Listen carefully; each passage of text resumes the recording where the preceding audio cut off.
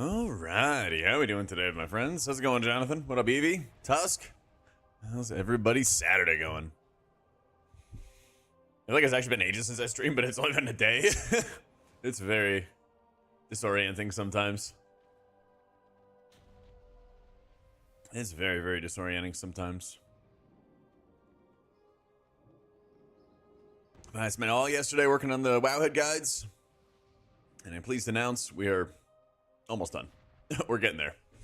How you doing, Murloc? Watch your cell video. Now several hours later, I have it. Used your profile as a base while tweaking. It's great. So much better than Grid and easier. I know, right? I know. We got to see how our Druid is playing with the nerfs. We got to see. Also curious to see how the Shadow Priest is going to do, too. Oh, I was curious to see how that's going to go. We are playing a pretty heavy chain heal build, too. How you doing, Minster?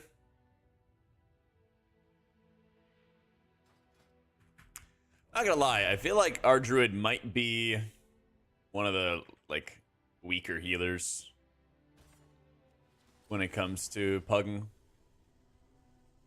Dawn upon me that TW is next Thursday? Dude, tell me about it. Yeah. Oh, it's gonna be mech? What do you got planned? Yeah, I was like planning out videos, planning out guides, doing all that stuff yesterday, and I was like, holy shit, the expansion's like almost here. Yeah, that's the thing, Victoria, is like it can do a lot of healing if you are spending every single ounce of your life planning out what healing you're gonna do and all the casting and stuff like that you're gonna do.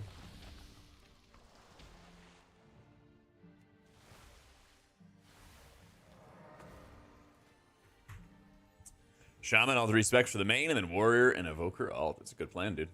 Shaman's super fun. Shaman's giga fun.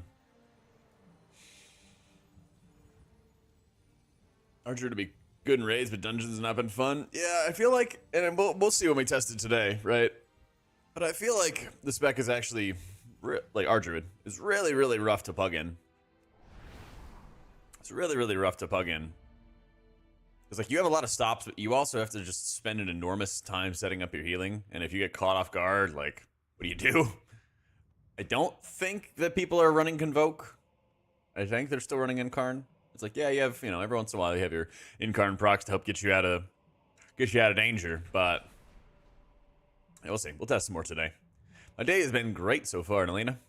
And pull day today. For the video about Cell, such a great add-on less than Hey, of course, Tiny. Thank you for the 3 months, my dude. Oh, I am kind of curious for those who watched the Cell video. How much did you, like, use the chapters or skip around? Were there certain sections that were, like, super important that you spent a lot of time on? Certain sections that were like, yeah, you could probably just skip this. How you doing, Coffee? It's so much fun, Aaron. I love it. Mana management hard on Shaman. It's a little harder for Totemic since Surging Totem costs a ton of mana. But Farseer is pretty chill. True Texas Summer is here. I know. I went out yesterday to grab a couple groceries. And it was like 100 degrees at like 7 o'clock or something like that. 7 or 8 p.m. I was like, ugh. I think Farseer's a bit better, but I haven't played Totemic in a week or so. So I wanted to get some more reps in.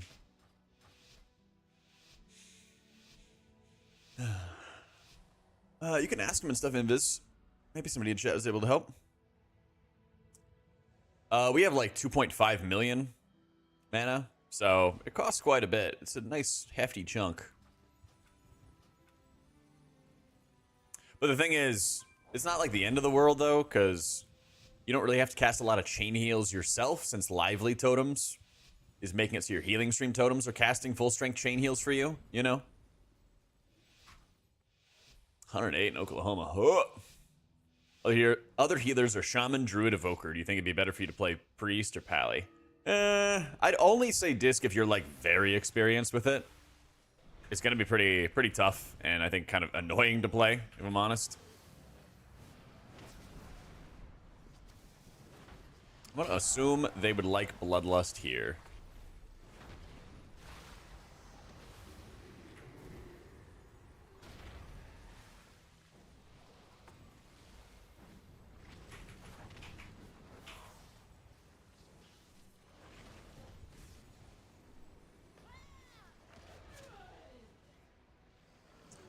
Literally the first pull? What the fuck?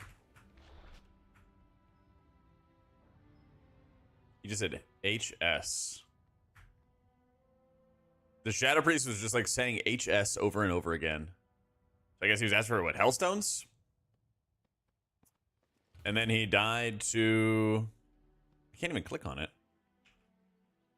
I guess.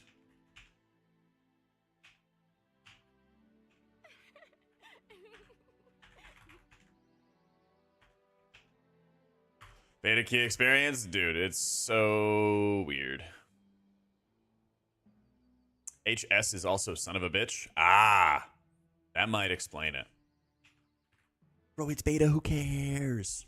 Oh my god, mistakes are happening. We could just restart the key. Oh no, I lost like 5 seconds of my time. Oh my fucking god, it's so annoying.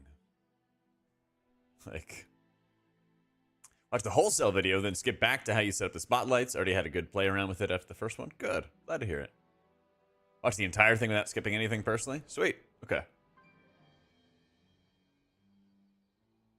Totems cast the chain heal. Does it cost mana? It costs the mana for casting the totem itself. And that's it. Right? 45k. Yeah. It's a little baby cost. So it's like, in some ways, the spec costs a lot of mana. In other ways, it costs like no mana. Yeah. Either sucks, maybe. Wish I could see the death log. So we can reload UI again or something like that. See if that fixes my shit. Yeah, in the totemic hero talents, there's this thing called Lively Totems, where your Healing Tide, Healing Stream, Mana Tide, and Slink all cast free instant cast chain heals at 100% effectiveness, and they benefit from High Tide. It's very good. So it's like, in some cases, yes, it costs a ton of mana to cast your Surging Totem. But in other ways, you don't really have to cast a lot of chain heals yourself because the totems are doing that. Yeah. And watch the ad. Oh, goddamn it, coffee. One job. One job. If you take Beacon of Faith, if they are healing for both beacons at 30%, or only healing True Beacon is Beacon of Virtue a must-have. I've been kind of waffling on it. I think they're both good in like different ways, Macabre. I think dungeons, I think especially if you pug a lot, I think Virtue is like probably a must-have. I would say. Because everyone kind of takes equal damage all the time.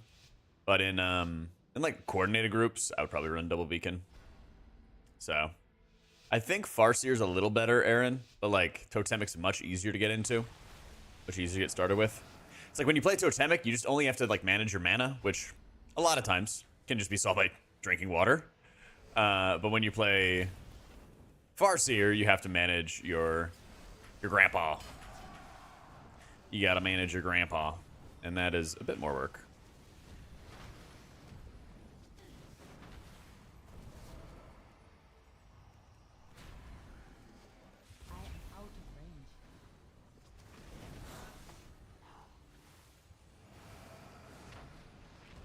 So yeah, basically TLDR. There's a cost to everything.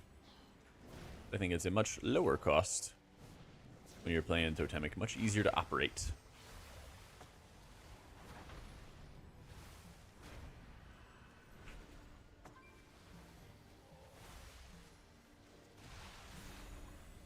I don't love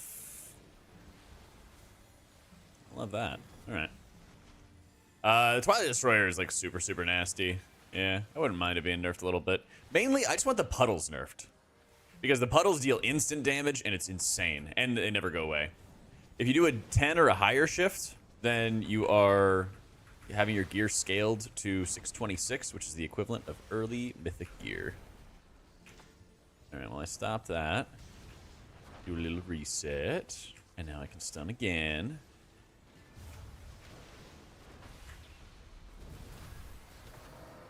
And now we do big totem. Oh, well.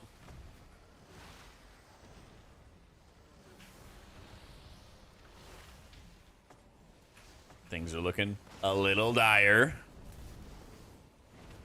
We are dead. Well, some of us are.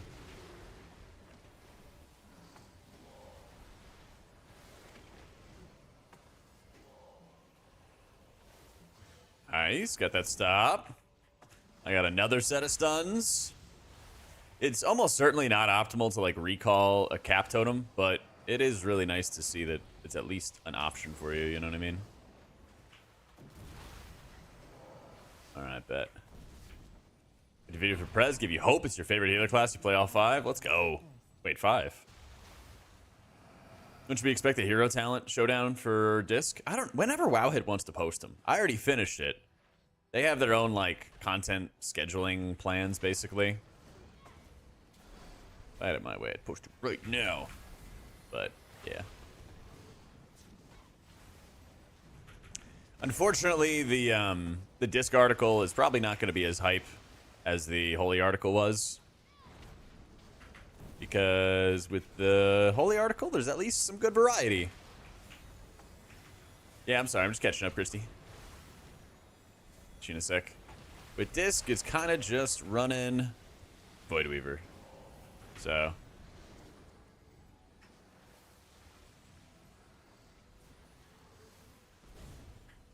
What was the question? Disc even worth it? Kind of into it, played before, but I don't know how it would be good. It'll be fine if you're doing like your 10s and everything like that, but you're definitely not going to see high representation of it in like pushing high-end M+. I think it's also just a weak pug healer, just kind of like lacks a lot of control, lacks a lot of stops, shutdown, things like that to like stop the damage from happening to begin with, which is always a major factor.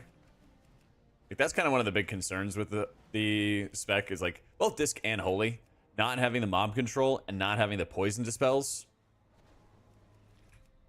really like makes a substantial difference in like performance. I'm actually gonna bombard that Earth Caller pack because that one's actually really nasty. Do I see how many clicks my articles get? No, they sometimes like if I ask, they'll be like your article was like, you know, top 5 or top 3 or, you know, mid or whatever, right? But since we don't get paid per clicks, we get paid at like a flat rate. Which makes sense because, like, if you were an unpopular spec, like a Feral Druid or something like that, you know, and you would get paid, like, piss low money, that would not feel... You would not feel incentivized to write good content if you were getting paid, you know, I don't know, let's just say 20% less or something because you got 20% less clicks on your articles, you know what I mean? Feral Kitchen Strays, like, they know. They know. But yeah, I mean, it's like, it's a good way to do it. It would be pretty cool, because I wouldn't mind having for, like, a future resume of, like, I got this bajillion many clicks in my articles. Right? But...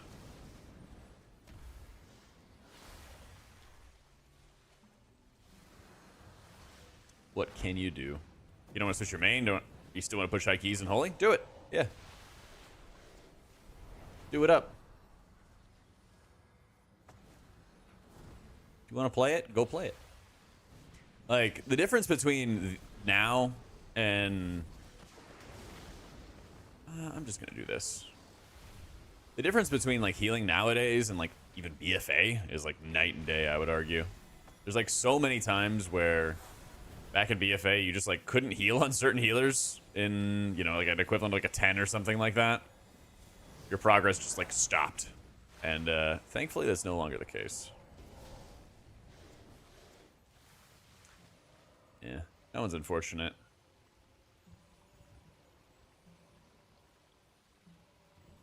Strongest healer in beta at the moment? I think Shaman's the best pug healer by far, and then after that, probably like Prez. Yeah, I do need to do some tier list stuff. I'll get working on that tomorrow, I think. I know people are already posting their tier lists, falling behind. Trying not to.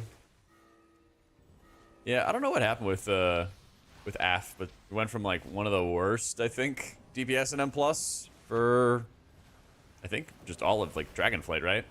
Actually being really good. Hardest keys I've done? Dungeon-wise, I think Arakara is like one of the hardest, for sure.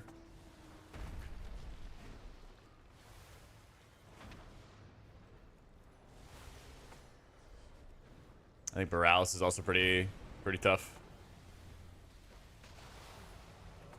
So...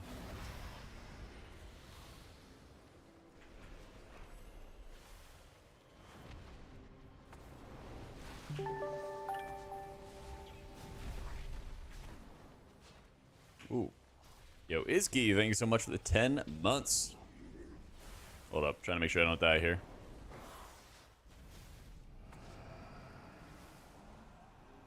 I'm just gonna Healing Tide Totem. Let people do their thing.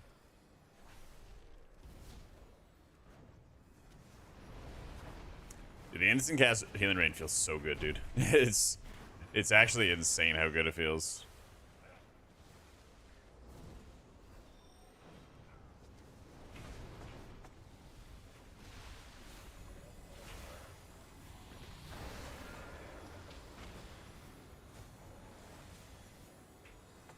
There we go. Is Druid's damage output chain? Do they still need a cat weave like maniacs? Yeah. Yeah, they still need to.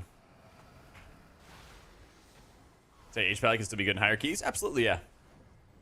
I think it's actually at a weird point right now for Holy Pally where it's like, it's a good healer, but it's not the best. But you're probably still going to see quite a few people play it. Especially because it's going to be very good to play in raids, and it's going to be fun to play in raids. So I think it's going to be kind of like a pash check for like M+ mains. It's like how much pash do you actually have for playing Paladin?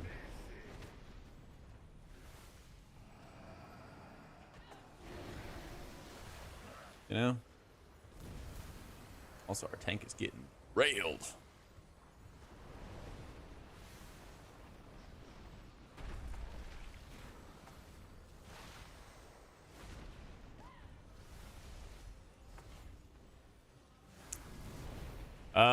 Right now, I'm going to the new expansion with Priest, Pally, and Shaman. I really love how Holy Priest plays in particular, but the lack of control feels really bad when you get into, like, I don't know, I would say like 4 of the 8 dungeons. Like, the lack of poison dispel hurts a lot. So there's a lot of times where it's like the things outside of your control feel really bad, and you're just really like scrambling to find some kind of solution for it, you know? I wonder what's going on. So, yeah, I could push high end as Priest if I had a group that could like make up for what I'm missing, basically. And that's the struggle, is like you have to have a group that's going to be able to, like, one, you know, tolerate the lack of stops and crowd control and assists, but then also you need to have like the players who are, or like the classes around you to help do it.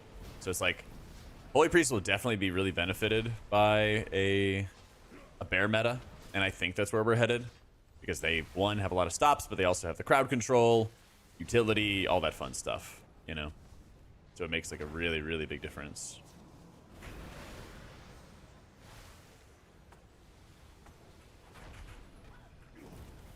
So we'll do some more Ardruid today. Been a couple days since I last played it, but I actually don't really feel like Ardruid's a good pug healer. I really don't. Compared to so many of the other healers I've been testing, like their capabilities to like bounce back from unexpected damage or pressure or whatever. A bear meta. I think we are getting a bear meta. There's a lot of bursty damage. So I think Farseer's better, Alejandro, yeah. I just haven't played Totemic in a minute, so wanted to get some more practice in.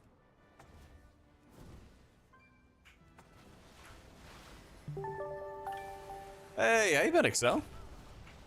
It's been too long, my man. Thank you for the 9 months. Really need that many stops? I mean, look at these mobs, right? These guys cast Shadow Flame Bolts and Sear Mines, and the Sear Mines will stun people. It's like a channeled stun, right? Just look at all these bolts flying. Like, I'm able to stop so many and stop so much damage from happening as of a Resto Shaman. What the fuck? What is this positioning, man?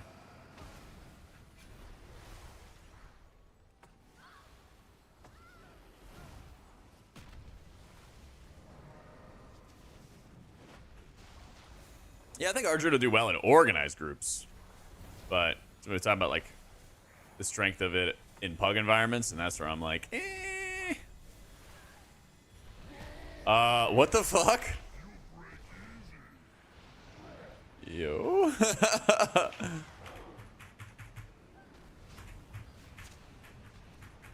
That guy ran straight in. I have no idea what he was doing. I guess he thought he was going to reset, but like we were already literally pulling a big bad. Yeah, Arrested Druid is mostly regrowth. Oh, the levers. Oh, GG's. Dude, the fucking levers, man. I can't stand it. I think that boss is a humanoid. Pod 75. Killing me. Randy, thank you for the 75 months. Oh, I know, Colt. I'm a specialist. Dude, I've had, like, that was like, what, 3 different levers in beta or something like that? In less than an hour? Actually, less than half an hour? Alright. Bet. Seems good, seems good, seems good. You know what? Let's do city threads. I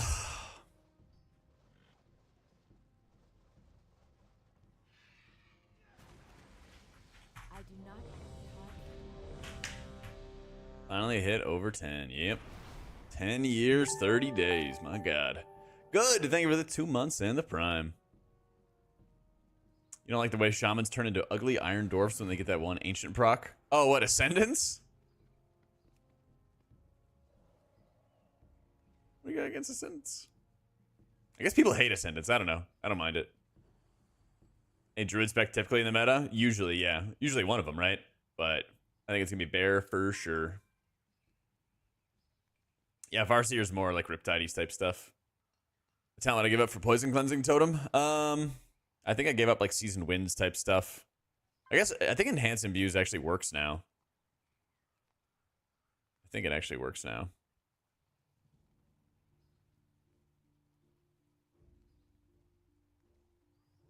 You see. Of what? This is... Oh, it's only a 2-minute CD. I mean, you could probably give up that, and... It's kind of tough playing Totemic Projection, or without Totemic Projection. We have 3, 4, 5, 6, 7, 8, 9. Wait, is that on the bottom row? I guess it technically is, right?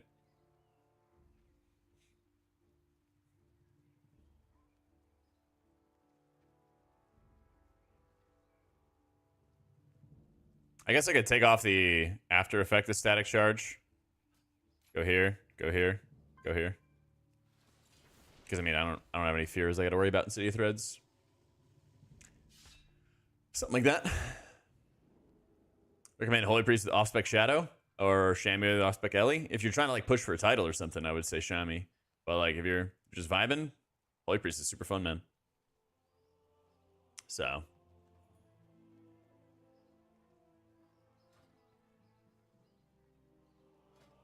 Cloudburst is okay to change.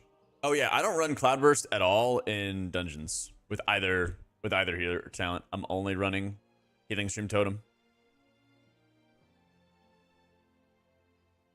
Yeah, VDH is looking pretty good. I don't know if it's gonna have the survivability at the highest end, and I think just in general, Bear is like more survivable. It seems.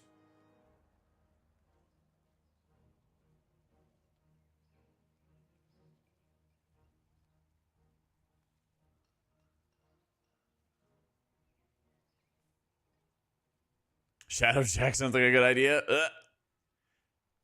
Which one's better? Probably Shaman right now, especially for keys. I didn't fish. Oh, it was the pre-patch Trinket Cutie. Okay, I thought you were talking about like this Ascendance proc, and I was like, yeah, I get people don't love it, but like it's not horrible. I really like the head-to-head. Thanks, man. I'm excited. I'm very excited. Yeah, my main for season 1 is gonna be Priest for rating. And then for M+, I'm going to try to get a title on Priest, but I'm also going to have Shaman and Paladin. So if it gets really, really difficult, we'll probably do it on like Pally or Shaman or something like that. For the raid, I anticipate playing a lot of Disc, but I almost guarantee you there's going to be a couple fights I'm going to play Holy on. Yeah. Definitely not raiding a Shadow. What spec will be meta for H-Pally? Herald of the Sun, for sure. Jump the shark moment when I main our druid. Somebody would have to be kidnapping my family. I feel like they actually just made our druid's gameplay worse. Like, numbers aside, like, it's just regrowth. They like push treants on us, and then the treants don't do diddly. Archon or Holy for raids? You can play either, actually.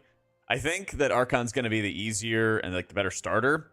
Oracle is kind of like an underdog in raids, and nobody has really played the playstyle correctly that I've seen in logs, but it was also kind of like found a little bit later on, where you use yourself as a seedling every 2 minutes with the piety buff, and you try to align raid cooldowns, self GS, like double serenity into yourself, things like that to transfer overheal. And so I haven't really seen the full performance of that executed properly. It really, like, people started doing it after raid testing was over. So Archon easily is like Archon's the first thing I'm gonna recommend to people in raids, but like don't be surprised if Oracle gets some output, you know. I think Grandpa is better in general. I just haven't played Totemic in a couple days, so I was like, let's play Totemic to start us off. So I'm not running Cloudburst in M+. I'm always running Healstream Totem. So if you're doing high M+ as Holy Priest, you definitely want to play Oracle, though. Oracle's insane in dungeons. It's so good as a Holy Priest. Disc, it fucking blows, but Holy, yeah. I think Mistweaver's a really good pug healer. Rock tool, yeah. It's like a really good pug healer. It's very efficient in its output. It has many bounce back tools. It's nice. Red or white? Red. Yep. Why not? Cloudburst just doesn't have good synergies with the hero talents. Like, your Ancestor healing doesn't juice up Cloudburst. Totemic, you usually are trying to use your lively totems as chain heal cast themselves, not to build up your Cloudburst, you know, but sometimes I'll just send like 2 heal stream totems back to back to consume my high tide buffs, you know, and do big healing. But that doesn't really synergize when you're playing with something like Cloudburst. I think the Riptide build is better in general, but I just haven't played a chain heal build in a minute, so I wanted to get some more reps in. Diskin raids will be pretty good, but kind of clunky, I think. I think it'd be kind of clunky. It's like, right now, I don't know if it's intended or not.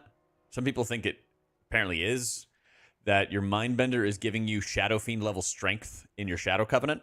So if you didn't know, Shadow Fiend has a longer cooldown, Mindbender has a lower cooldown. And Shadow Fiend gave you a stronger Shadow Covenant, Mindbender gave you a weaker Shadow Covenant. At the moment, if you're Void Weaver, hero talent, and spec'd into the Void Wraith, which upgrades your squid, well, Shadow Fiend goes from a 3-minute to a 2-minute cooldown. But Mindbender is still a 1-minute cooldown. It just kind of deals a little bit more damage. Hey, thank you for the 2 months, cutie. And so the benefit, I guess, is that the Void Wraith Mindbender has a stronger Shadow Covenant. And I guess that's the intention. That's what some people are arguing. We'll see if Blizzard agrees. But with that, though, you could basically will run Mindbender, and then you have this awkward-ass sequence where, like, you used to have 30-second Mindbender cooldowns with a tier set bonus, but now you're going to have, like, Rapture, Evangelism, Mindbender, Blast, go. And then your next Mind Blast cooldown with Void Weaver, you'll just send, like, a Radiance, do your thing. And then your next 2 Radiances, you go Bender, Mind Blast again. And then you send another Radiance and Mind Blast, and then you have your Rapture, Evangelism back. It's really fucking weird. It's really weird. And if that went over a lot of people's head, I don't blame you. But that's what I mean by Disc is going to be kind of a pain in the ass to play. Yeah, you're going to have exactly. You're going to have basically a 45-second Bender setup. I think you just stack Rapture and Evangelism together. Yeah. You do that with Indemnity. You get, what, 4 shields or something like that are juicer. 3-4 shields that are juicer and longer atonements out of the shields that you're casting. Followed up with Renew, Flash Heal, Shields when you can. Priority goes to the shields. And you go from there. This Reaver's going to be pretty dope potted. Are there no gamers on?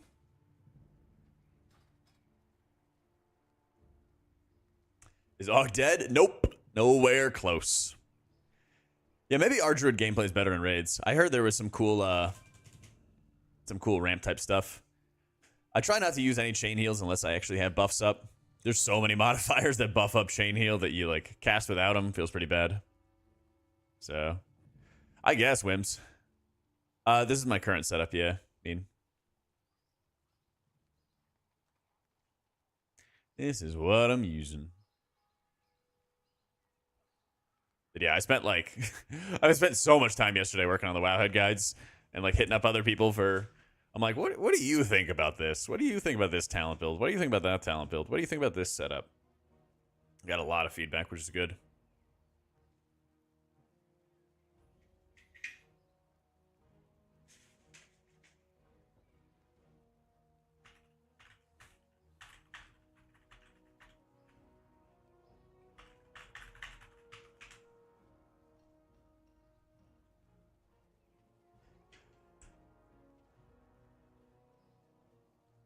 What's our healing comp going into the raid? We have, me on Priest. We have Ducklings on Paladin. Those are kind of locked in. After that, it's like Sock has his Priest. He can do Holy or Disc. And he has his Druid. We got Tal on Evoker and I think Shaman. And then I think Sunny's doing Shaman and Monk, I want to say. So we have everything. We have full variety. I just don't know. My guild usually brings a Boomkin anyway. Yeah, I hit up Equinox. I think he's running with people right now. Yeah, he's in a dungeon. What up, Snood? But we have like full variety. I anticipate we're going to do... It's tough. I feel like we're going to do Shaman and then a fourth. Honestly, most of the things that held us back from having a higher rank was like early deaths. And I'm not saying it was like the healers, right? But I'm just thinking like from my point of view, I think bringing Priest Pally Shaman is really good. But I think that if any of the healers on the team just like live more, I think that's like a better argument to bring them. And we're rating like world 40, world 50. It's like just do mechanics and we'll like be fine, you know? Do mechanics, use defensives, win. G-Chills? I don't know them. Yeah. Unless they have another name. Season 1 pushers will need an AUG? Yeah. Yeah. Unfortunately, man. Unfortunately. Oh, we got gamers. Let's go. Hey, how you doing? City O Threads. How are we going to survive High Keys Holy Priest? Oracle. Yeah. Oracle Priest, basically. Every 2 minutes, you get a Solace defensive, which is really strong. You weave that in between your Desperate Prayer cooldown. Things like that. Shaman is pretty newbie-friendly, yep. Yep, I think Totemic's really newbie-friendly. And, like, all you have to worry about is your mana, which basically boils down to, like, just drink a little bit here and there. But when you play Farseer, it's a lot more micro. You have to micro a lot more. Actually, I want to try the longer ancestors. I've been meaning to do that. But yeah, you could basically run Totemic until you start going into like, I don't know, 0.1% type keys or something like that, and you'll be like 100% fine. Actually, I gotta switch back to this and switch the profiles. Yeah. Holy Priest is like, it plays really well, but the problem with like when you pug is that you just don't have enough control over like stopping bad things from happening to your team, basically. That's the real issue with it. That's the biggest issue with it. You can't like provide enough control to stop bad men from doing bad things. I actually wonder if that'd be good.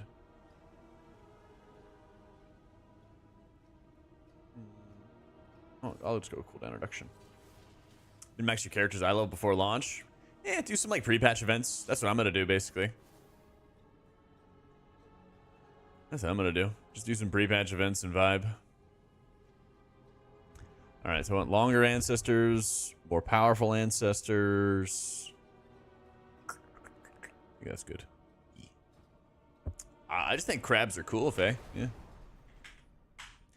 I worked at a crab shack for about 6 or 7 years when I was growing up. Since I was like 15, and you know, I just fucking had it out for those crabs, and now it's time for me to take my revenge. Doing well, Wedden. How you doing, bro? The crab lord. My life goes deep. Which healers give me the best feeling for pushing? Shaman, especially in pugs, but even in coordinated groups, it's very good. Carbsist, I love carbs. Big fan of carbs.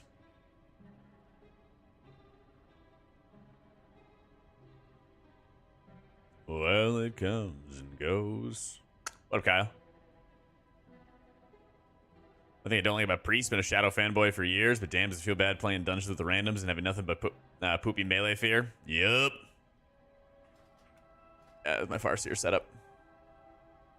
That's the thing, is like, healers obviously heal through damage, heal through unexpected damage, heal through whatever, but Priest in particular doesn't have the resources to stop damage from happening before it happens. You can't dispel the poisons that are present in like 5 of the 8 dungeons.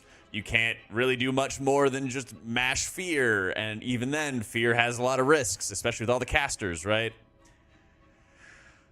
Does Echo? So that's a very good question. It does stack, but I don't need 3 charges of Riptide. Elemental Reverb basically is Echo of the Elements, and since I already have 2 charges of Lava Burst, I don't really want a 3rd. I just don't really take advantage of that 3rd charge that often. Yeah. Like 5 targets, it's so easy to cover 5 targets and Riptides and everything, especially with PTC, Primal Tidal Core. So I don't really need like 3 charges. What's the favorite music? I don't know, actually. I actually haven't explored all the zones. I haven't even leveled 1 time on beta. I'm actually really excited. I'm really, really excited because usually you have to level in like early beta to like even do dungeons and stuff, and this time we didn't have to. So it's nice that I can just chill, and on launch I'm basically just gonna do like a one-time playthrough of just, you know, read some quests, watch some cinematics, and then after that we'll slam. So I don't know if I'm gonna level with friends or not. Yeah. I have not done raid testing on Shaman. They basically only open up 1 boss to raid test for an hour, basically at a time. And so since I write the guides for Wowhead, and, you know, with my guild doing Hall of Fame rating, I have to test as Priest. Or at least it's better for people who rely on me if I test on Priest. So, you know. But I hear that they're very good in raids. I expect them to be very good in raids. Yeah. Tom! Now that tanks take more damage, would I recommend matching certain tanks and healers? There's not too many of those, I wouldn't say. One of the things that it's important to keep in mind is that, like, Totemic, you have to, like, actively go out of your way to cast a lot of heals in the tank, whereas Farseer, I feel like it's a little bit easier, since you can more freely cast and spam surges. So, I like an Arsham more than Holy Pally? That's tough. I really enjoy them both. Honestly, I like Evoker has a really strong synergy, Tom. But if that's like not for you, you can play something like Shaman. I think that's also a really good setup. There's a couple of like niche things that happen with Brew in particular, where Golden Hour applying your reversion can like do Insano healing for them. So I'm going like verse crit right now, Nevo. Yeah, verse crit, crit verse. It's probably all the same. I didn't do the Raider IO recap yet. We'll have to. Yeah.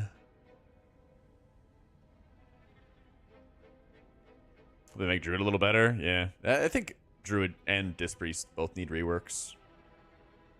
Yeah. Seen Shadow Priest perform. I'm ready to see some more out of him. I'm ready to see some more.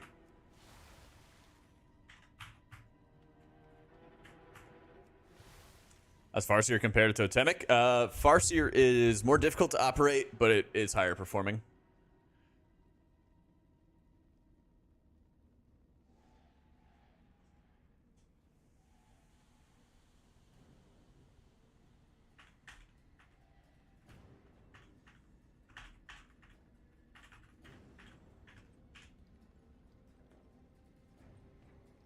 How you doing, Bizzle?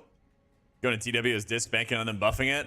Even if they buff the numbers on it, the spec is still, like, gameplay-wise, has quite a few issues. So, what's Farseer all about? Your Unleash, or your Undulation, and your Ancestral Swiftness all proc Ancestors, and the Ancestors basically, like, replicate your heal spells. It's kind of like a Divine Image, basically. It's kind of like Divine Image. So, basically, as we were running around the dungeon, you're going to see some Ancestors following me around and replicating heals.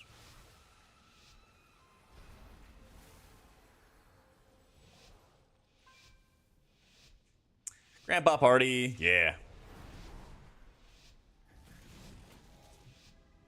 If you live in LFR, LFG, and do low keys, it probably doesn't matter which class you choose. Yep, doesn't really matter. Just like the better that you play, then like the easier it'll be to like find groups and things like that in the future. So, your Farseers, your grandparents, they don't actually. Yeah, he should have just ran ahead. Thanks, fish. You mean my live one, right?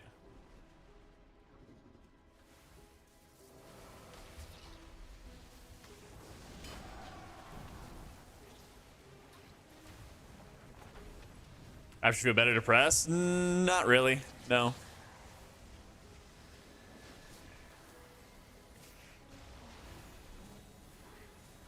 Not particularly.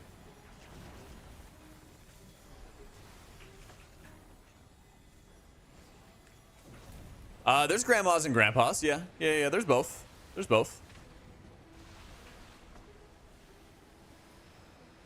Let's see. I'll see if I can find a grandma. Yeah, we have a grandma on my left. See? Grandma on my left, grandpa on my right. Good question. Totem for the healing reigns is totemic. Yeah, the ancestors can add a lot of damage. Oh, this is fucking wild. Alright.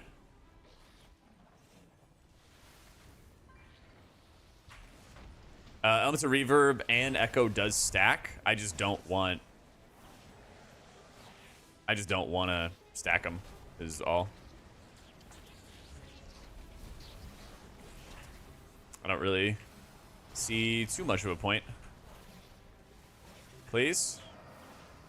Oh my god. Alright, well, I gotta fix my keybinds.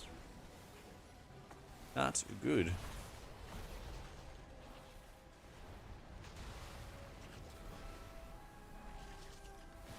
For some reason, my game decided to remove my keybind for spells. That's super fun and interactive.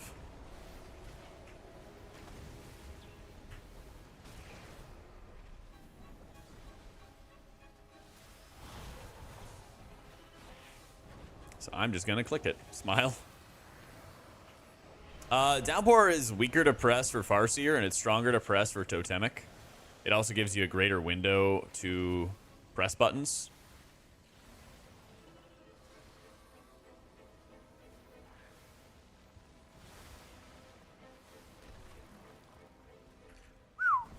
A little bit of bursty damage. Yeah, you know, a little bit. Just a smidge.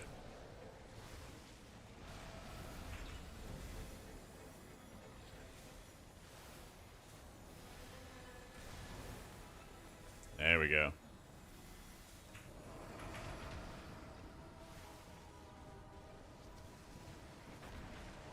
Trying to pick a player for PI and Pug. Should I always pick a certain class? The best player in the group. Fire Mage is a good pick, but what if the Mage is bad? Usually I'll just, if I'm ever unsure, I will just ask, and then people will like trip over themselves screaming about like, no, PI me, you know? Makes it very easy. Makes it very, very easy to build a decision that way.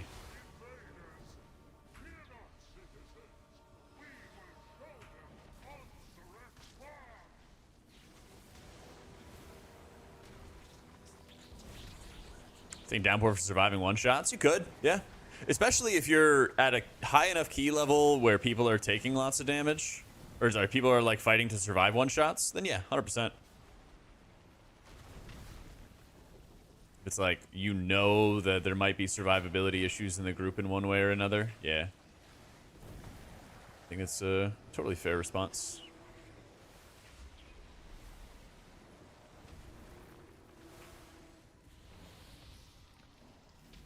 Oh yeah, it's also really nice with the Farseers because they also will cast spells based off what you cast.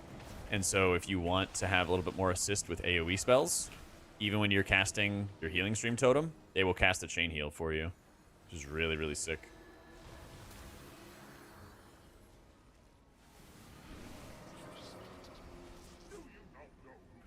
So, my AutomaticJak profile is in the description on YouTube. And if you're on Twitch, !WA has all my stuff. I'll have a UI video very soon as well.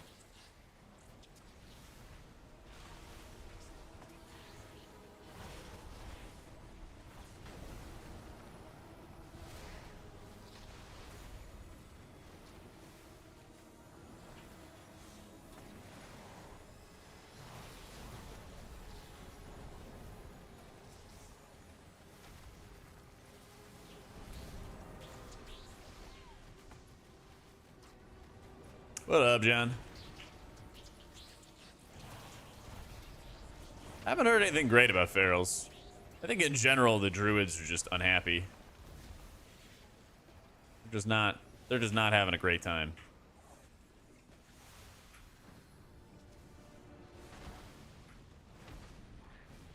So, your ancestor healing does not feed into cloudburst. Yeah. So I'm running heal stream. Guardians are happy. That is true. That is true. All druid specs are like always on suicide watch, even if the class is good. Oh, the boy who cried wolf. Short of me getting sacked by the Aug to the key god is brilliant. Yeah, that was a lot of fun. That was very fun. It was funny because, like, right before that clip happened, I had asked the Aug not to move me when he's doing the rescues for DR. Because you know how you'll rescue for DR really quick?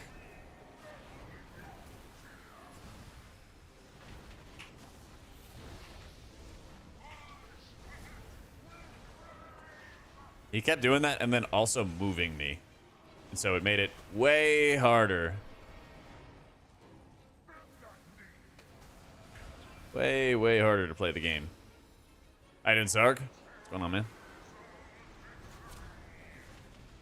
How goes it? I got my jam on. We're doing great, dude. Doing great, Sarg. Thank you for the 15 months, bro. Hope you've been doing well.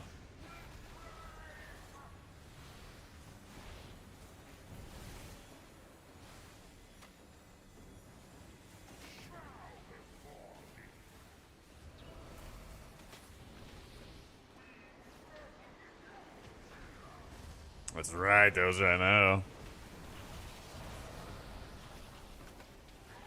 They are right on top of each other.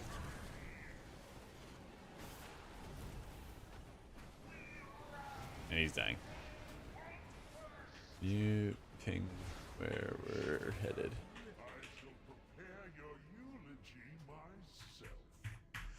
Press good for rating? Yeah, it's very high output. So, make sure you import it in the About tab, Milo. There's an About tab at the top. Oh, are they trying to reset the dungeon? Ugh. Nah, this is the KSM mount.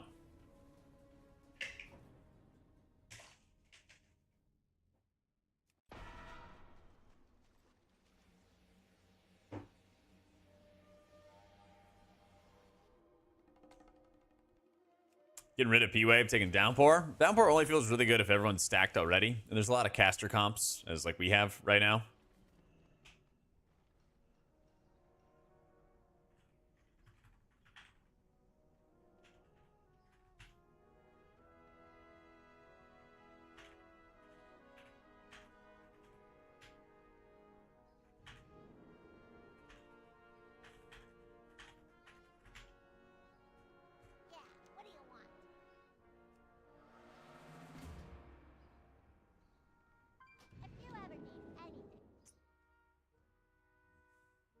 The next pack had the best healer design. Kata had a lot of good stuff. I think for rating, BFA had very good stuff, but not M+. Not M+. That's for sure. Slayer, thank you for the 3 months. What contacts, Matt? If I had contacts, would disc be that bad?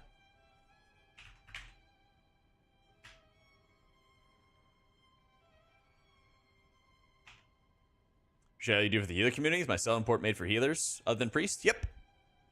I think it actually accumulates all of the click cast binds for all of my healer specs, and then you'd have to like make adjustments and stuff from there, you know?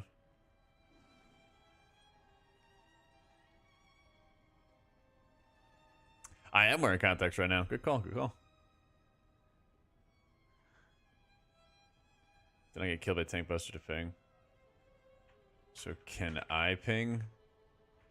And you go that direction? Tie for everything you do less than Hey, Path, thank you for the 2 months. Too kind. Thank you so much.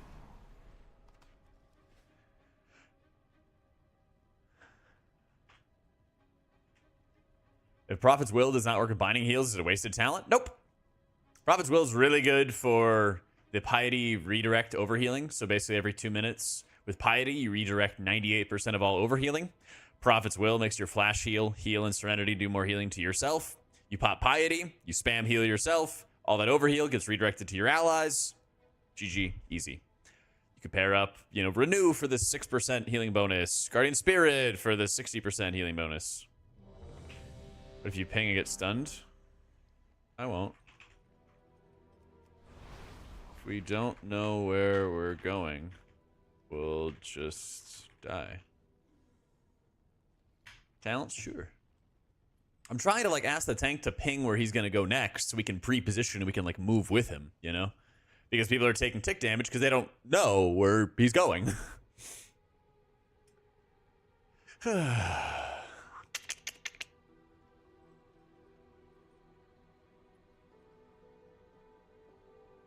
I prefer to have more viewers than YouTube Live or Twitch? You can move to Twitch, it'll help. Whichever is a better viewing experience for you.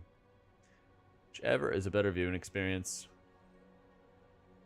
Is better Druid or Shaman, both M+ and raids? I don't know about off specs, but I would say Shaman.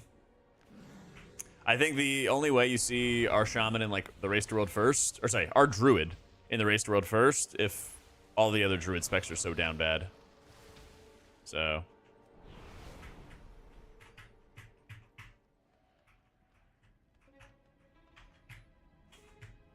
TLDR Stife, basically using yourself as a seedling trinket to smash tons of healing. If you'd like a full read-up on it, I just had an article that I posted on Wowhead, which went in depth on the hero talents for Oracle and Archon. And you can read about it right here. Dude, Squid, have you seen the Holy Priest stuff? Yeah, I got you, Steve. You'll find it in the Oracle section. Squid, play Holy Priest in raids. You're gonna have so much fun.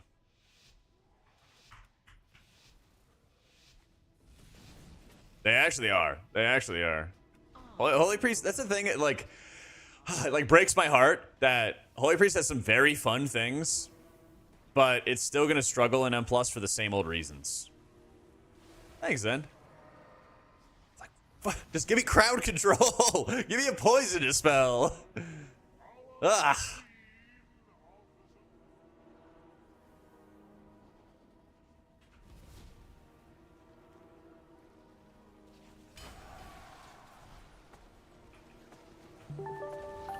Drives me insane, Pots. Thank you for the 4 months and for the Prime.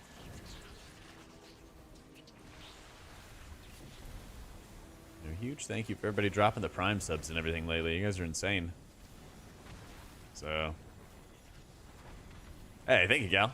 Yeah, the disc one should be coming up soon, too. Unfortunately, not as hype, because,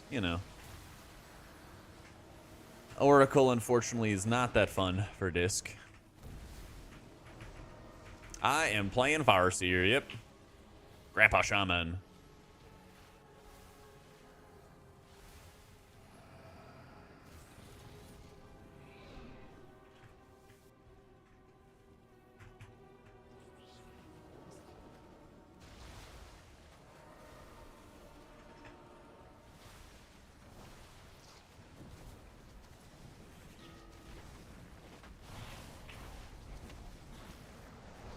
Trying to position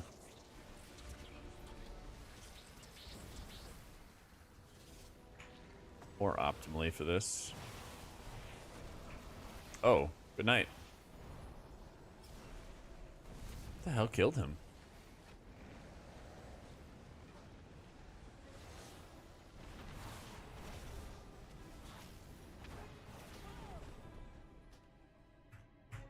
Does players be Oracle more often than Void Weaver? The opposite. The opposite.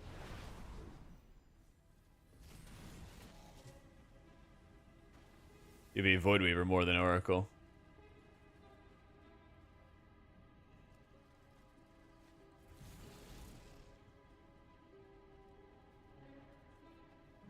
Talents? Yeah. Yeah, I think Unleashed is better. Because basically with the longer lasting ancestors, you basically have like full uptime with Unleash.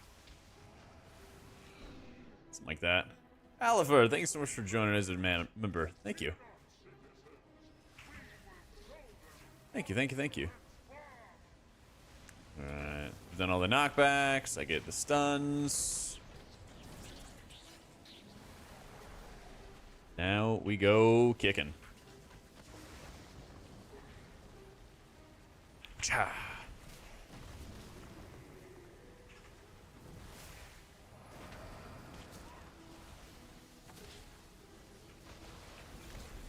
I got stunned. Not good, not good.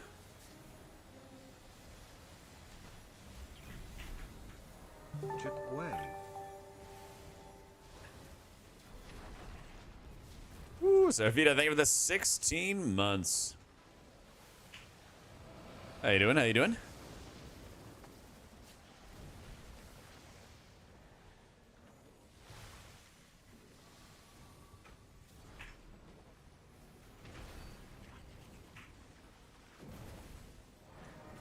Did you ever think about Blizzard making Disc the next support? Started wondering the other day. I'm very anti-Disc support spec. Yeah. Like enormously. Big, big hater. Hey, I appreciate it, Lifer. Shadow Priest playing Archon or Voidweaver? That I don't know. I don't ever play Shadow, personally. It's a silly spec.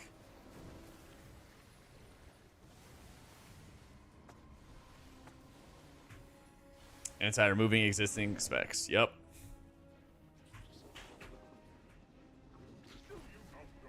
Got a house 20 something. I bet they're all blurring together. Don't worry. One of these days, Austin's housing market's gonna collapse. Right.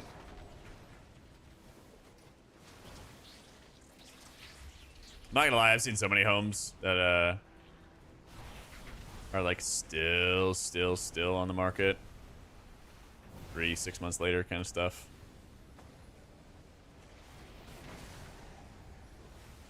One drop of kick, my friends.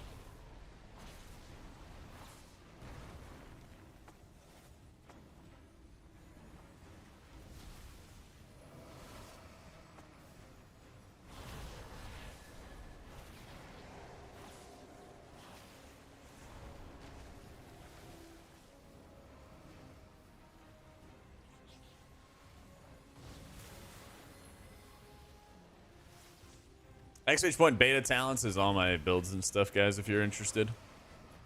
So, they messed up not buying a house in 2008 when you were 12? Yeah, same here. I don't know if I was 12 or not. I don't remember how old I was then, but I definitely fucked up. Exclamation point beta builds. Or beta talents, excuse me, beta talents. So, Farseer feels stronger, just like more maintenance, more work, you know? Yeah.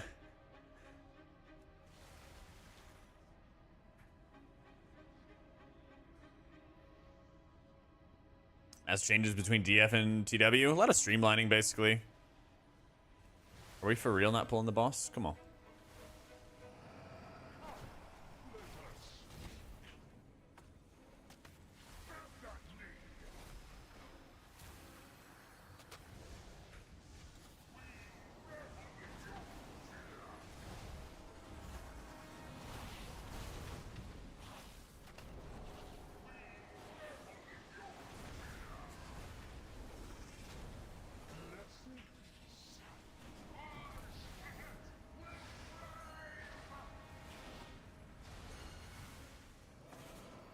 So now he is pinging.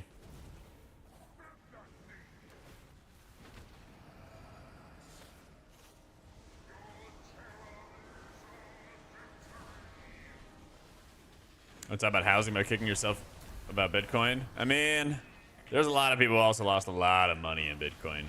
So, you know. Yeah.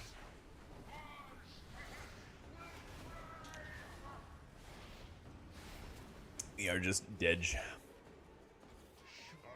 prepare your eulogy myself.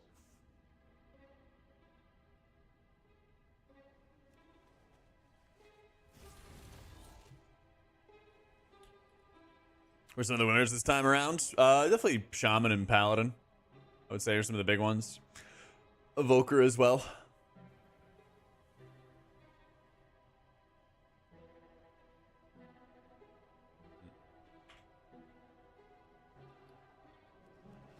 Is he dying too? It's a tank buster.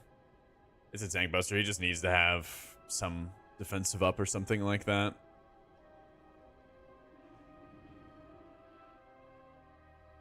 Archer's dooming all the time. All the time.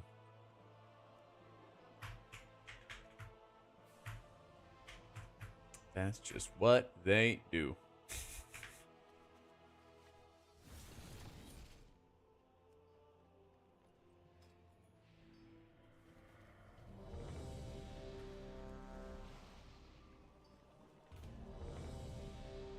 Let's try this. Back to City of Threads. I think Farseer is ahead now. Yeah. Totemic's like easier to use. You have to watch your mana, but it's much easier to use. Whereas like Farseer is harder to leverage properly, but I think more rewarding. AC have usable in some scenarios? Not really. Not really.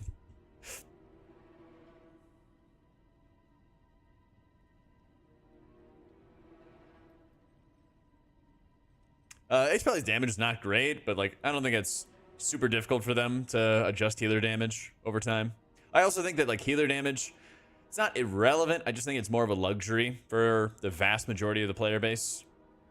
So if you want to play a certain healer or you want to bring a certain healer or something like that into like doing keys, it'll be great to add damage when you can, and you should, but it's also not like, oh, you shouldn't bring that healer.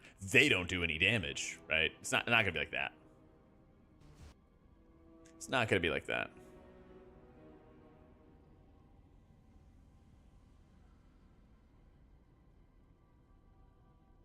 So, Farseer build says failed to import loadout. Skill issue, I guess.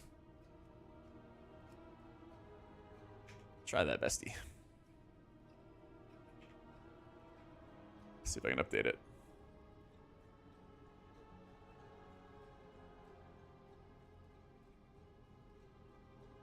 All right, I have now updated the paste.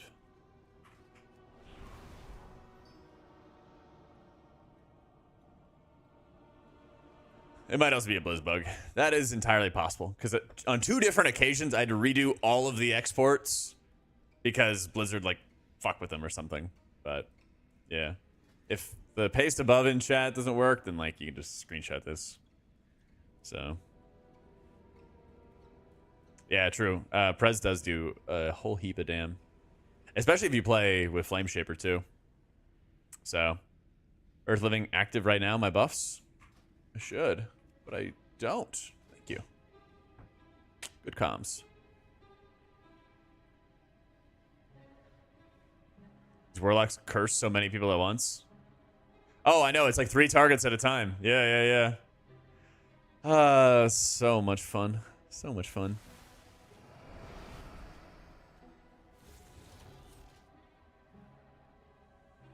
Holy versus Dis for TW. Your thoughts on the 2 specs? I think Dis is going to struggle in bigger keys.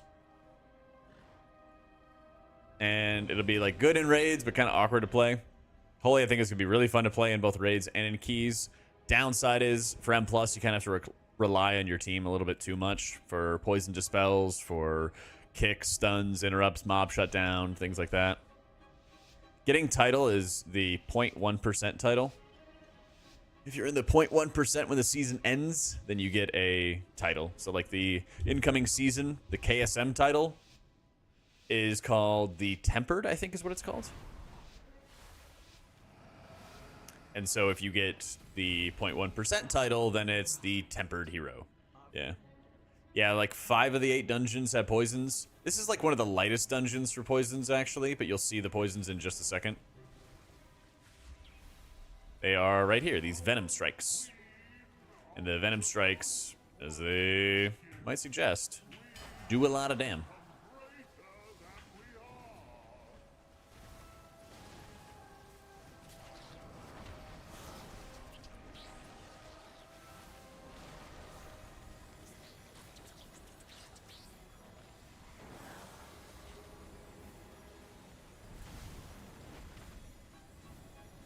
Manage 0.1% is this season, assuming there's no balance tweaks.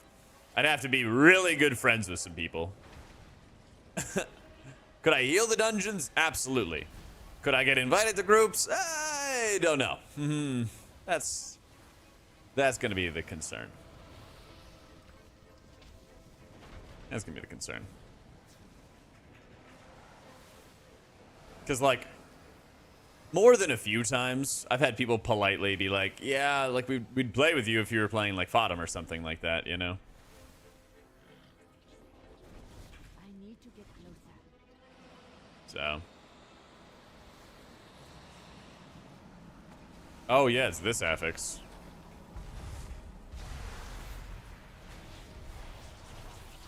Forgot about this one. It's a fun affix.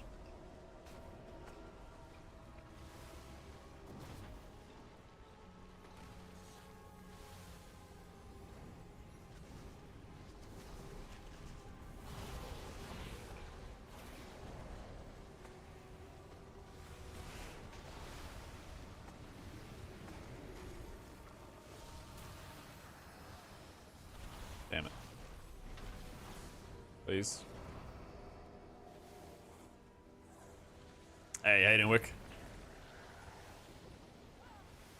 RWF healer comp? Depends on the state of Boomkin, I think.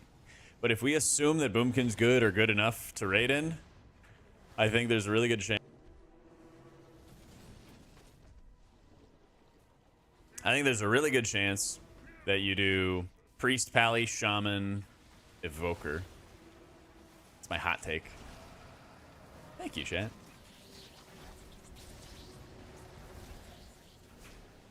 Usually I'm the one doing the blessings, eh? Yeah? Alright. Shut up now.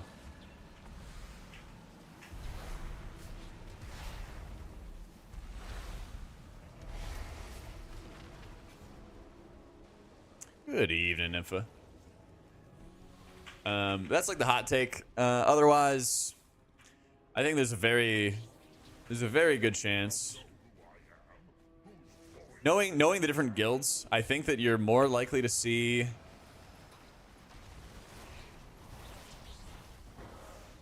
Echo embrace the Evoker early, because that's historically what they've done.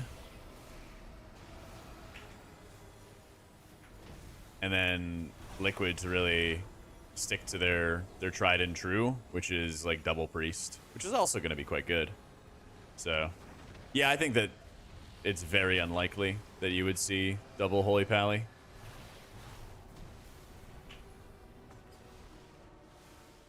I think it's pretty unlikely at the moment. So, I could run Echo the Elements, but I don't need 3 charges of Riptide, you know? I don't really have any need for 3 charges.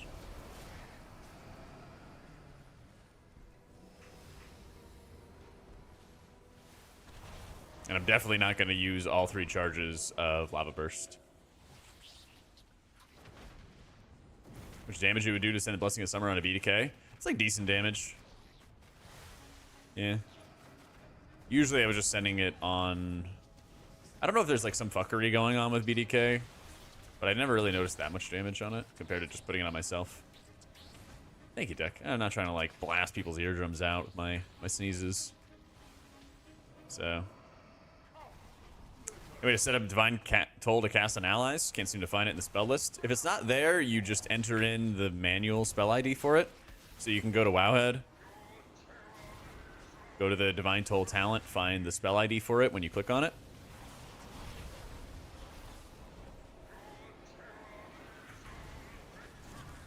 And then just enter that spell ID in.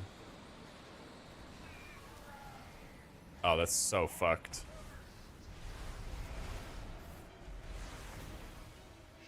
Yep.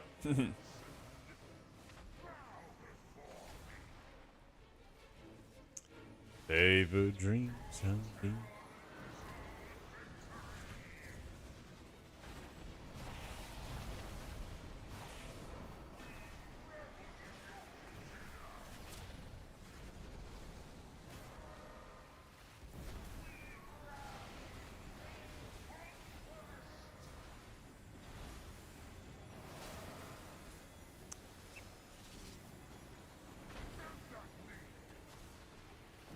EDH is easy to heal if they're skilled. I feel like, and this could be wrong, but from my, perspective as a healer, I feel like I see massive skill diffs between BDHs more than any other tank. Yeah. So I don't know. Maybe it's just anecdotal. Could be. But I really, really, really notice it. The VDHs. I'm like, I don't know what the hell I'm gonna get. Yeah. Monk to be in the same boat? I could see that with Monk. But the thing is, even if a Brew is not that skilled, I feel like Brew is very easy to heal just in general with their damage intake. So I'm less concerned about that because I'm like, okay, well, like at worst, I just spam them extra kind of thing. Whereas the VDH, oh, if they're not like skilled, they just die. They are just dead. Okay, good night. Next key.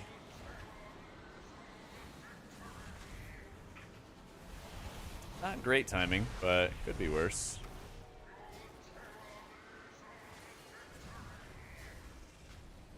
Yep. It's okay, though.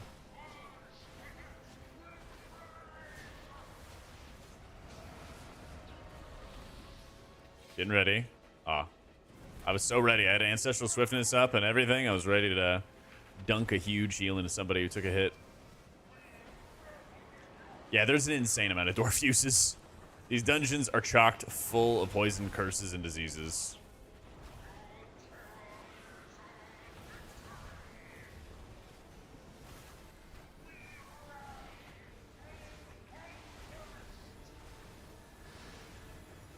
Very, very insane. Let's go. Yeah, those hunters better be taking that because they're gonna need it. When do you think you'll start seeing issues with disc instead of holy? Everyone ranking disc so bad. I wonder if it's only 10 plus keys or something. It'll probably be like, I mean, again, as you're gearing early and people are like learning the dungeons, there's going to be a bit of a struggle there, right? Because that's something that kind of always happens. I am out of range. As you're like learning and understanding the dungeons, but definitely like the areas where people might kind of shut you down more. Certainly like the jump from 10s to 12s, I would say, is going to be quite a bit of an issue.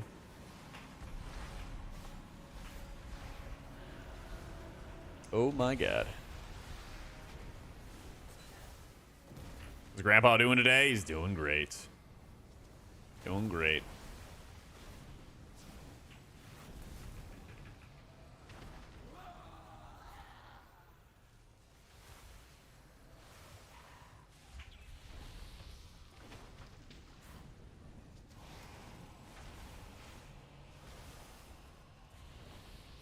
See you play Totemic so much, doesn't feel right to see a hard cast of Healing Rain. I know. Still hurts me to do it.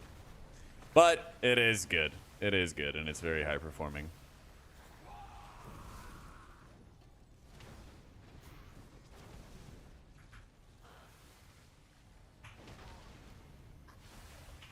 the weave, one of answering spies has fallen.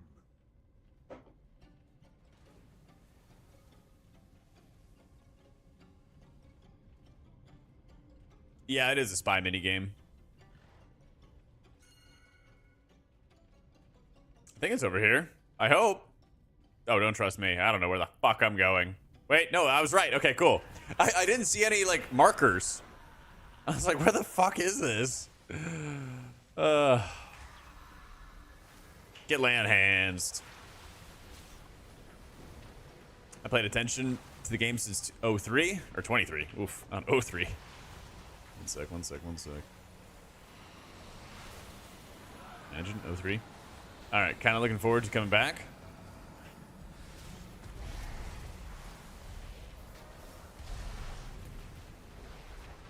First time as TBC, I'm starting that you're completely blind. It should be pretty fun, man. How you doing, Lumpy? The nice thing about it is, like, you're gonna have 2 weeks of just kind of like chilling.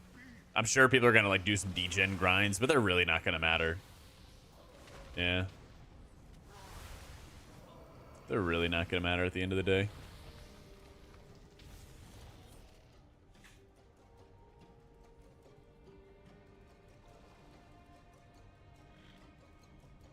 Can't stop the dirt diggers from digging dirt. True. I actually never scooped a single ounce of dirt. Okay? And I'm proud to say that. I am proud to say that. Yeah, I mean, going hard on professions is definitely worth. But most other stuff, nah. Just do your thing, you know? Oh, and WoW, and WoW. No, actually, I would like go out of my way to dig dirt with my friends. My next door neighbors, they were adding like a kind of like a patio, or like they're adding a porch to their front of their house, and I was like, can I go to their house and dig? And my parents were like, sure, I guess. And I was like, yeah. I had so much fucking fun with that. I would like go over there and be like, can I get a shovel? Can I get a shovel? Yeah. Digging in the dirt, so much more satisfying than shoveling snow. Gotta tell you, shoveling snow sucks. Shoveling dirt, oh, so fun. The 80s? Shut up, Coffee. I was not born in the 80s. Little rat.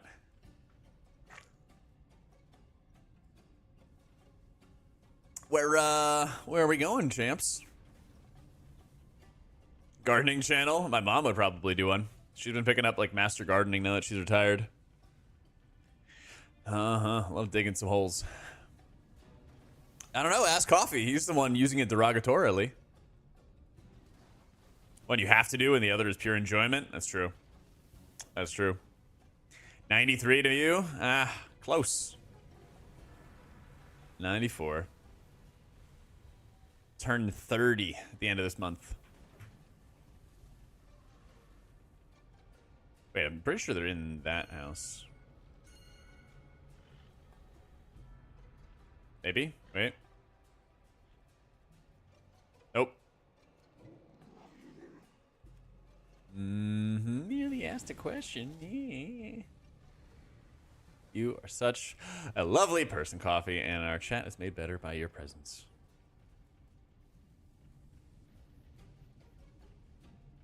Where is Spy? It's in here. Eh? False. You leave me broken shattered. Oh my god. It's in this zone. It's around here for sure. I need to target something first. Oh, okay. So it's supposed to be in these quadrants. It's supposed to be like one per quadrant. I've never seen it here before. So I guess they're just having a little giggle on our behalf.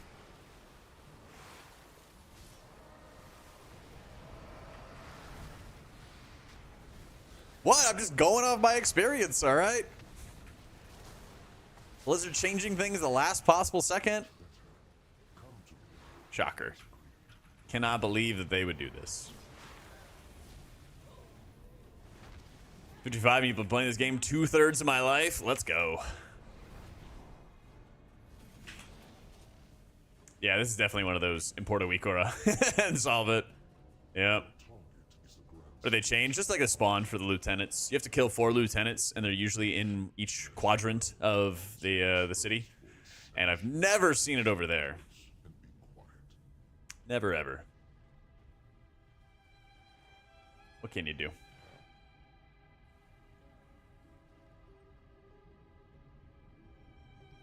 Yeah, digging holes is a lot of fun, though. Peg me a little bit older based on my superior taste in music. What can I say? Part of it is I had older brothers. They're 6 years older than me. And so, like, what they would listen to or what games they would play, I would play when it got handed down to me.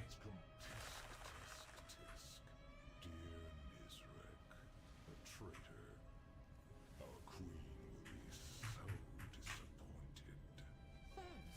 your little pets will die. Then we'll make you speak. How much success to them? Yeah. One of my brothers would be a good streamer. One of them would. He didn't get banned first.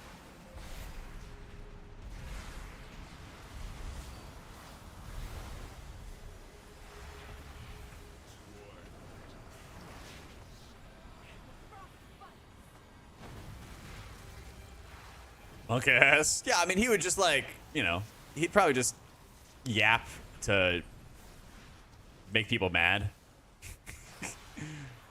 Because he would think it'd be funny. Press Chrono or Flame. I think Flame is a bit better. But they're both really good. So, it's the idea of taking Unleash. Well, when you activate Unleash, you get a nice, really long-lasting guaranteed Ancestor proc. And there's not like an impetus to, I have to cast this spell at this time to activate it. I felt like when I was playing Undulation, there were times where like, I would feel like I was being pushed to specifically cast button. Just to proc an Ancestor, as opposed to using my Unleash to do it. It's kind of my thought, at least.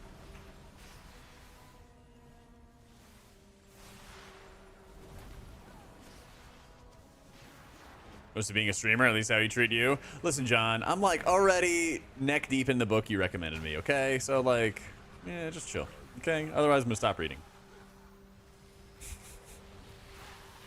Yeah, when Undulation procs, it also summons an Ancestor. Just improve the morale, John. Or else. Consequences. What the fuck?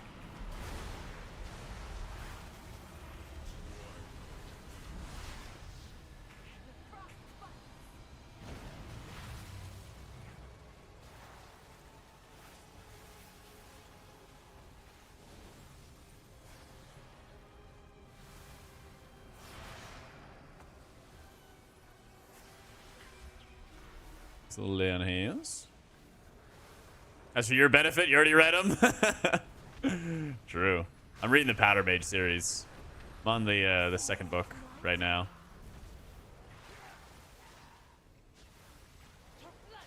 So, I like a lot of fantasy. I've always liked a lot of fantasy books and stories and stuff like that. One of my favorites was definitely the Vampire Earth series by E.E. Knight. That one was a banger. I don't know if he's added any new ones recently. Last time I saw it, they did like a Euro trip. That was the last book I remember. So, Echo. So basically, you get 2 Riptide charges with Elemental Reverb, and then I could go for a 3rd, but I don't really find myself using all 3 Riptide charges all the time, Sin, because I basically already have Riptide coverage. So, I'm also not running the talent where more Riptides procs more Grandpas. Yeah. Yeah, Powder Mage series has been great so far. Bought out remix with plenty of time to spare. Let's go. Oh my god.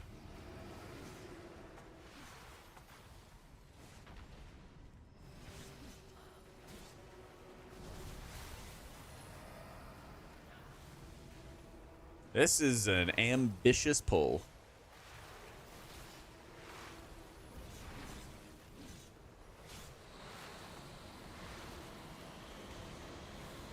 Dresden Files? That sounds very familiar.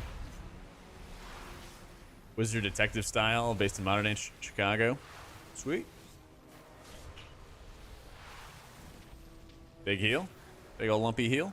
Big ancestor uptime.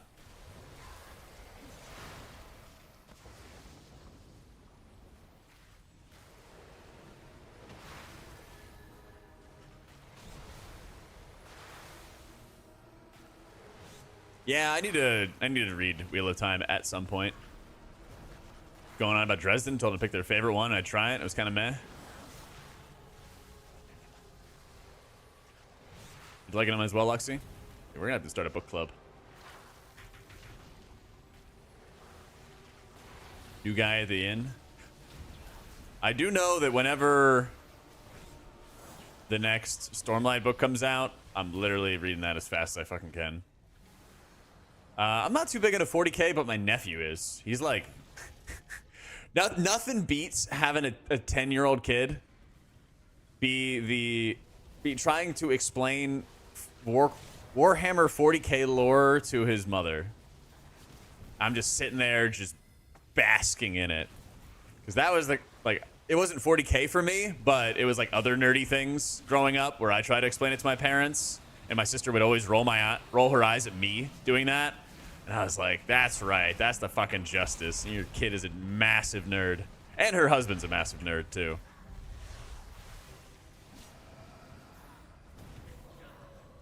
So. Jak Book Club? Yeah. Are you importing Cell in the About section, Art?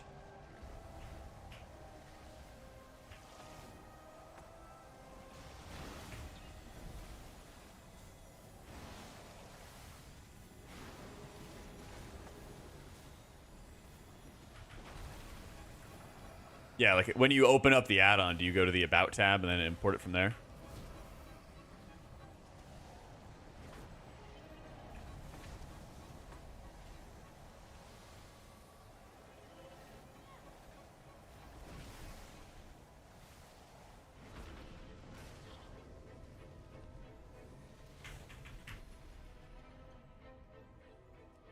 Okay. Yeah, I'll just see if I can re-export it or something like that. I don't know. Maybe something broke.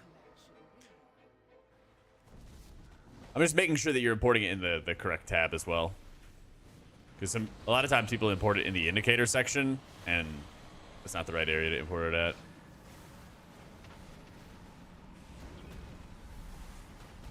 This is such bad timing for this affix, I gotta tell you.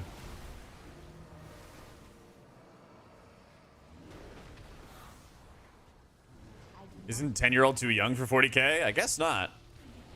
But my nephew's gonna have to be like a doctor or an engineer or something. Because I've gotten him a couple gifts already. I have to get another. His birthday is coming up soon, so I gotta get him another gift for that. But man, that shit's expensive. Yeah, after this key, I'll see if I can update the export, guys.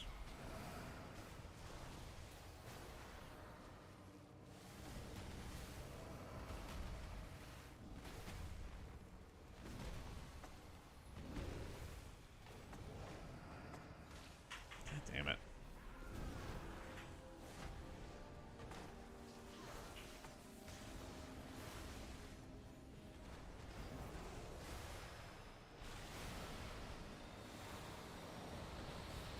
There's so much shit everywhere. Ah!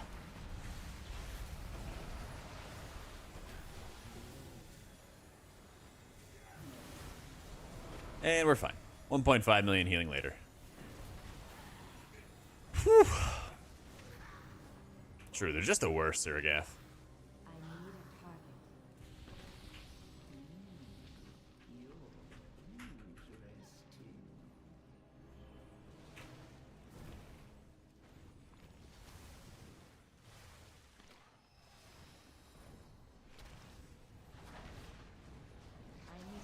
If 2 early chapters on Monday of Stormlight, if you're super antsy, ooh, I might check it out. We'll see. We'll see.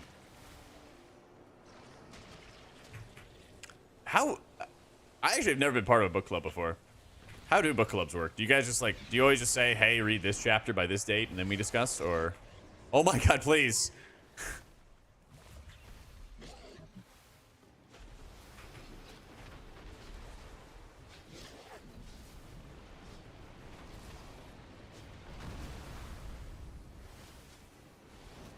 A shaman looking insane. You will absolutely be able to pug your way up. It's one of, I think it's the best pug healer. Yeah.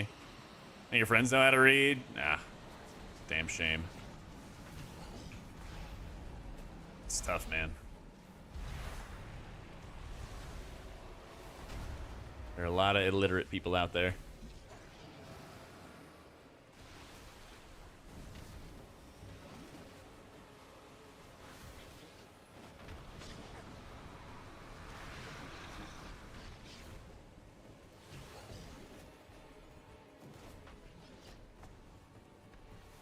Set aside a month and have all of us read the entire book or prolong it if needed. Oh, you wouldn't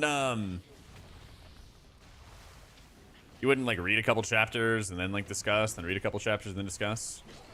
So I like the whole Parshendi backstory lore arc and rhythm. It was pretty good. Kind of felt like it muddied the waters a lot, but it ended up being pretty good. Wasn't like upset about it, you know? it basically it served to like add more depth to the singers and the listeners, and I think that was in general a good thing. I think there's a lot of times where like bad people bad, and like that's about it, you know. And so I thought that was good. Not only to see like the internal struggles of like I'm doing this thing and I think it's right, but also that the people were not one giant monolith, you know. I think Shamey's gonna be really good in raids.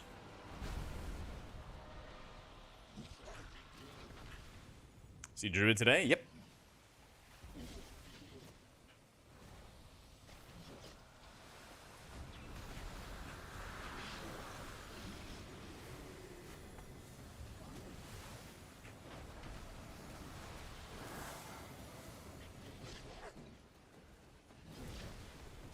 Singers and listeners, fucking spoilers. I know, John. It's crazy. John hasn't started Stormlight. Shame him, chat.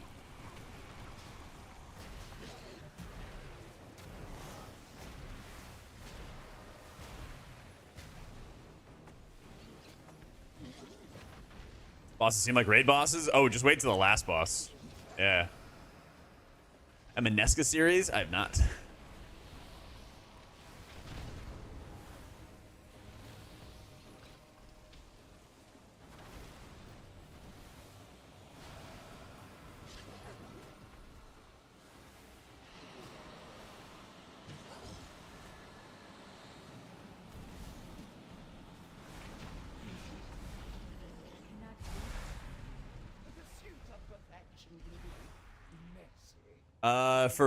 For M plus, I prefer Farseer.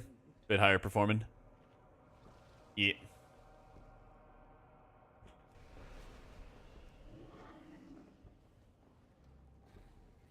Hi, Dvorky.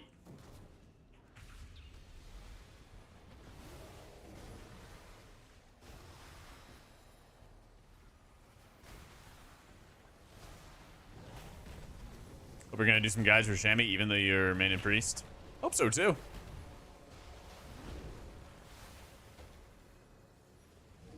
Oathbringer right now, and I love it.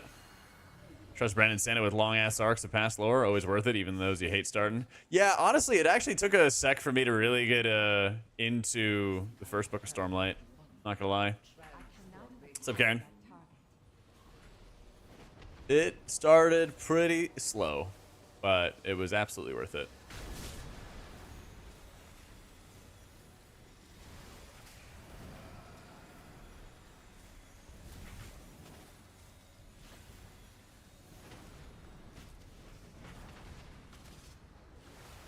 Like when that fourth ideal came around in Rhythm of War, it was like, holy shit. We won't spoil it though. No spoilers. That thing with the guy in the thing? Your Bondsmith symbol tattooed on your shoulder? Oh, hell yeah.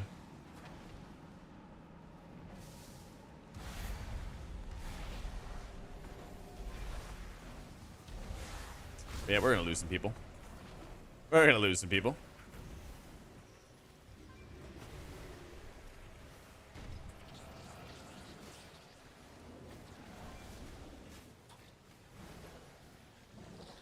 Fourth ideals in the fourth book when each other book had an ideal? I actually never really thought about that, but yeah. Makes sense.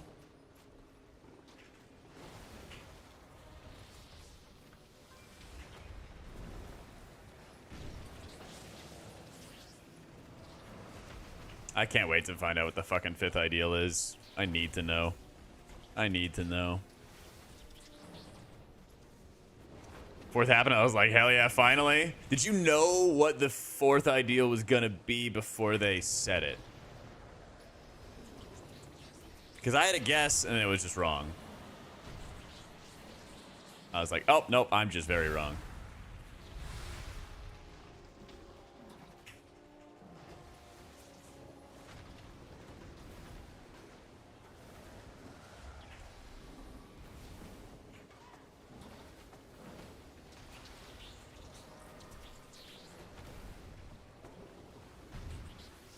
You did? Yeah.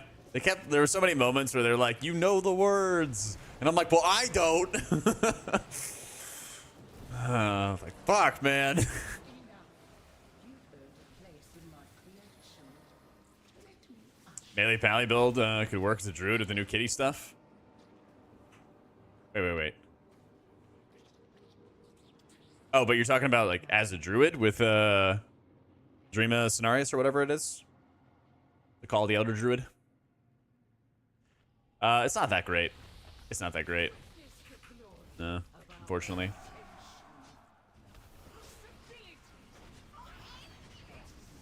It kind of is like good to top people off, basically, but since your treants are so weak, it doesn't actually feel that like rewarding. It just doesn't really feel rewarding at all.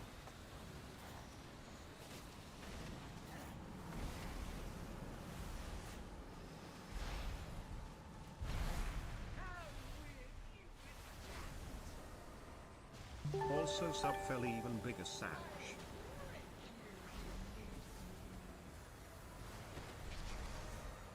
Aw, I appreciate it, Jake. Thank you for the almost 60 months, my dude. Long time.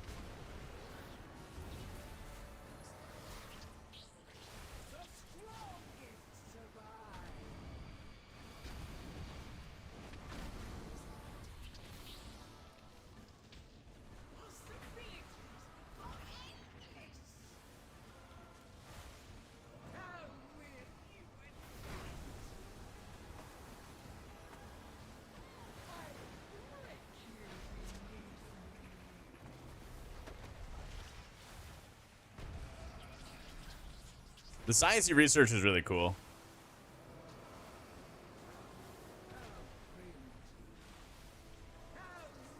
Honestly, I feel like the biggest thing is like the character development for me. It's just so damn good.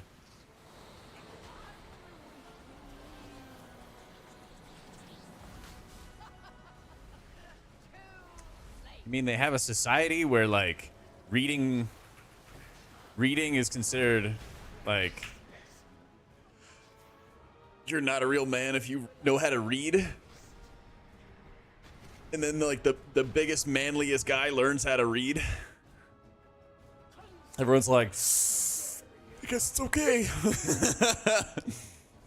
That shit gets me every time. An eye color determines social status.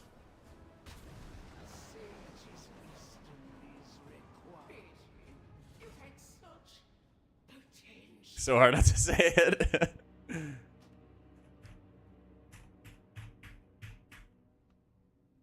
I didn't, John. John Galt, that is. What book? We're talking about Stormlight Archive. You looking down on you all with your blue eyes? Yeah, mine are like green hazel. So I think I might be considered dark eyes.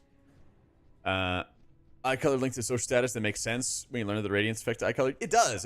It's just like, it's a fascinating thing. It's a fascinating thing in the story that they build like these social structures and they don't really know why they exist, but they just know that they exist. And then seeing how those things change over time. That's all.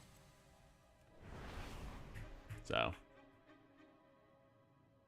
that's the spiel to me. It's like there's a, what's the term where you start off in the middle of the action in medias res or something like that? Or like going, I imagine when I like go back and read reread the Stormlight Archive, like a lot of stuff's gonna make a lot more sense. So not quite a cold open. That's for like TV shows and stuff. Correct term? Yeah, it's like when you're already in the middle of the action, you know. Without spoiling anything, like Stormlight starts in the middle of a war, and then it's, oh, like these people have reputations. Like, why do they have these reputations? Why do other people treat them this way? Why do they act in this way? You know, and then you go and media res. Okay. Make discipline priest great again, daddy. I'm gonna try to, Zell. Thank you for the 31 months, man. We get scaled to 626 in 10s and higher. So, Paladin is very good at spot healing. It is very, very good.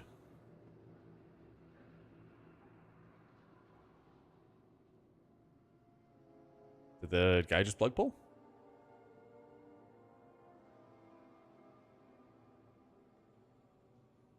No way Sanderson's overrated. No way.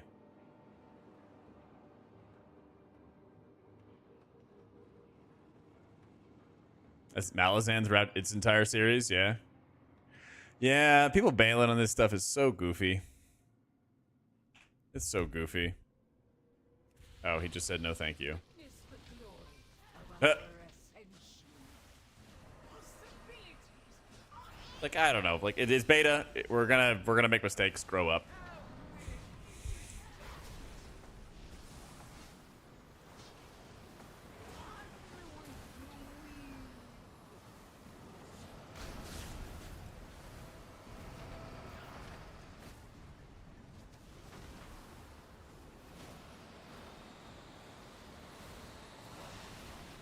Data key is all that matters. I know. Oh, my IO. Ah, wah.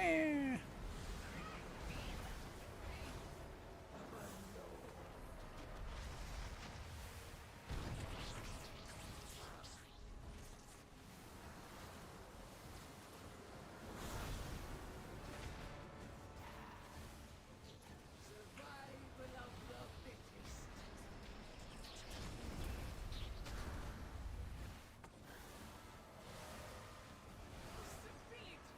Possibilities are endless.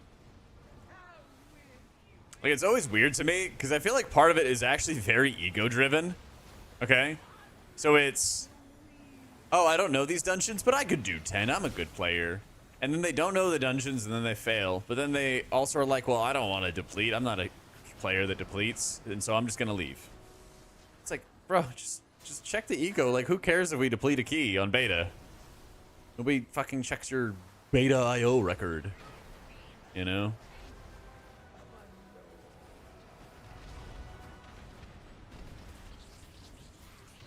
Oh no.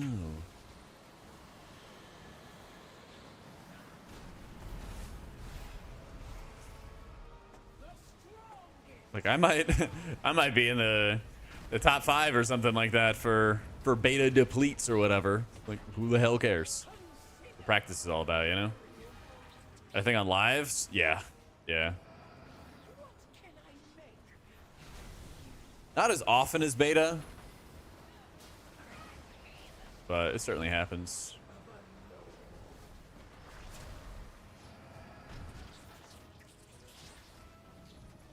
I think IO add-on still used and needed since score is in game? Not really. It's not really needed. Oh, I do not like this. I don't like the backtracking.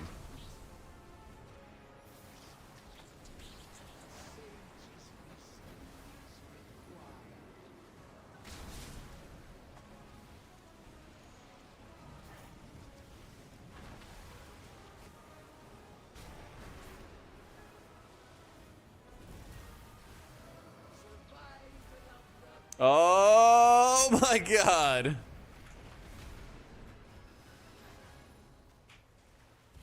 Possibilities are endless.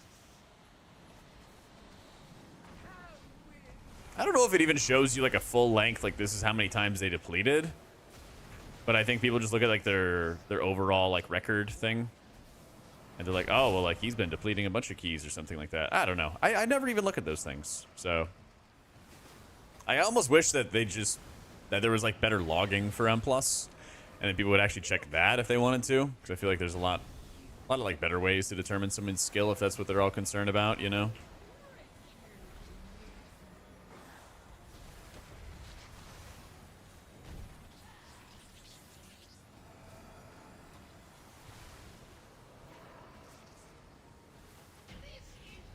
We fucking did it. Easy. Oh, probably roars. Oh, I'm sure. Absolutely furious when she learns of Izo's demise. I cannot wait to witness it. Arcane HP is pretty good in M+. It's decent. I think Oracle is better, though. I'm gonna be huge, I know, right?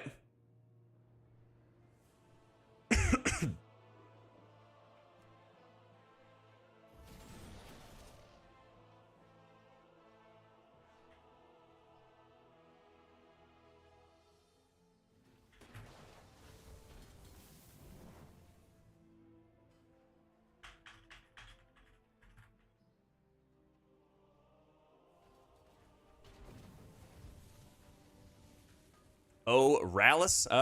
We'll try. Try. I'm gonna try to avoid doing mists and necrotic wake if I can. That's my main goal today, because that's all people want to run. Ah.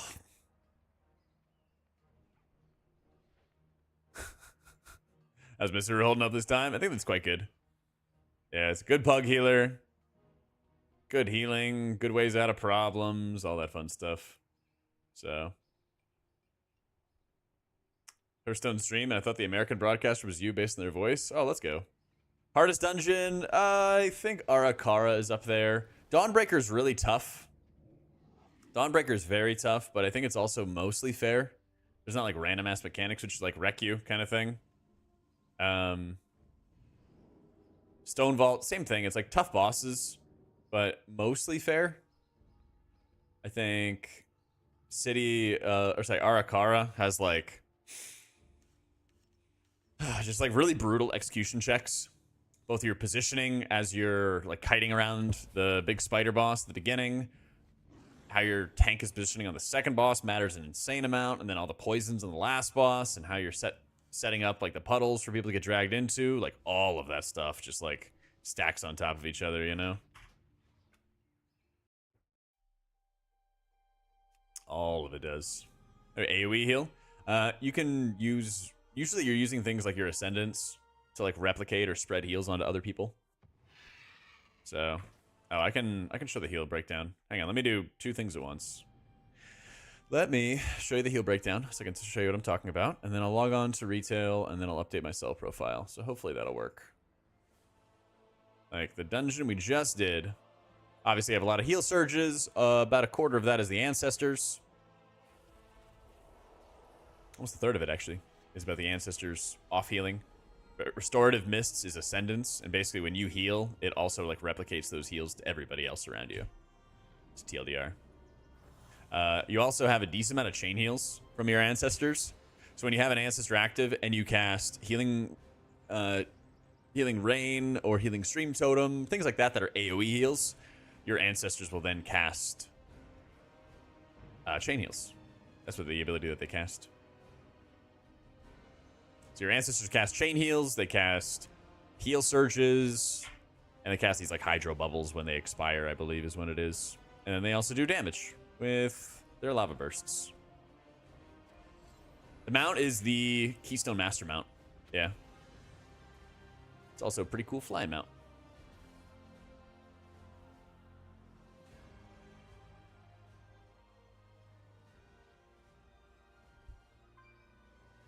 Domain discs of the season have a hard time deciding what else you want to play. Have you tried any Holy Priest? Any Shaman? Let's see if I can export this again. Sell options, export.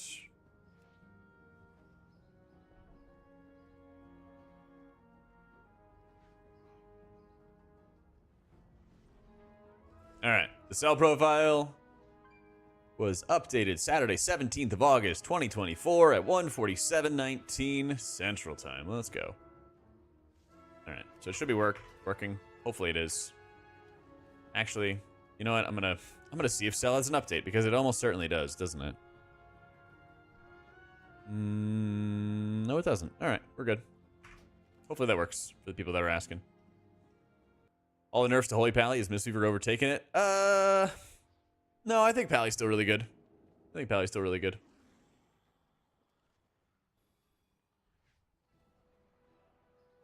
Yeah, let me run to the bathroom quick. I'm gonna run to the bathroom real quick, and I'll be right back. Cell is the new raid frames I'm using for the new expansion. Yeah. Farseer is a little bit better, but it's more to manage Immerse, but it's definitely worth it. It's definitely worth it. So, we're at 45 minutes ago? Oh, well, perfect. Either way, some people are having issues with it, so we updated it anyway. Anyway, quick bio. Then we'll answer any questions we have for Shaman. Then probably do some Druid stuff. And then I'll let you guys decide after that. All right, be right back.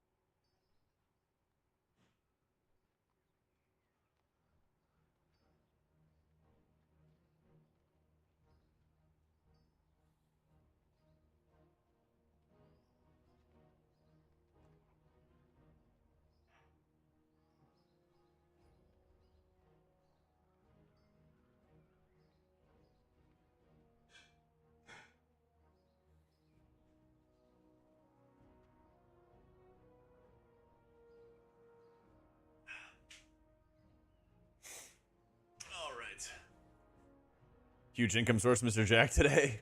Yes, it does. Yes, it does. Okay. What did I miss? All the nerfs to Holy Pally? No. He's probably still good. Read that. They're nerf Holy Pally more? Hopefully not.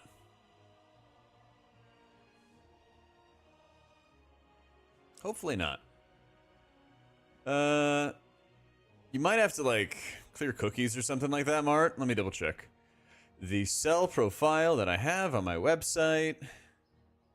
Oh, you got to mouse over. That's what it is. That's what you're seeing, Marty.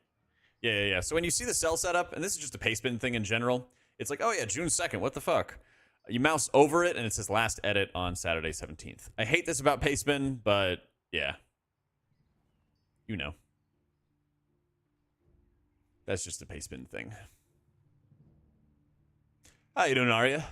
Why unleash instead of undulation? Well, when you have the longer lasting Farseer, here, you just unleash and you basically have full uptime on it. And so you just have like perma Farseer. Yeah, I hate that setting out of pastebin, but like whatever. M plus score being earned, seeing as 12 and above, they're all active, so it's different compared to how the Tyran Fort weeks were. Correct. I think there might be some like split IO or something like that below 12s, but I don't know if it would really matter that much, you know? So, little itty bitty pro tips. I'm just solo pugging right now, Arya. Thank you, though.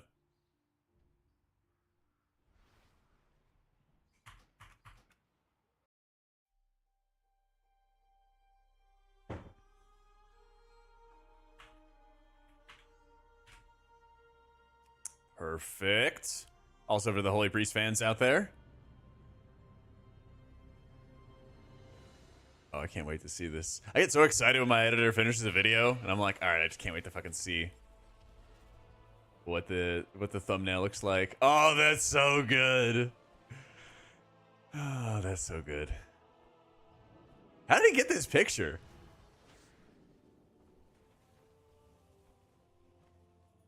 I don't even know if I have any, like, frontal... Oh, that's so good. This is actually going to be me. This is actually going to be me with Holy Priest. I'm like, please play Oracle. Please play Oracle. Oh, man. I'm the fucking Oracle dealer. I don't actually use one right now, Terzi, but the Discord has them. Yeah. I'm not using any snippets at the moment. But when I do, I'll like set up a setting for them or link for them or something like that. But yeah. Well, okay, so Oracle started off being really bad, and so people have a very negative view on it. But now it's actually very good for Holy Priest. And so now I'm like, I'm the fucking Oracle dealer. I'm like, come on, guys, play Oracle. It's actually good. Okay.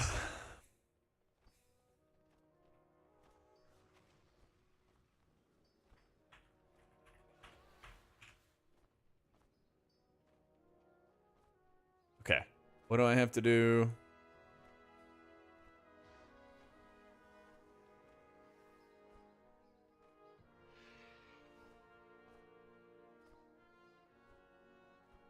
Is this the DXM build I yoinked? This was the DXM build I yoinked. All right. Think DXM definitely knows better than me. So, we're going to run this.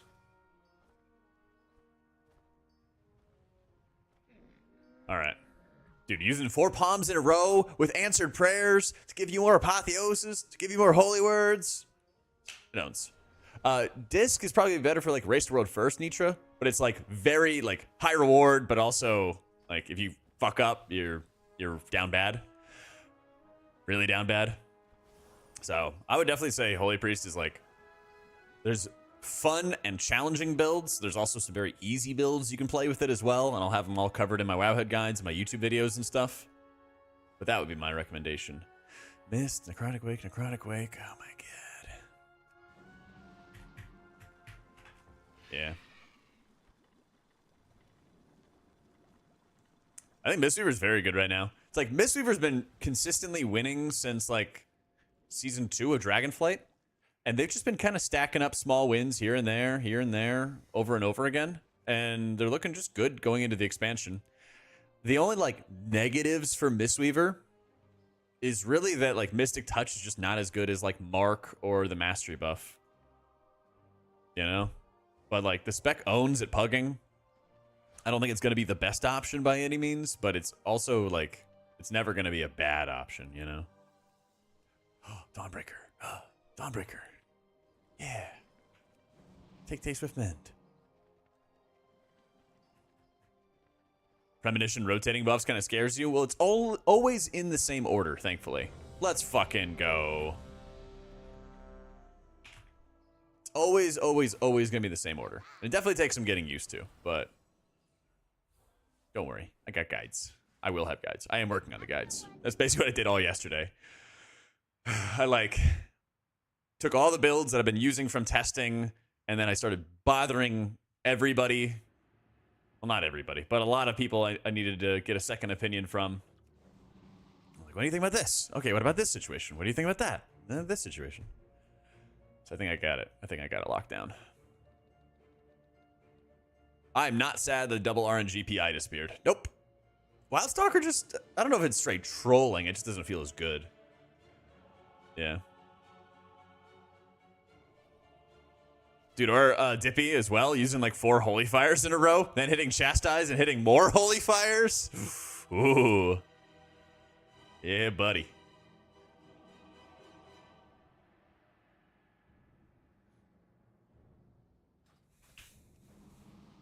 Oh, you're in DPS spec and that's why I wasn't working, Marty. Okay. Well, hey, it's like good for me to know in case somebody else has that issue, you know? So, AoE healing whenever like big damage, ticking rot damage is going out for Shaman. If there's a burst of damage, you can slink and save a lot of people. When there's a lot of rot damage going out, you're always spreading around your Riptides, and let's say you're playing Farseer. Every 30 seconds, you get Primordial Wave. So, of course, it applies a Riptide. Then your next healing wave is going to heal wave everybody. You can combine that with Unleash Life and Ancestral Swiftness, which is a 30-second cooldown. And it's a huge bursty cooldown that you can utilize.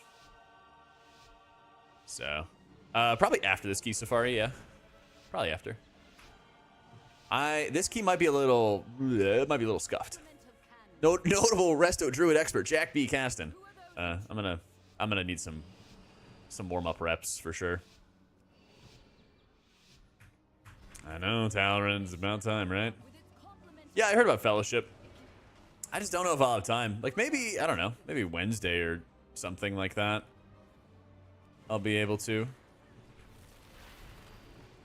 I actually didn't end up signing up for the beta, but maybe dirty streamer privilege will help.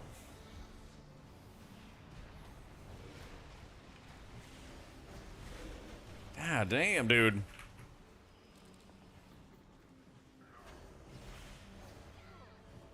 Dreamus and Arius? It didn't really feel good at all to use, to tell you the truth. Bro, am I just blasting?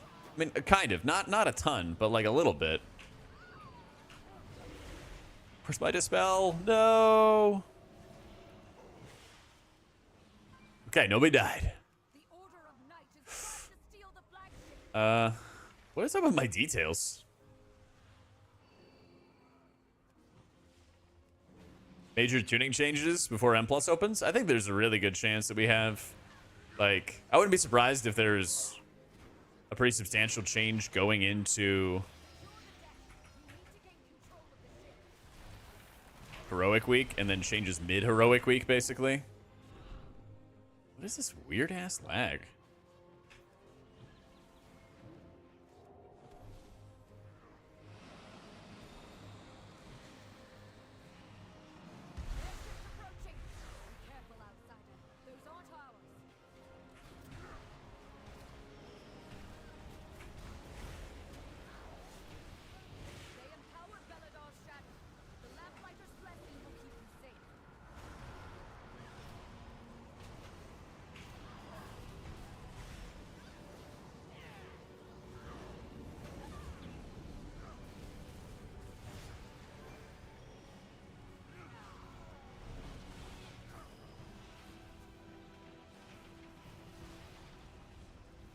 Yeah, Dawnbreaker's a pretty nasty dungeon. It is, to be fair, it's not like you get rando one-shot by abilities. They've got us surrounded. You'll need to use those mounts of yours to fly to them.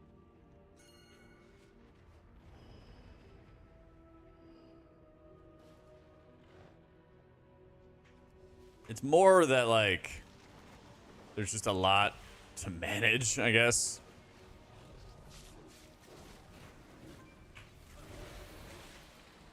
I might be dead.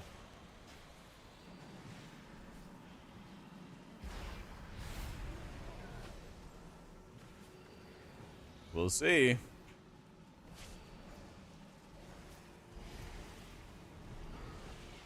No time to rest. Head to the next ship and defeat the crew. I also need One more ship a and the better Dawnbreaker mount. is ours again. Because if you didn't know, when you're in the boss fights, you can't dragon ride with your other form.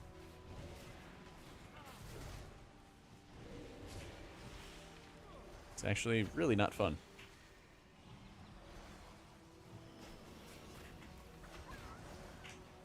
Every healer seems like a struggle after shaman. I can see that.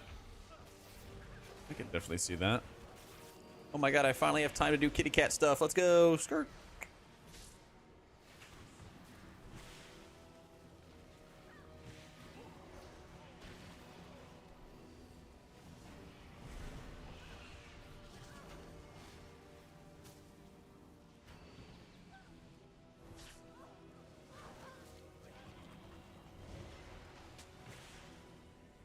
We have learned to embrace the dawn.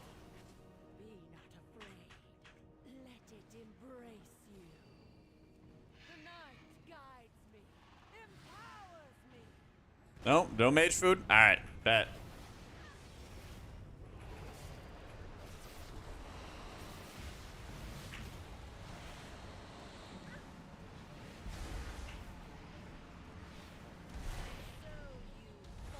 Gonna give me mage food now? Okay, sorry, that was really toxic, but not untrue.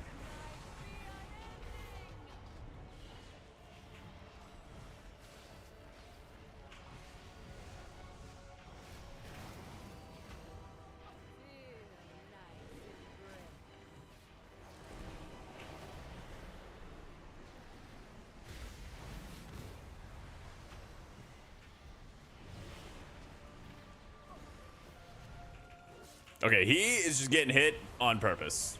I'm convinced. Nope, he's just getting hit on purpose. Tee.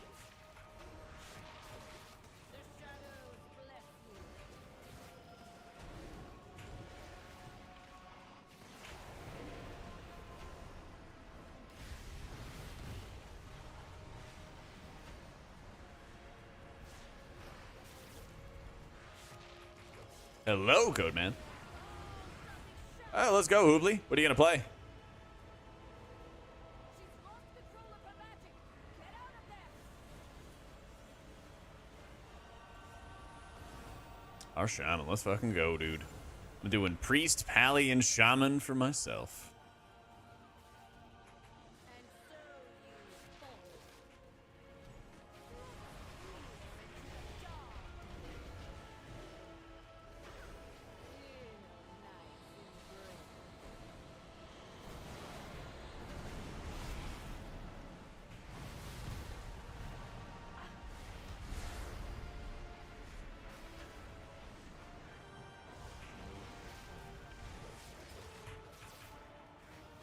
'26 when you start classes again? Hell yeah.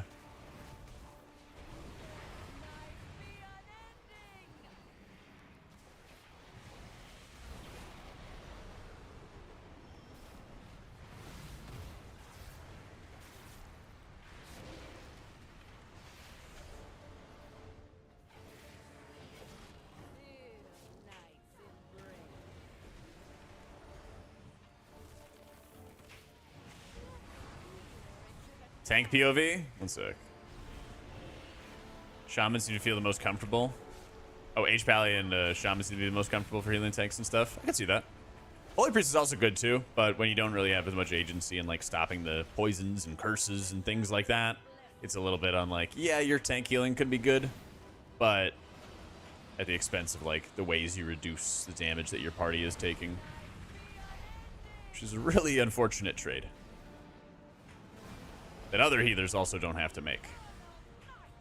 It's crazy how we have like good, we have very good damage. Where are we going, Tankums? Yeah, I don't know what the deal is with details right now. Something's happening.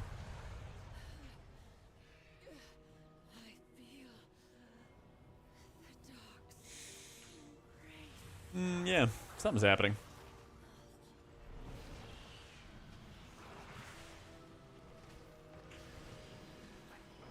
While you valiantly fought to retake our flagship, the Order of Night has ravaged Moar.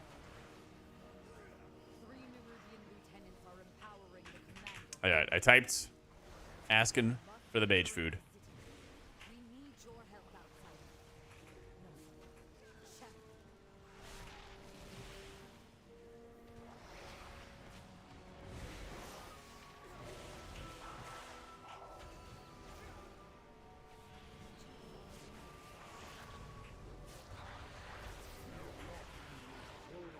Give me that mage food. Down here, champion. Give me the mage food. Have overrun I'm gonna lose my mind. I'm gonna lose my mind. We'll have to face that commander at full strength. I'm gonna lose my mind.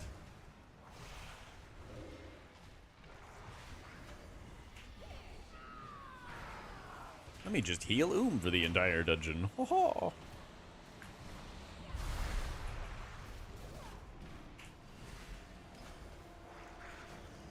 Would prefer life bloom targets? I'm doing me in the tank right now.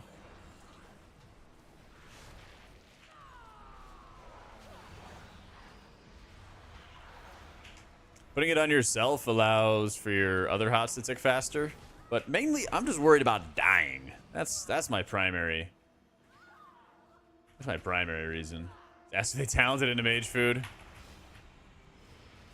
It's so annoying because basically water doesn't exist. I don't know. They're like water is there on the vendors, but it doesn't feed you. It doesn't do anything. And so you're just stuck with only mage food.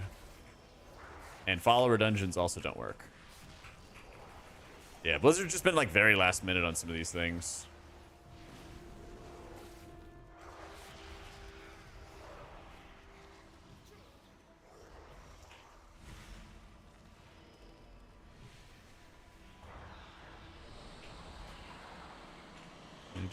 Please feed me.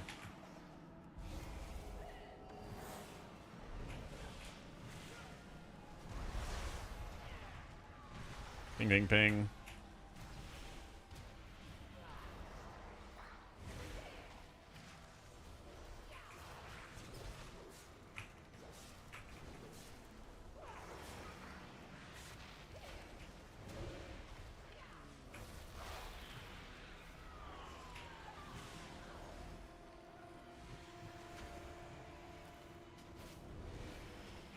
I don't know about importing keybinds.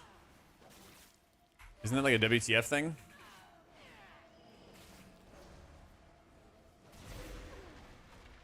Wave.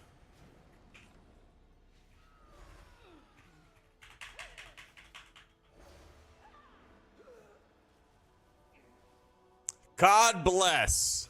Thank you. Holy crap. Sign language.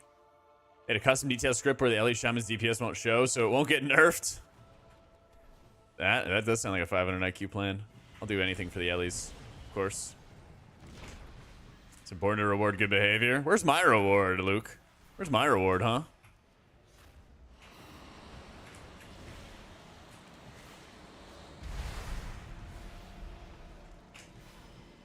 Yeah, I see you liking my tweets.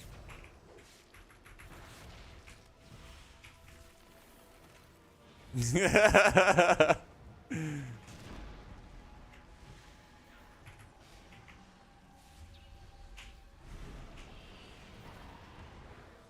dungeon's a pain in the ass. Yeah, but at least it's not like Halls of Valor levels of unfairness is my thing.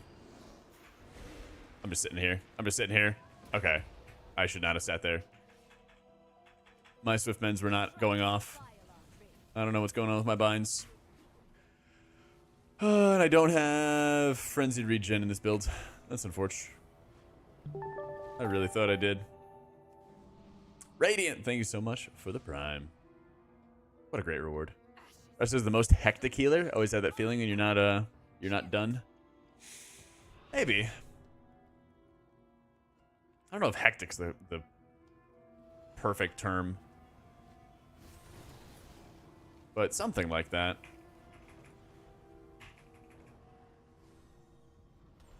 Oh, we're all dead. Later.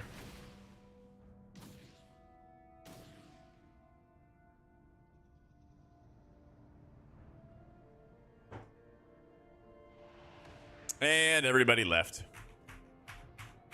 That is omega unfortunate. Everyone just rage quit. At least I got mage food. Dude, the levers have gotten so bad lately. I have never had levers be this bad throughout the entirety of beta until now. That setup, Totemic. Or sorry, Farseer, excuse me. Farseer. Farseer is more work, but it is worth it.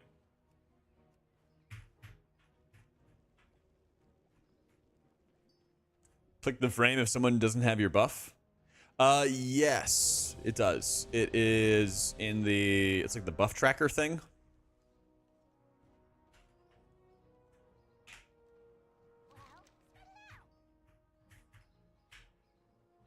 Ah, it's alright, Drew. People are just goofy, you know? People are just goofy. Nah, Wildstalker's mid. I was both of those levers. I don't have the option in front of me, but in my guide, I think I do go over it. It's on one of like the off pages, Pooh. It's on like utilities or about or something like that. Where you have to have the buff tracker on. And I think it's in the indicator section where it'll like give you a button to press and then you can like have it fade out and stuff. Something like that. How you doing, Pump? I got you, Turtle. Yeah, it's like a separate bar that appears that you can like move around and stuff. And then yeah, exactly like Chris said. Yeah, those should work, Turtle. If not, you can always go back in the VOD, either here or on YouTube, and then you can just like screenshot it, because like every 5 seconds I'm usually showing my talents. Tarzakins, thank you so much for the Prime. Microphone, it's a Beacon mic. B-E-A-C-N. I love it. I would highly recommend, especially if you get into content creation of any kind. Like, you could run with the like cheapest of the cheap webcams. Like whenever I do Race to World First, I bring my C920, which is like a $30 webcam with me. I don't bring anything crazy nice, but I bring this mic with me. It's like, it's insane. It's a really good mic. I think this and the mixer's also just insanely convenient because I can switch from my earbuds to my speakers just by pushing a button instead of having to change default device all the time. It can also just give me a dial for all of my audio streams so I can mute something really quick.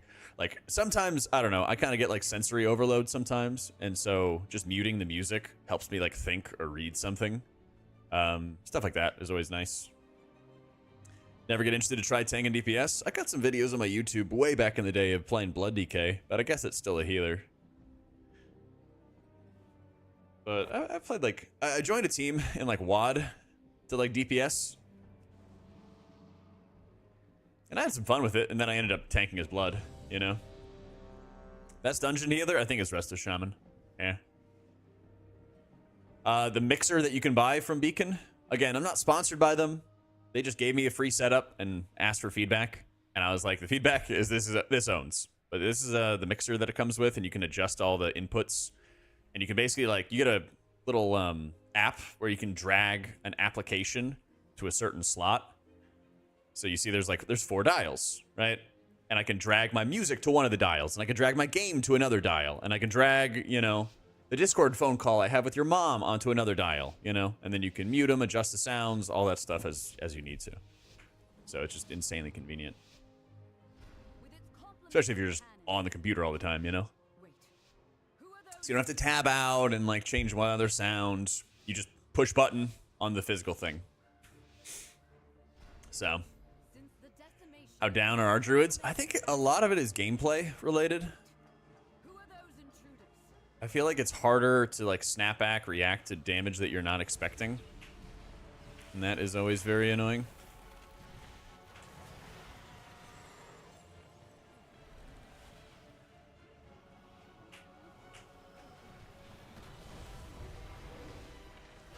Toxic Jack. Just getting people's attention, you know? Unprovoked. You know. But like they'll earn it back. The thing is, you know, a lot of chatters will talk some shit and then I won't say anything for a while and then I'll just like, all right, now it's time. Thank you, Krusty. Happy lady deserves to be happy. True.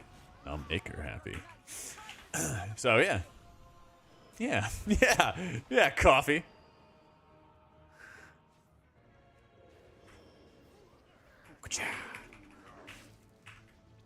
Yo, what are you rescuing me for?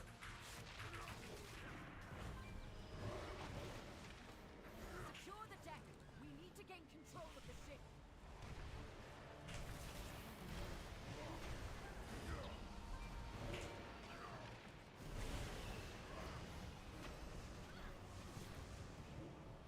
Just tuned in. Whose mom we talking about? Some guys.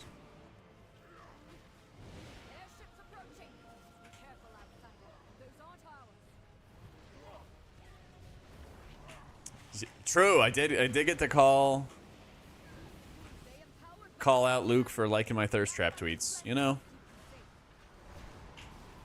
Just a little toxicity to start off our day.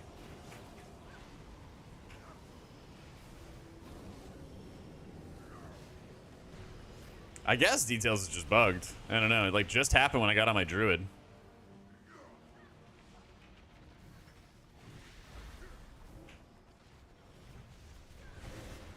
Why dungeon hurt so bad?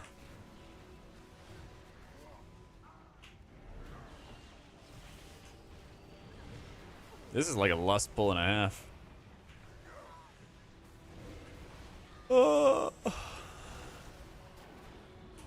Spell. Push button, push button, push button.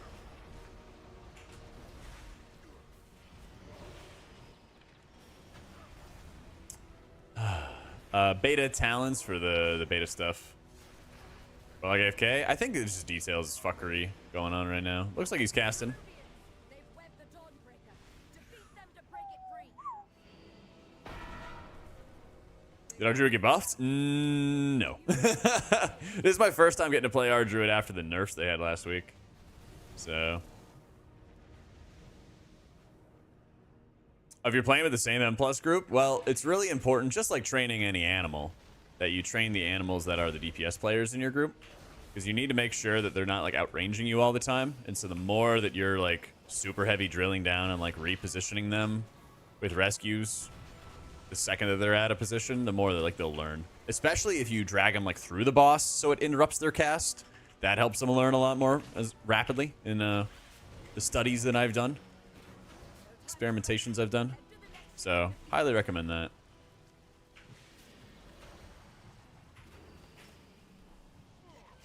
You know, set the tone nice and early with your team. Studies? Always.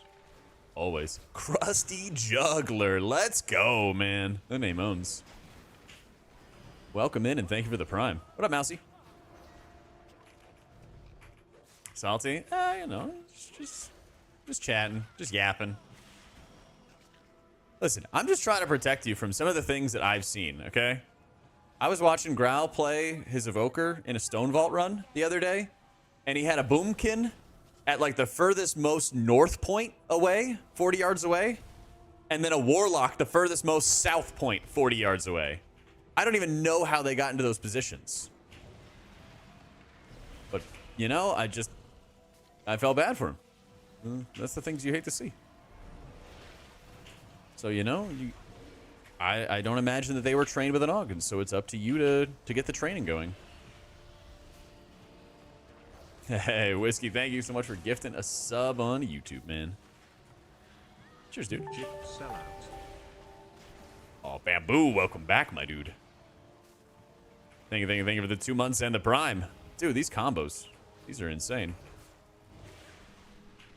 All right. They somehow got out of my field.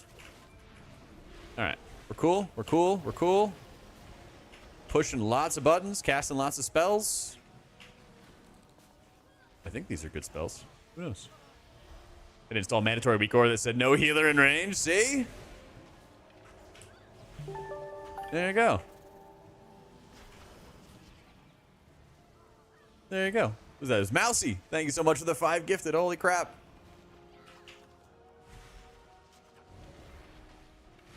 Still don't have wild growth. Still don't have wild growth. Let's go. We lived. I still don't have enraged regen. Actually, you're right. You're right, YOLO. Technically correct. The best kind of correct. All right. I'm drinking. Toxic Jack. Yeah. There's a full pug. Full pug.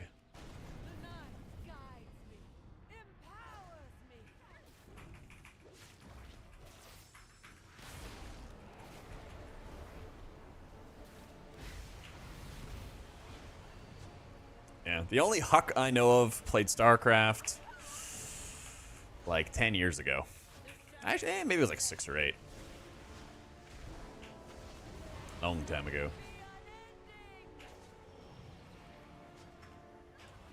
That would be kind of cool if it was him. There's been a couple of like StarCraft, old school StarCraft pros that I've seen playing WoW. Hey, thanks, Jake. Huck was a beast. He was a Protoss player, if I remember right.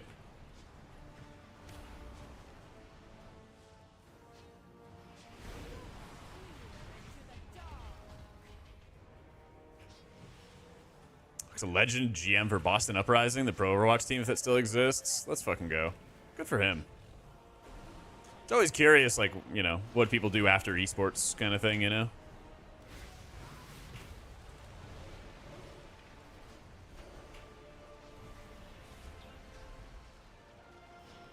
I think there's just some fuckery going on with details. We'll see if I can change some stuff up after this run, but I'm pretty sure he's doing damage. I don't have a keybind for that. I need to set up a leap for my wild charge. It was not activating. I also had my, like, anybody else have their dispels reset? That was the weirdest thing. I had my dispels reset on beta. Yeah, I think there's some weird fuckery going on right now. With my details and with my dispels and everything, man. Your town switch with the playstyle of our druid? Nope. They are really ridiculously passive. Unfortunately. There we go. God bless. My day is going great, Drenad. How you doing, dude?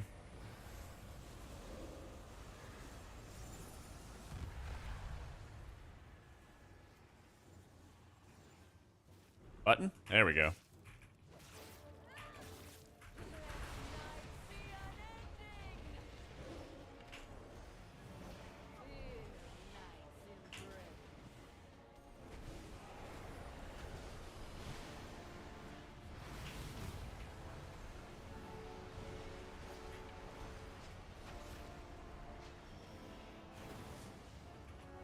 Axel's favorite tier list.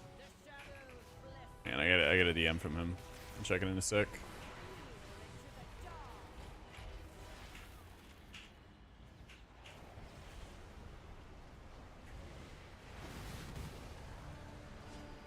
Better with Druid is less to do than DF. Yeah. Also, a lot of your abilities just suck.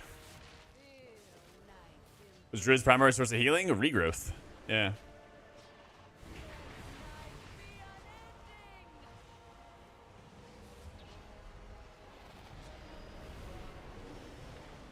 It's all just lots and lots of regrowth.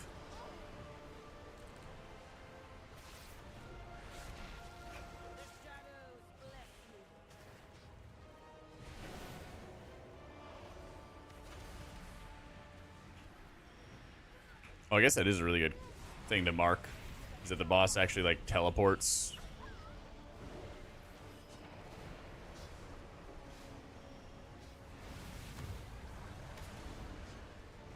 Onto the tank.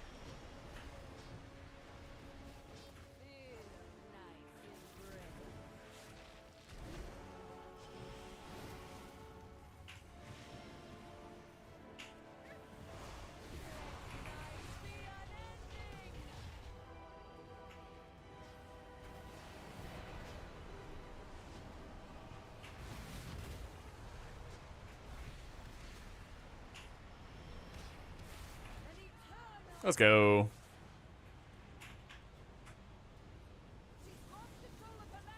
Where we going, tank?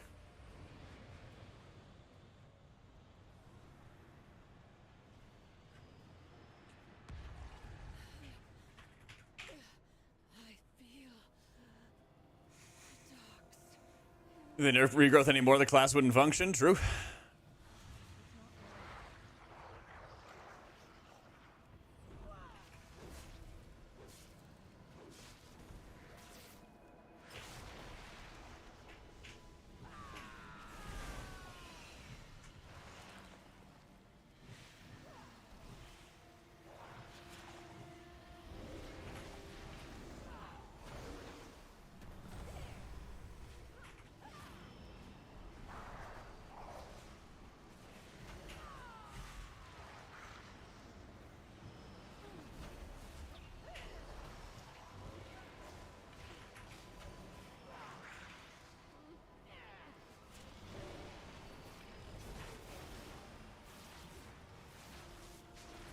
All right, I hit up Max. I asked him when he wants me.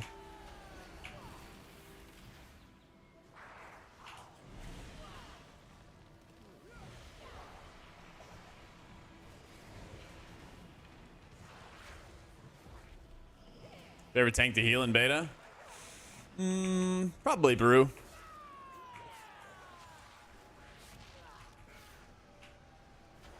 Hello, Pit Shower. How goes your day of adultery? Oh, shower. Hello, Pit Shower. How goes your day of adultery and sin? Oh, you know, just playing lots of World of Warcraft. Just playing lots of World of Warcraft. What can I say? Sorry, I was trying to show off the lat growth, you know? I hate to see it, Jay.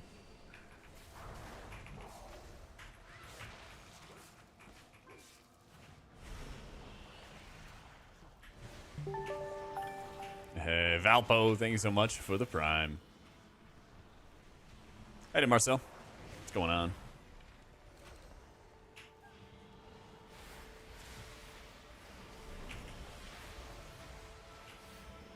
Ooh.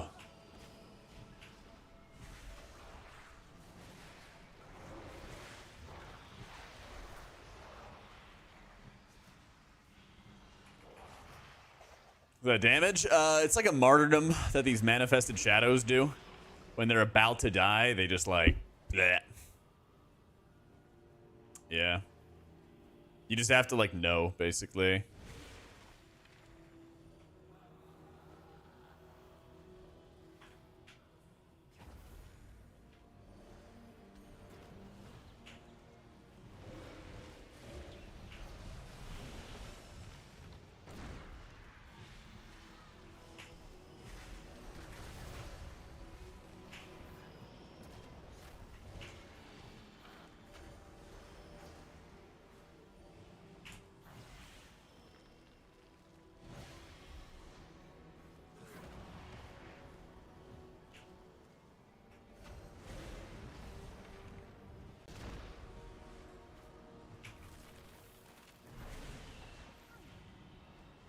That was some insane burst.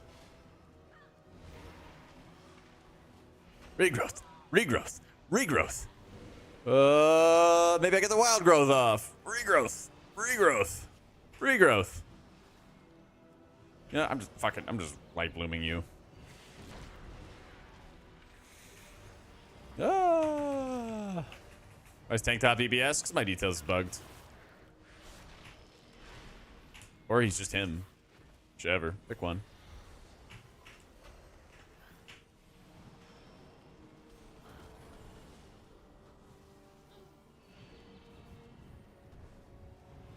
Ah. Are you any good? Eh. Yes and no.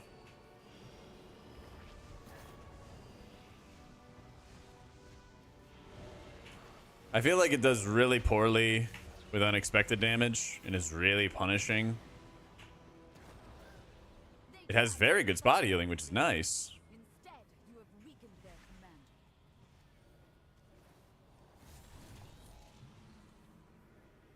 It's very, very good spot healing. But you also have to do a lot of setup for it. Alright, I don't know. Let's go, Aaron. It's probably low DPS. Yeah, but like that could change on a dime. Like literally all it takes is like one build where they just like, hey, Shield Righteous does damage now. I don't know. I don't know what's happening.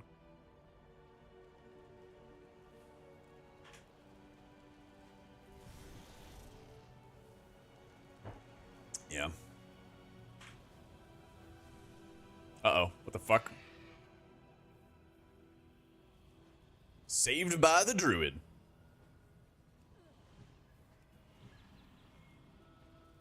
Play your Monk in TW. Hope the HBS is enough. Oh, it will. It will be. Yeah, yeah, yeah.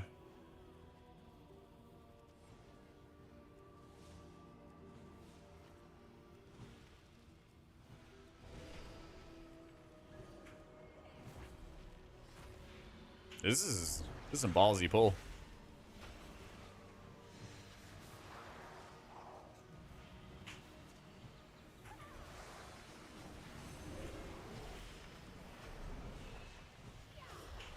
Ow. Ow, ow, ow. Alright. I don't know if it's possible for me to have any more healing, but I got a lot of healing up. Alright, a lot of healing is falling off. Utility-wise? If I'm going to give a utility rating, it's important to talk about, like, what utility is. Right? Because everyone kind of uses utility sometimes as like a catch-all. So, like, just because a spec has something doesn't mean it's like good for the dungeons, if that makes sense.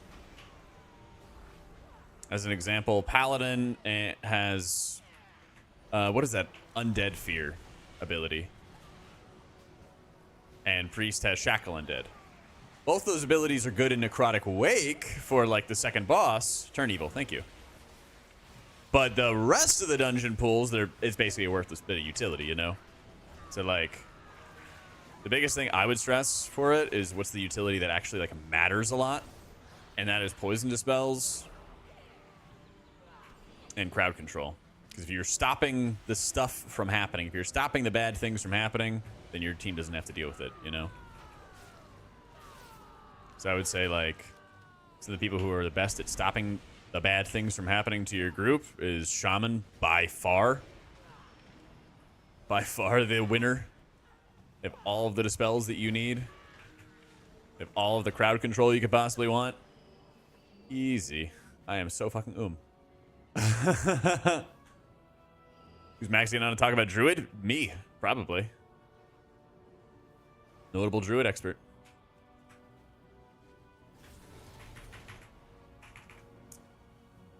Not even close. So I think Shaman is pretty god tier, both for pugs and for organized groups. I think Evoker is going to do, like, Preservation is going to do really well in organized groups. Better than, like, people think. Even if there's an AUG in there as well. Even if there is. Ooh, no. Like, there's very little, like, negative overlap.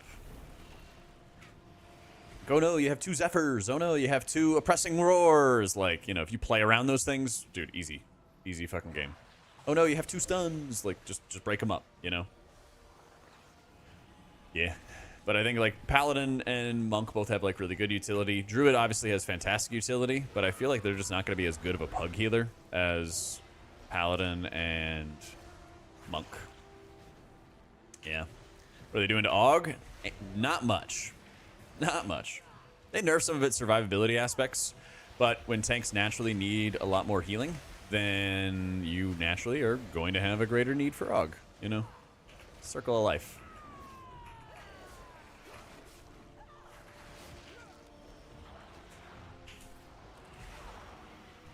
Yeah, I feel like Druid got very punished. It's like, Druid got punished in some ways by having things like Flourish merge with Photosynthesis, but then they got quote-unquote rewarded with like, oh yeah, you got like Dream of Cenarius and Call of the Elder Druid, but they're not that good of abilities, you know?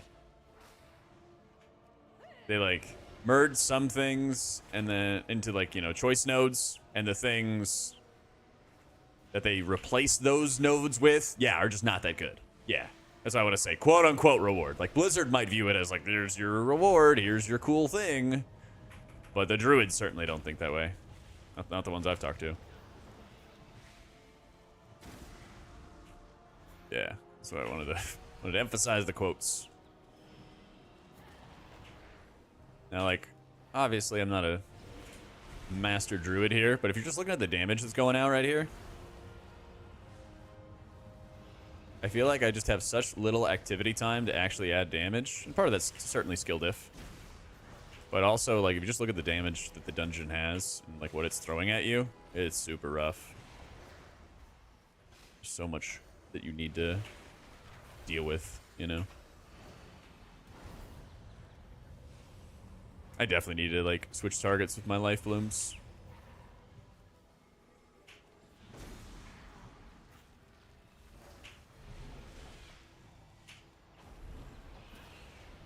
Live, my boy, live!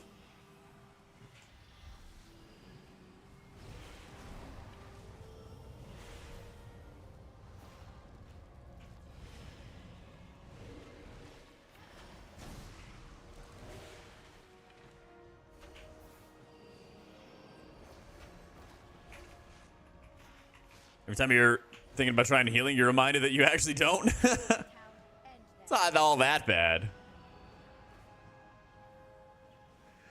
By a mini boss. Yeah, these mini bosses are no joke.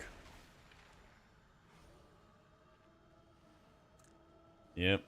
I am running double life bloom. Yeah.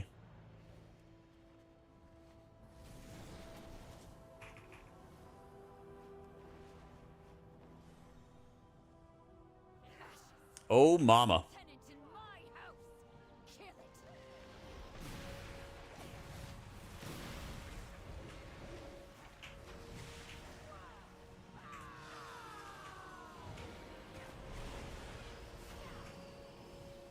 Sapphire of our shaman. Verse crit. Crit verse. Pick your poison. How do you overheal cause echo on the targets that it heals? I don't know, actually. It's a good question. Very good question.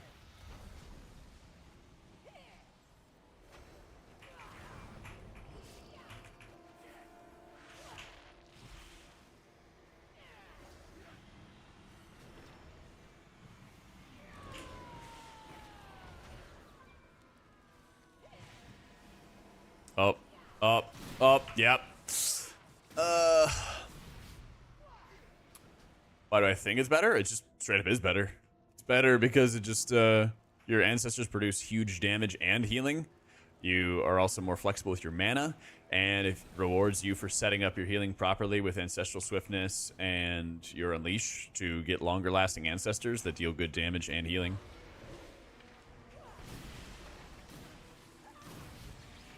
Oh, keep it together.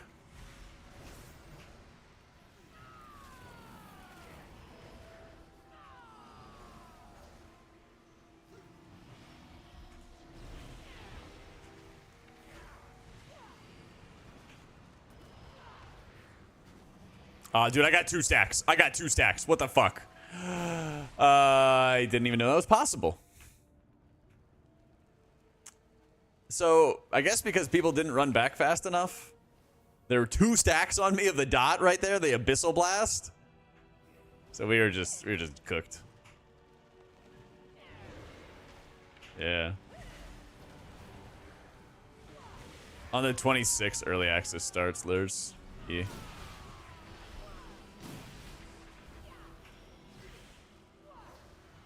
Bro, stop.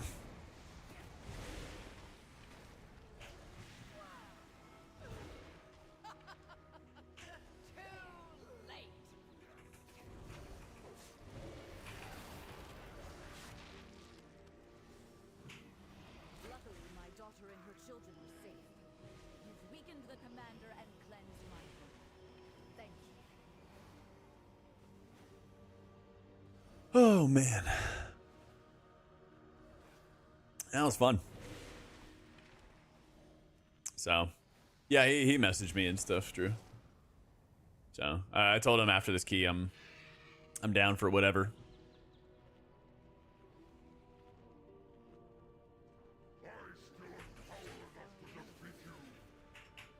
Let's start with tanks. Okay.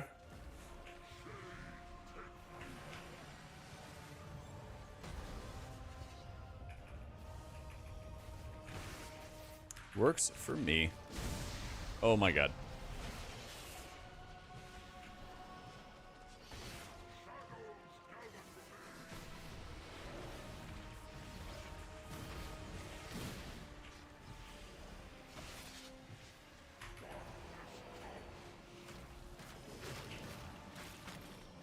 Yeah, the struggle is real, DNL. Looks like I'm having fun in hell. Always. Always. Oh, that's really bad.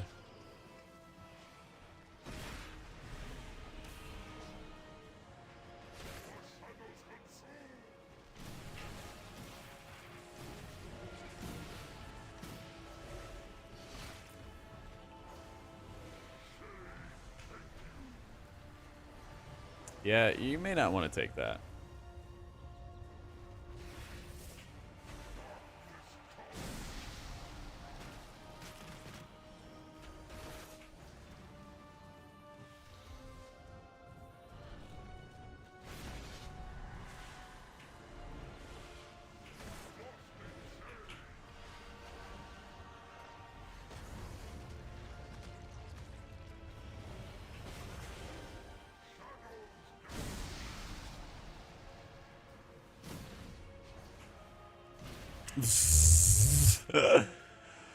Oh, man. It's not like I'm doing low healing. Obviously, I'm going to be doing better, but woof.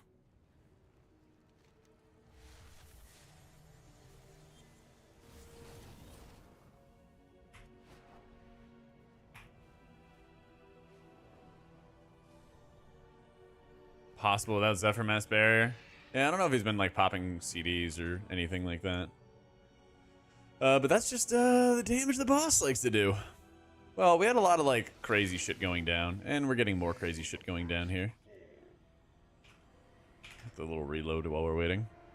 Maybe that'll fix things. Maybe. Yeah, I can't even see all the death logs. I pushed myself up to 40% health and I still died through it.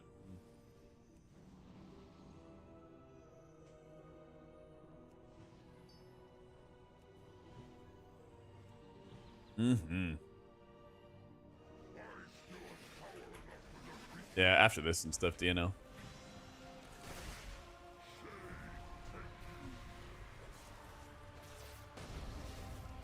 Wait, really? I'm just in melee range. All right, fun. Fun, fun, fun. And I got hit by the dot. Yep. Very fun. Very cool. Not a single shred of mercy.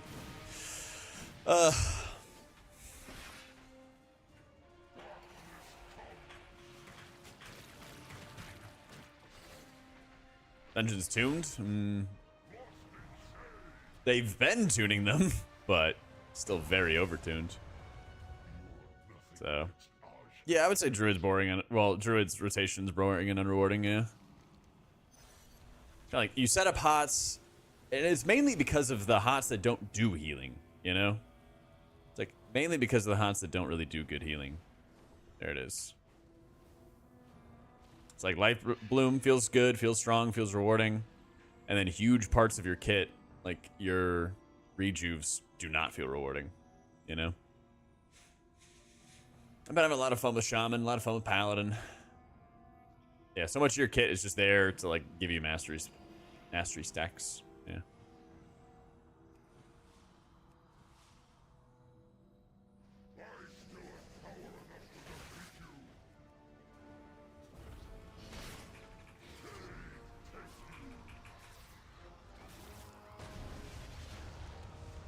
And he got dotted. I don't know.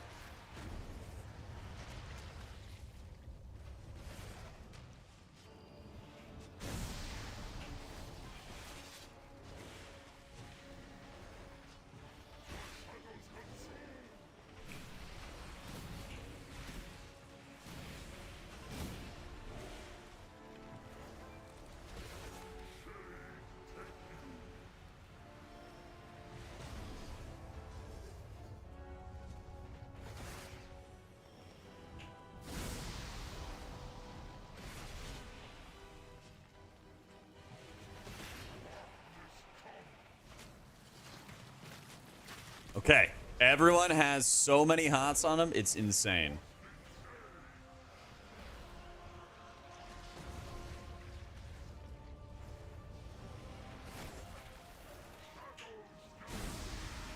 Yeah, he's dead for sure. Yep, so am I. What else do I fucking do?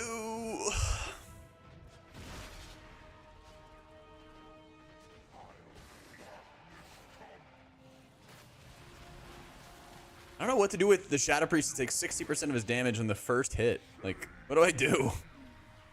Or the Aug takes 60% of his life in the first hit. Just like, alright, well, great. Starts at 40% life. Oh my god. Yeah. It does seem tough with Resto Druid. Playing a lot of Shaman and Pally. Which one's overall the strongest? I think Shaman is right now. Yeah. Shaman is.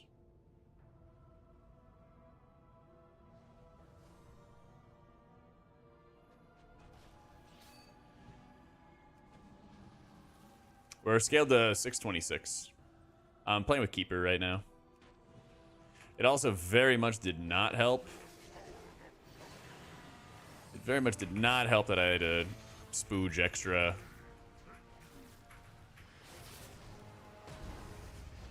CDs and stuff on Rip. But what can you do there, you know?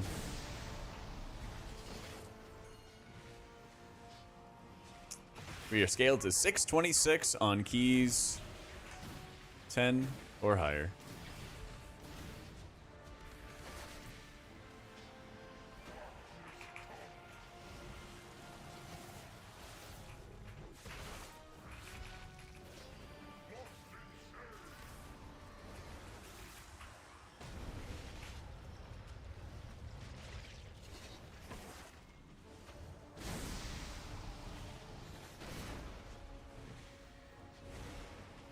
Honestly,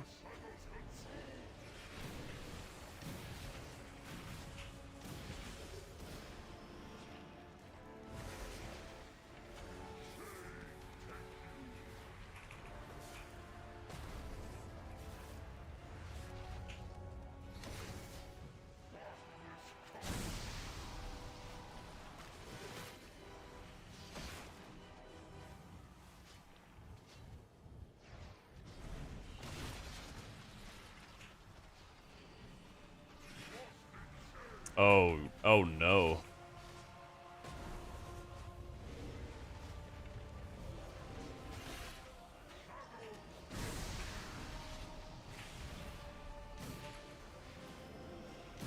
Let's fucking go! Yay! Yeah, I feel like our tank is really noticing that he doesn't have life bloom anymore. Should give it back to him for a little bit. Oh my god.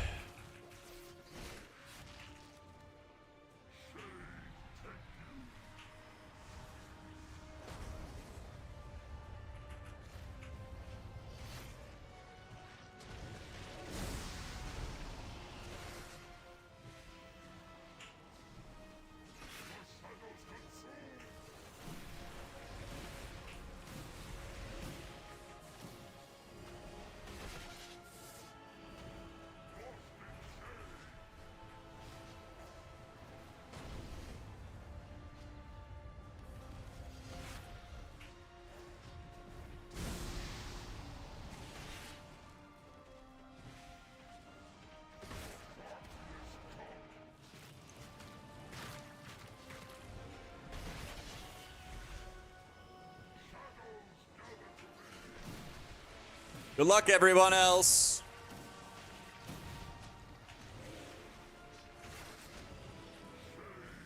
Yeah, I just knew I was not going to live that one unless I spam myself.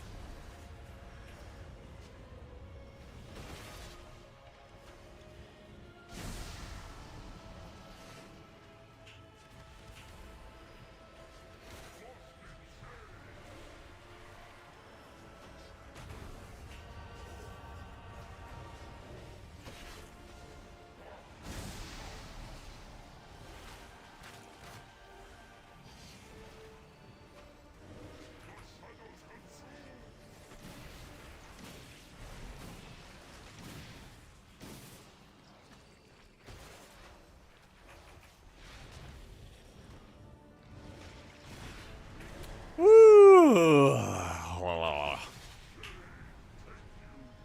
Time to wipe the team. Easy. Super easy boss fight. Money don't grow on trees. You've saved Merildar, champion. We'll drive the remainder Which haste do I have? 29%. Get these shadow cultists off my ship. So much fun. How's the output for healers? It's like pretty decent.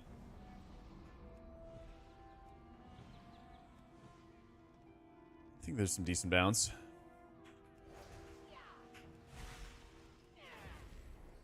Ever played Totemic? Yeah. I was playing it actually earlier today, Elias. If you ever wanted to go back in the VOD and see it. I had a lot of levers today when I was playing Shaman, but what can you do, you know?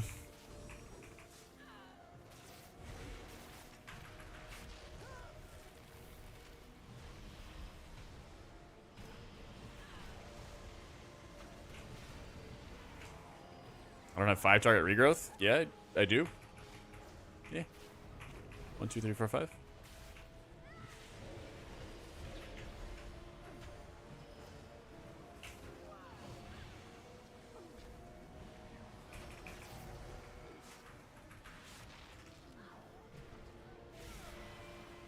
That one's more...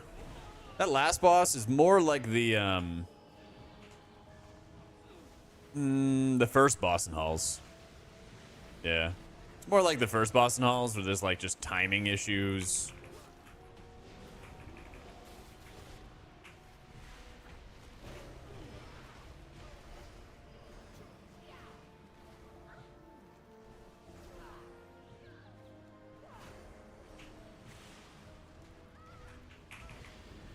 Disc is a little down bad in dungeons, yep. Ironically, Disc would actually be decent on that boss fight because it's all just like timings. Disc more so struggles in areas where like you don't know when the damage is gonna come, or it's like less consistent, or if something goes wrong, or something like that, you know? Yeah.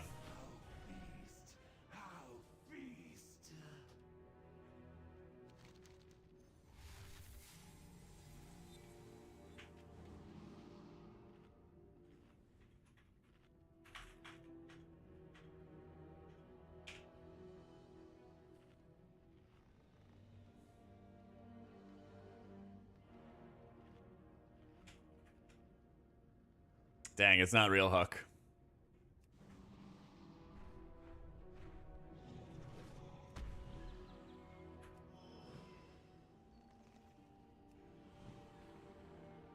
That would have been perfect if he was, though. There's so many, like, esports pros or ex-esport pros that play WoW. It's ridiculous. Like, I was watching Dupe. It's like an Apex pro. Really funny guy. He was doing, like, WoW Classic the other day.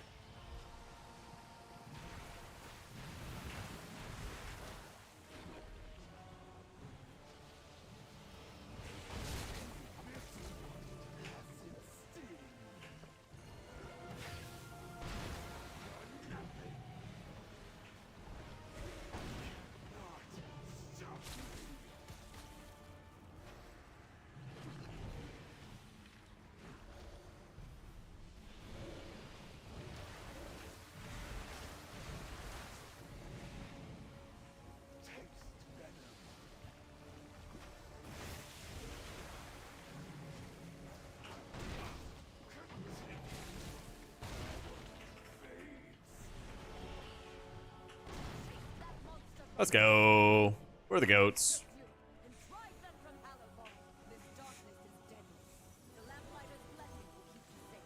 Our druid's a small buff away from meta? If there's a bear meta, which I think that we're going to have in keys, that might put a fork in our druid pretty hard. I think VDH is really good, but oh my god, I need an orb. Oh my god, I need an orb. Oh my god, I need orbs. So badly. There we go. I think there's two reasons where you may not see lots of VDHs. One, I don't even know if this is true or not, but it feels like they're hard to play, or it seems like they're hard to play, because I've seen, like, insane swings in, like, VDH performance. I've seen some that are like gods and some that are paper. And then the other side of it, yeah, I hope I don't get meleeed. The other side of it is, if something is just really easy to, like, survive on, I think a lot of tanks, especially in a world where tanks are needing more healing, they're going to want to not have to rely on the healer kind of stuff still, and that might have them also gravitate more heavily towards our druid. We should see. I mean, yeah, if you have endgame stats cure, I'm sure a lot of specs are going to be easier. Disc is going to be a lot easier with 40-something% haste. Doesn't really help the specs too much in the meantime, though, you know?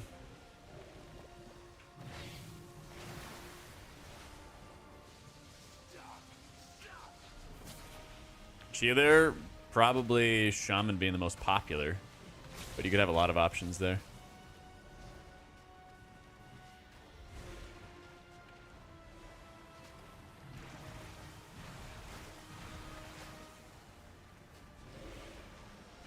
Beginning of expansions are usually a lot better for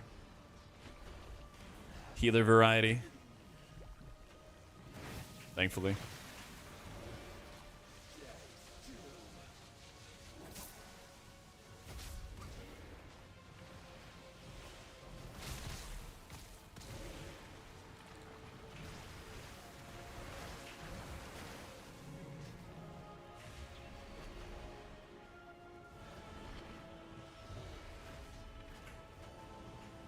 Listen, I gave my squishiest people life blooms and they're still dying. What more do you want?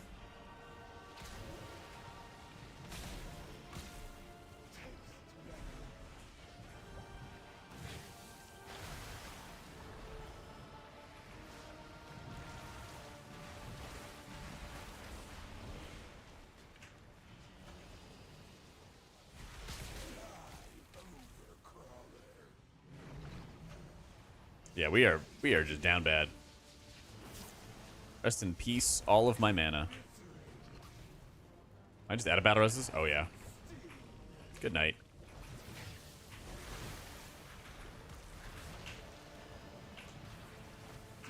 Womp womp.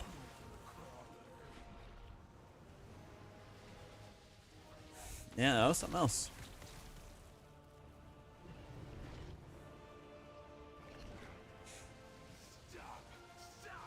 Isn't that a cool damage breakdown? Yeah, because I'm like insanely paranoid about this kind of stuff, you know? Insanely paranoid about somebody taking half their health and damage by the spinneret, and then I guess it was an acid pool he might have stepped in, but if not that, it was like ticking damage, you know? Some crazy stuff. Some crazy stuff. Yeah.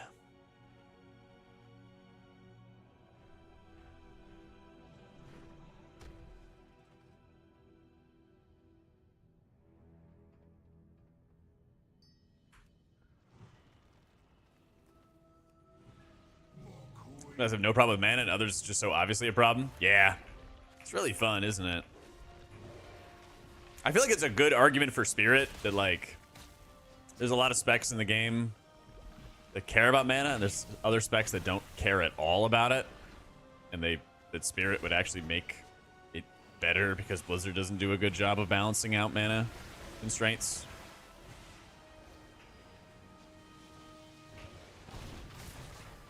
But that's just me.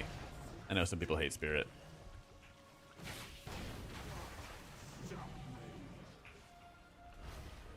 Dude, you have to be like inside the boss to actually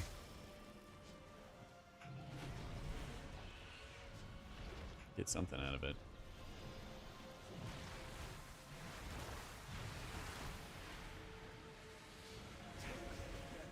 I just have Life Bloom on him. Like, I have Life Bloom and like 3 hots on him too. Like, what the fuck do I do? I'm just gonna die. I'm just gonna die. What do I do? How do I heal?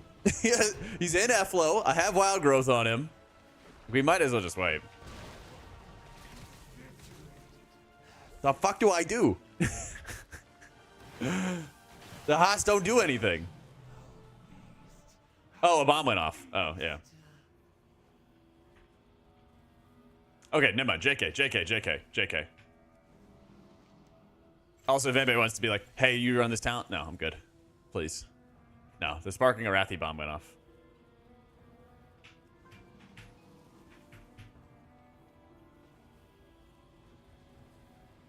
If the bombs go off, then we're fucked. Either way.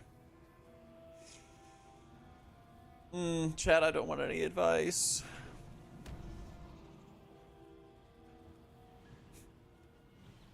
It's like, yeah, it's a details like death plugin. I'll find the name of it after this.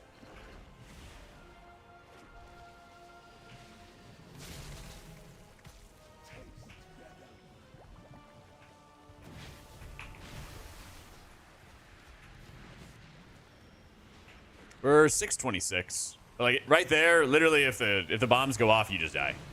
I didn't see it in the death log until the last second. If you don't clear the bombs, then you do just go kablooey. It's just how the fight works. Yeah.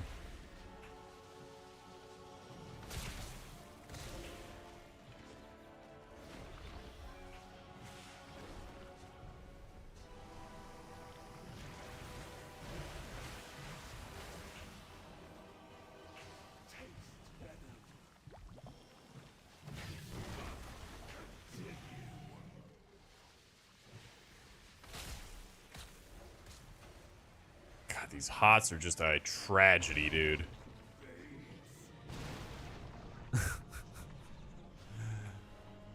These hots are just a tragedy. This darkness is deadly. The Lamplighter's blessing will keep you safe.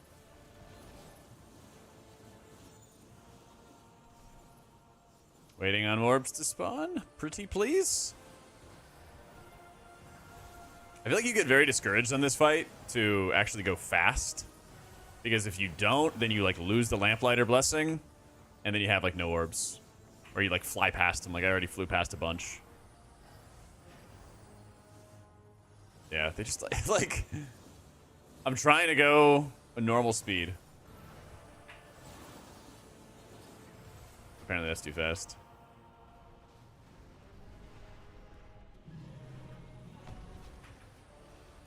And not drain mana is totemic. Just don't cast so much, man. No, you just don't want to like cast a lot of chain heals yourself. You just let your totems cast them. It's probably the biggest piece of advice I could give you.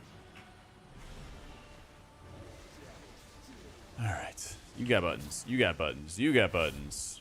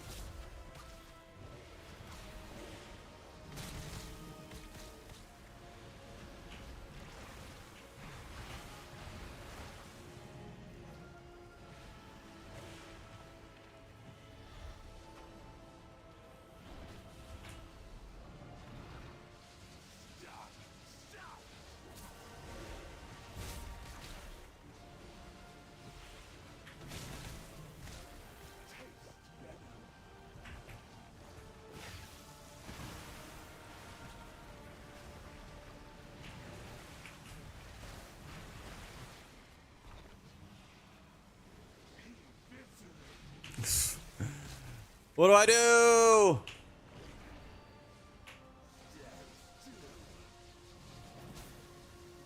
Yeah, I don't know.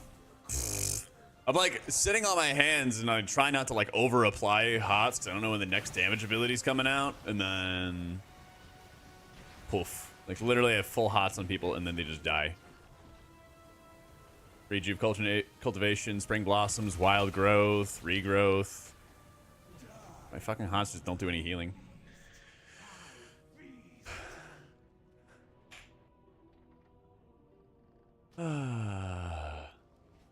Health bars are just not going up. Yeah.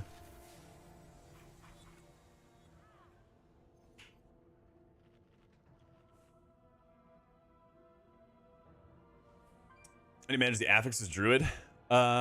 Which one? The like debuff one? So I was life blooming the other people who were taking the most damage. People are still dying through life bloom.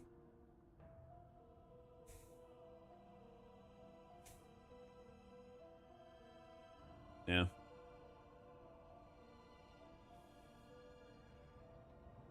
Yeah, it's like scenario where it does like 1,000,000 healing, and again we have like 6,000,000 health bars. Yeah. Bit of column A, bit of column B antique. Bit of both.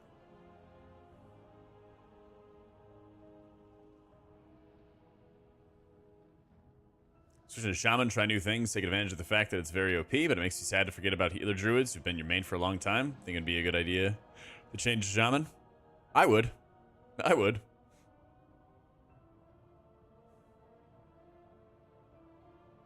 It probably feels excellent, yeah. I'm preferring Farseer over Totemic Keedrel. But they're both, like, good, you know?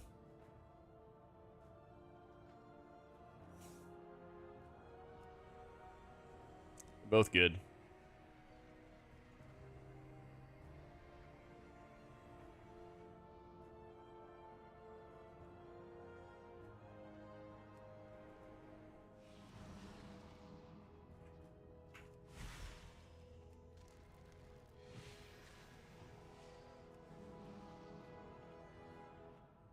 Farseer is just, like, better output.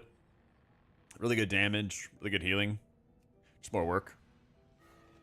So...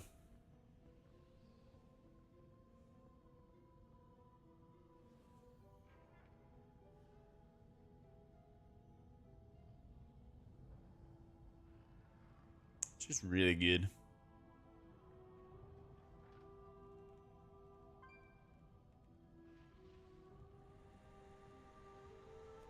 All right, we gaming?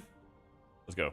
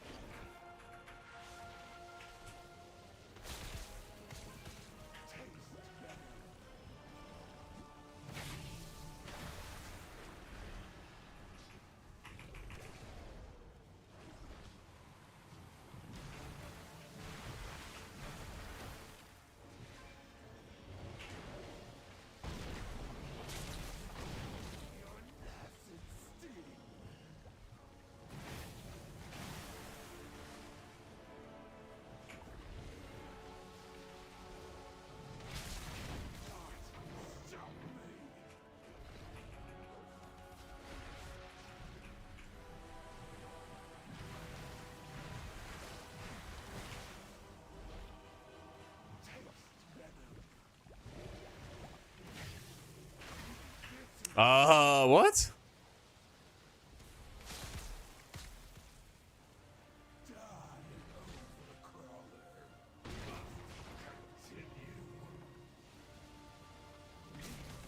That was fun.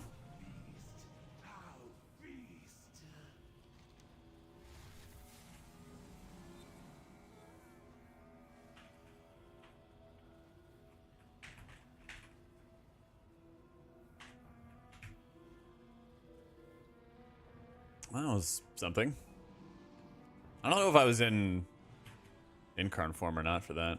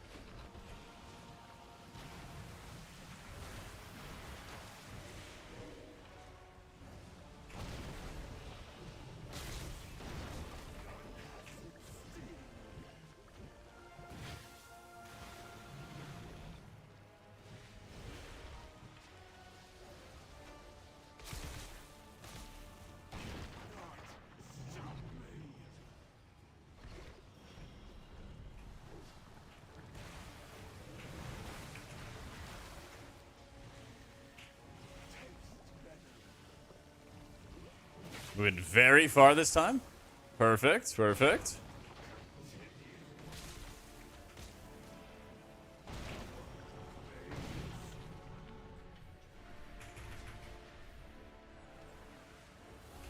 darkness is deadly. The lamplighter's blessing will keep you safe.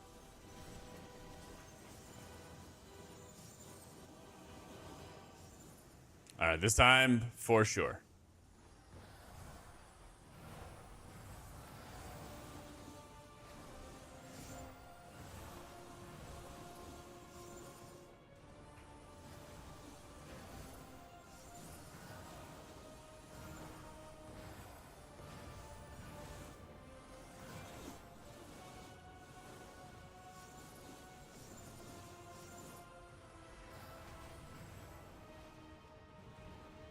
All the non-tank rolls in Druid is really bad, so it doesn't give much option to flex into anything else. Yeah, I heard the boomies were not happy one bit. I'm gonna stay out of melee here. How geared are we expected to be when we're doing 12s? Probably not 626. Probably not having tier gear. But who knows? The jump to like 12s I expect to be really, really brutal. So it's entirely possible that like we might think that we're going to be doing the dungeons at this level, but we actually are going to get farmed on them until we get like tier or something like that, you know?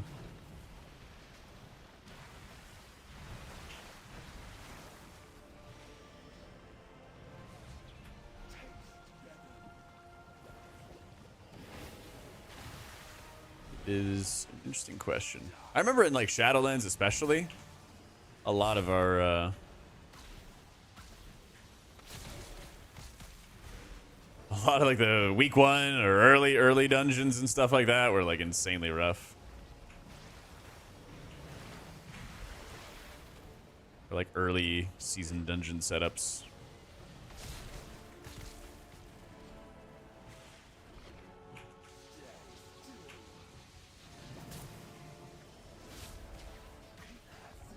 It's like, what the fuck, dude?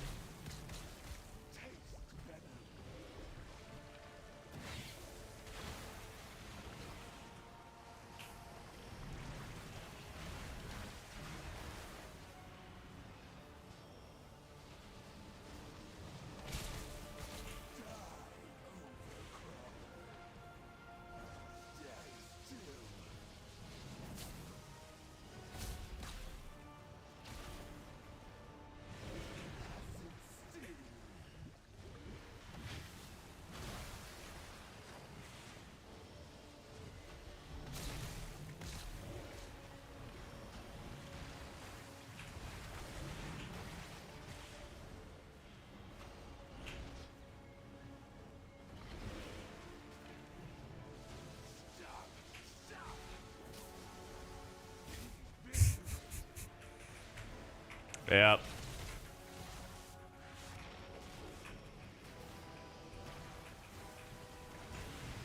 The HOTS do no healing. I love it.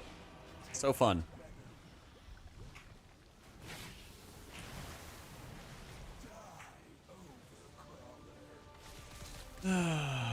Boss dies like 70% or something like that.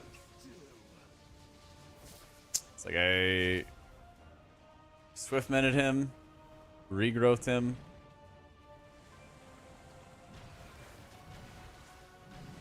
Still nothing. Chance to give good direct feedback. I don't have Blizzard contacts if that's what you're asking.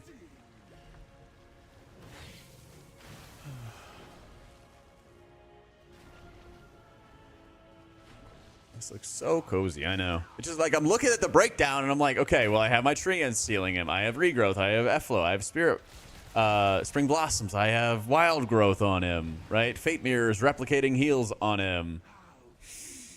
Yeah, I'm good.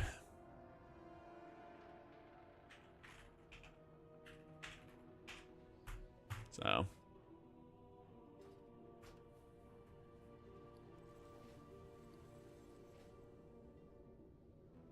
None of it does anything. I know. So fun. So fun. I mean, here's Rejuve Cultivation, Grove Tending, like everything, you know? Like I get that it's fun to be like, actually you don't have this, but like literally just look at this deathlog. For like 3 or 4 seconds, I have all these hots on somebody and it's doing 0 healing. The health bar like literally does not go up. Like it's only going up if I have full hots on somebody and then I regrowth them directly. And I can't do that on 5 players at a time. Yeah. All right, Max wants to do tier list stuff soon.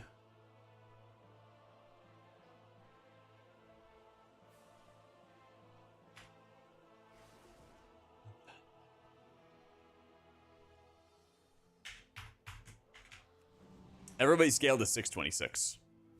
Everybody scaled to 626 and keys 10 and higher. That was right after the nerfs. I don't feel like it's great.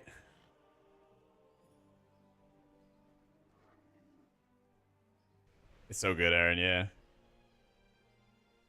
It's so good. Not Druid, but Cell.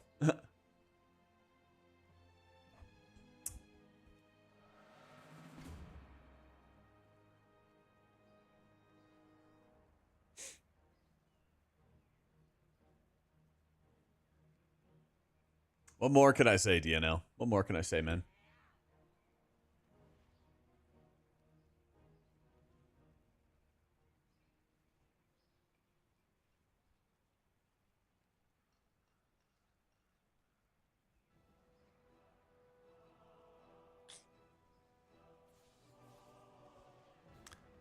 Like, just so bad I have faithful buff it after heroic week. They need a little bit more than buffs, honestly. Just a little bit more. Yeah. Like, why does wild growth hit for 6k? Wait, that's a tree in wild growth. Okay, hang on. Where's the my wild growth? Okay, my wild growth hit for 75k out of 6 mil health bar. Like, why? Why? I thought this was my AoE heal. Why does it do no healing? We have like 50 and 75k ticks.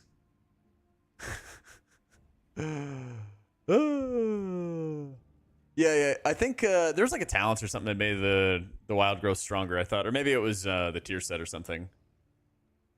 Yeah. Like, I get the tree at wild growth part. But like, you can see right here at 2.5 seconds, Tay Swiftmend with the 43k wild growth, not treant version. It's like, but why? Maybe a part of it's undertuning, but I think part of it is also just design. It's like they put a lot of power into like regrowth and then like not much else. And so if you're actively healing somebody with lots of mastery stacks, then yeah, it's great. But I don't know, it's something with like within Blizzard, because they did this to Paladin as well, where they're like, oh, their output's fine, and they like nerfed the living bejesus out of it. I don't know if it's like having too many modifiers or too many variables that like cause them to like fumble this sort of tuning, or what. It's almost like when Paladin had a whole bunch of cooldowns, they just it came with like the assumption, I guess, that they like stack all of their cooldowns together and do infinite healing. That's not how people played it, you know. I don't know if there's something similar for Druid or what. Yeah, Swarm did go hard. But I also kind of felt like it was bloaty, you know? Dude, Shaman's great. Shaman's very well designed. It does have a bit too much in the way of modifiers, but like, so does every healer. But it's like, I have like Rejuve and Cultivation, and then Cultivation's hitting for 10k. Like, Rejuve's hitting for 75k. Wild Growth should have a 5-man scaling or something? Like, something, yeah. Like, historically, like, long-term, our Druid was usually one of the best healers for dungeons, especially back in like Legion and BFA, because they could stack all their hots and stuff, stack all their output. GM Thune, I'm not having a great time playing Resto Druid. I'm gonna tell you. This spec is beans.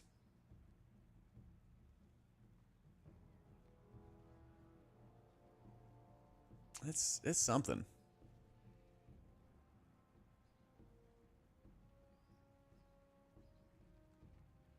It's something else. Hot stack mastery and then regrowth. Yeah, exactly. It's like, so if I'm not like actively healing the one person, their health bar did not go up. You know, it's like, even, but here's the crazy thing is like, that's Holy Priest in a nutshell. But I feel like, yeah, okay, I have my holy words, or like I can play around with the piety setup or something, you know? Or at least every single target heals for a lot. But I have to set up my hots, and then I can actually use regrowth to heal, you know? This thing like disc moves health bars, if only in Shadow Covenant. Right, exactly. Holy Priest moves health bars one by one, but each time you don't have to set up other healing around it. It just does it, you know? Oh, man. Love one except for everything except for Druid and Monk. Yeah. Monk's fun. Just not like too insanely different. Yeah, exactly. I think that's a good way to put it, Ferals. Is like, I just have a lot of maintenance, and then when I don't know the timers that well on top of it, then it's like, do I just sit around with like a, you know, sitting around, do nothing? I shift into cat form, it's like, oh, mechanics happening. Shift right out, you know? I'd imagine this would be very comfy if I was doing Necrotic Wake and Mists all day, but I want to do the nasty keys, you know? Because Necrotic Wake and Mist, they're like the lowest output keys. Like, you have to do like half the output. Like, my overall was almost 1 million. When I was doing 12s and 13s in Necrotic Wake and Mists, I'd maybe do half that. Maybe a little bit more in Necrotic Wake, depending on the boss fight and how long it lasted. Yeah, like, I even tried Dream of Cenarius so much. I was trying so much Dream of Cenarius, and it was like, well, it's good when everyone's already safe. Like, I was really trying to, like, use Wildstalker, call the Elder Druid, Dream of Cenarius, and then like, okay, I'll send my treants for like low to moderate healing, and I'll just call the Elder Druid and cat weave, you know? And that did not work. That did not work. Do I ever press chain heal on Grandpa Shaman? Nah. You're just better off using your single target heals. You just Riptide, heal wave, heal surge. Yeah. Because you're not talenting into a lot of the talents that make chain heal good, like High Tide. You don't take it in a Grandpa build. At least I don't think so. I was spying on Thune's Wowhead talent builds, and I saw it.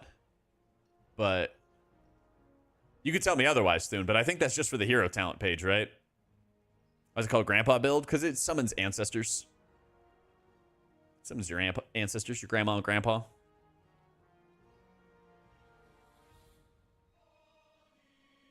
Works great with Heart of the Wild, Starfire spam, and Giga pulls like the start of Necrotic Wake. There's so many possible builds I have to trim down. Oh my god. For a new to Shaman player, should I learn Grandpa or Totem first? I think Totem's good to learn first. Super easy to learn as well. Closest bound the specs had? Let's go. Yeah, like I was running Totemic early on when I started like relearning Shaman. And I think that's like perfect when you get started. Farseer felt like harder to learn, but also rewarding, which I think is a really good setup, you know? Yeah, that's the other thing, Pharos. That's very true. It's like if you're behind, it's like good luck. You know? Fully agree. Let's go, Thune. I don't know why I don't have you as a VIP.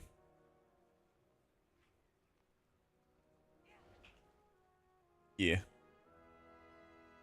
Well, that's kind of how like Holy Priest feels. Is like Oracle is more challenging, but also very rewarding. Whereas like Archon, just send the Halo and you're chilling. Prez takes some time to learn, but it's not too bad because it also has a lot of like catch-up tools. Like Prez is a very proactive healer, but if you get in danger, Rewind's insane. Tip the Scales, Spirit Bloom is very good, you know? You play like Flame Shaper and like the Engulfs are really good, you know? Oh yeah, I've seen the Invigorate talent. I tried that before. Yeah.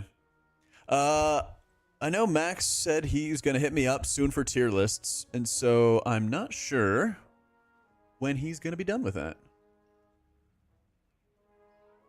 I got to get it on making my own tier list, though. Damn.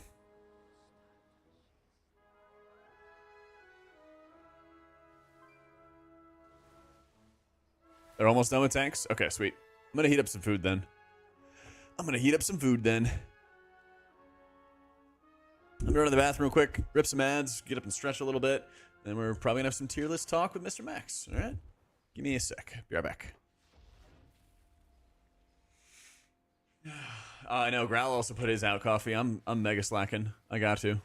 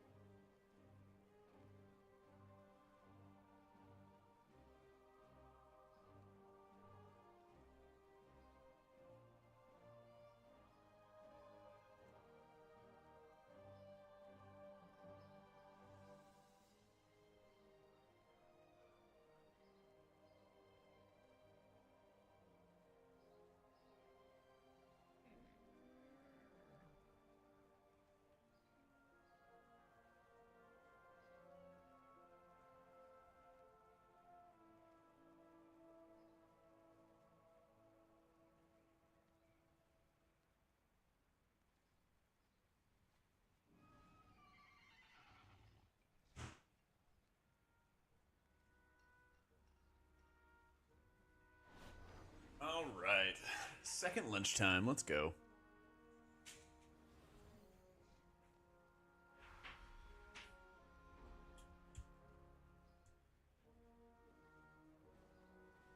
Shaman Owens are convincing everyone to play it. Yep. Finally, Thune is not gaslighting others. Oh, Thune. This is kind of like how... This is like you, but for Resto Shaman. Yeah.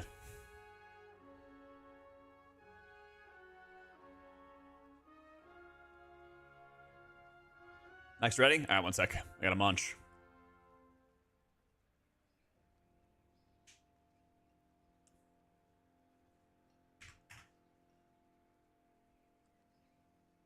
All right. I told Max I'm ready.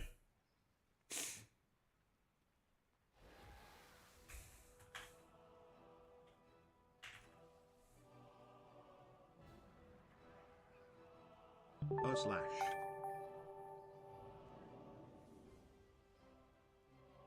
Yo, Jam, thank you for the 6 months. Hello, Mr. Jack. Hello, Mr. Max. How are you today?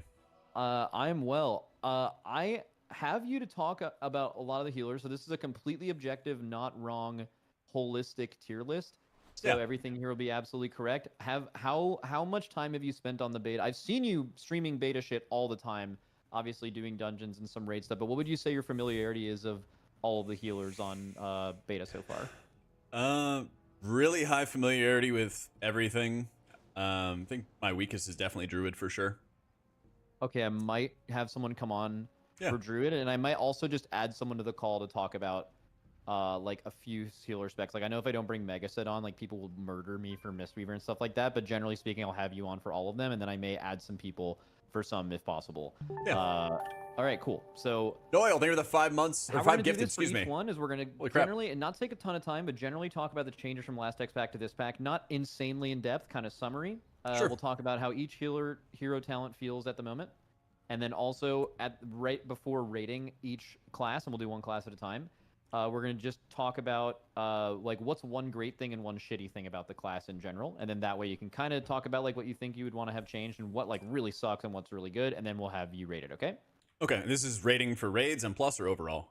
It is everything. So Okay. kind of combined for both. If you want to give some nuance to your rating as to like if one of them is truly amazing in Mythic Plus and you think will totally suck in raid, like maybe try to find something in the middle, but also mention that because I think the value in this is not the overall tier ranking at the end, even though everyone takes that way too seriously. It is Right. like the talking in the middle and actually the in-depth discussion about it, right? So we'll do that. All right. So where do you want to start? You want to start with priest because you're historically a big priestman, right?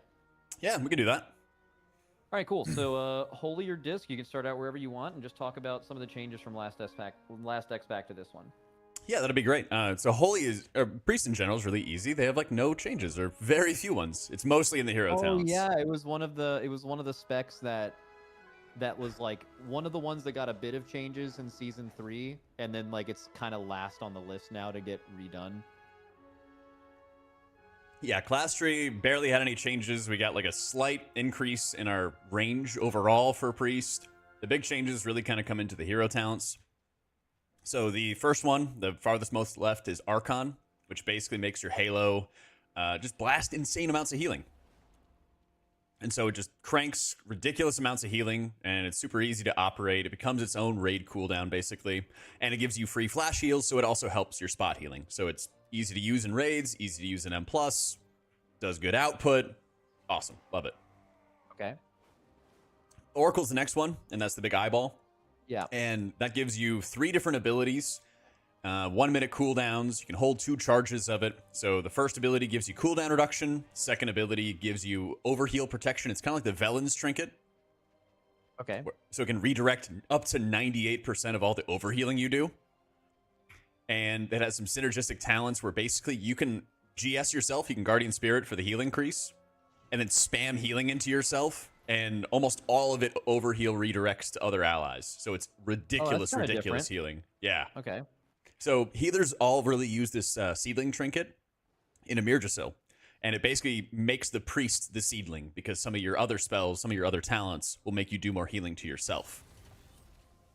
So super fun to play, good in raids, good in M+. If I had to say from like a rating perspective, the big thing that Holy Priest has to struggle with is it has no crowd control, really, to speak of. I mean, like there's niche uses for mind control. You know, Fear is probably one of the worst crowd control abilities out there. And you have no poison dispels. And 5 of the 8 dungeons in the season all require poison dispels. Oh, Some dungeons, that's bad. Yeah. yeah, some dungeons like Arakara have poisons around every single corner. And so if you don't have poisons, you just have a really bad time. And so the spec is like dependent on other people to support it in a key environment. In a raid, really the only downside is they nerf Symbol a little too much. They kind of nerf Salvation a little too much, but we'll see how the exact timing there works. The spec's going to blast output. It's going to do very good healing. It's going to be very fun to play. I don't know if it's going to make it into your roster with Symbol being nerfed, at least for like, you know, the bosses that really matter. That I'm a little bit skeptical of because only 30 seconds of cooldown reduction for a defensive may not be too good. So I would say I'm like struggling with this one because I think it's like a high C or a low B. Well, before we rate it, are you talking about Oracle or the other one right now? Kind of both. Basically. Well, before you start rating it, I just want to give you room. Like, what is one thing you think about Holy or the Holy that absolutely owns, and what is one thing about Holy that you think absolutely sucks? What owns the hero talents? I think in general, Okay. the Archon one, the one on the left, is really easy to use, and there's not like a crazy amount of mastery that takes into it. Oracle has more mastery to it, it has more challenge to it, but it feels rewarding, and so you have a good option between those. And then Okay, the thing, that sounds awesome. yeah, What sucks? What it absolutely sucks. sucks? You're a Holy Priest. This fucking every time I log in, this sucks. Depending on others to stop the damage, like crowd control, kicks, things like that, poison dispels. When compared to other healers, like I play Shaman, and I have a low kick, I have poison dispelling totem, I have the curse dispel, I have all of that stuff. I have ways to stop damage from happening. Holy Priest, you are dependent on other people in your group to stop those things, and if they don't, then it's up to you to just mash healing buttons through them. Okay, yeah. I feel like that's something that wouldn't be as big of a deal in higher level groups with more coordination, but like especially on the pugging side and the lower queue side, where you're not going to expect as much from your teammates in dungeons specifically, you could kind of feel like everything's just like an extra healer mechanic, basically. Right. And the things that don't get kicked, you have to deal with. Yeah. All right, so where would you put Archon Holy Priest? I think I would put. I guess I would put it at like a high C or a low B because I think the spec's going to do really well in raids, but it's mainly the M+ that I think is kind of dragging it down, and I think, you know, more people are thinking about M+. Okay, low B or high C, you have to choose. Let's do a high C.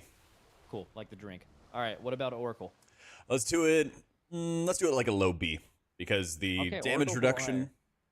Yeah, the damage reduction synergy you get, it gives you some much needed survivability. And you can also just kind of shift the defensives. You get this 22% DR for 15 seconds, plus a shield for half your health every 2 minutes. So that really helps the spec in a lot of areas it struggles with. And the spec was really bad at like burst AoE healing in 5-mans, and Oracle helps you with that too. So again, it's still the downsides of depending on other people to survive. Okay. All right, now for Disc. Kind of same idea. Before ranking it, just like, how is Disc from last expansion to this expansion? Still super ramp reliant? How does the shadowy hero talent feel? All of it. Okay, so Disc, again, didn't get a ton of changes, but little history lesson in 10.2 for Amir Jasil. They got a rework, and as a result of that rework, they got a tier set bonus they were dependent on to feel good. It gave them more uptime on their pet, which is their big damage. Less uptime on your pet, less big damage, less consistent healing, you have problems. So what they did is they removed that tier set and then didn't really give any sort of compensation or anything good to make up for it. As a result, the spec has really good damage, especially in a raid, but it has really good burst healing, and it's wholly dependent on that to like do good healing. If you're not having your Shadow Covenant, your pet, your squid up, and you're not in execute, then you're just going to really struggle with your overall healing. And as a result, I think Disc is going to have some good ramps. There's a lot of fights I think that are good for barrier, but I'm very, very worried about it in a dungeon environment. Okay. All right, so Oracle is really, really bad. Again, you get the same 3 abilities. Cooldown reduction is kind of awkward to use. You don't really have great spells to spend this 10-second cooldown reduction or 7-second cooldown reduction on. You can kind of like mash penances, which feels good, but what makes penance strong is like other modifiers around it.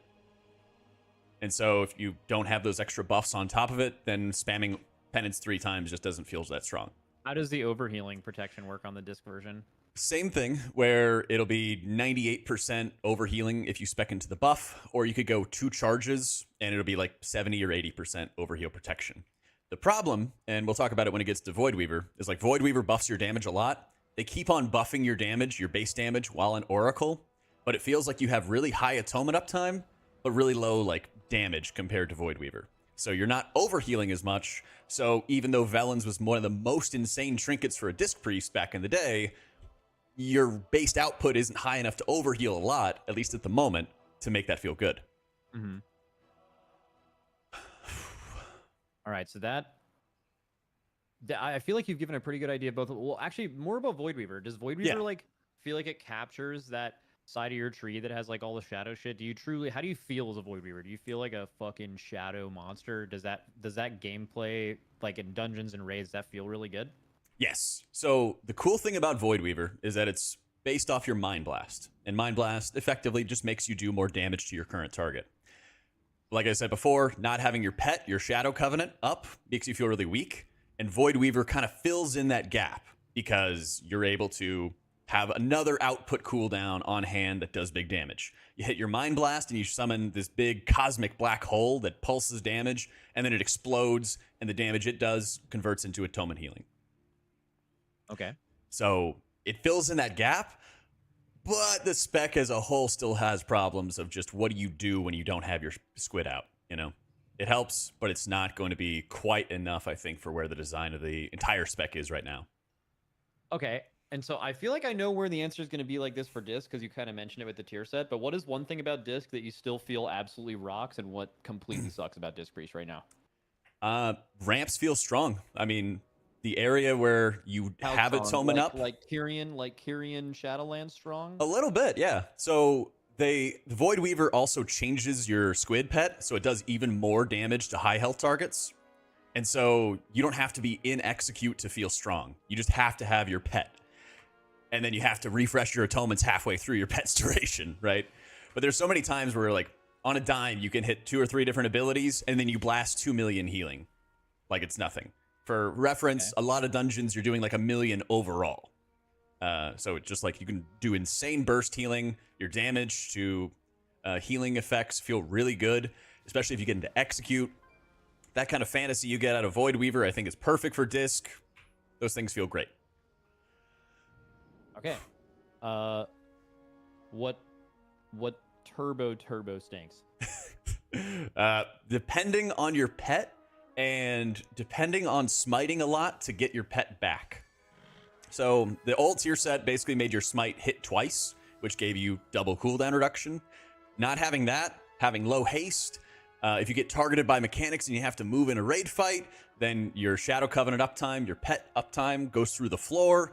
It feels like you are literally just needing to be a passenger princess for both raids and keys to be taken care of. And that might work in raids where you can spatial paradox and rescue the Disc Priest and take care of them and baby them up.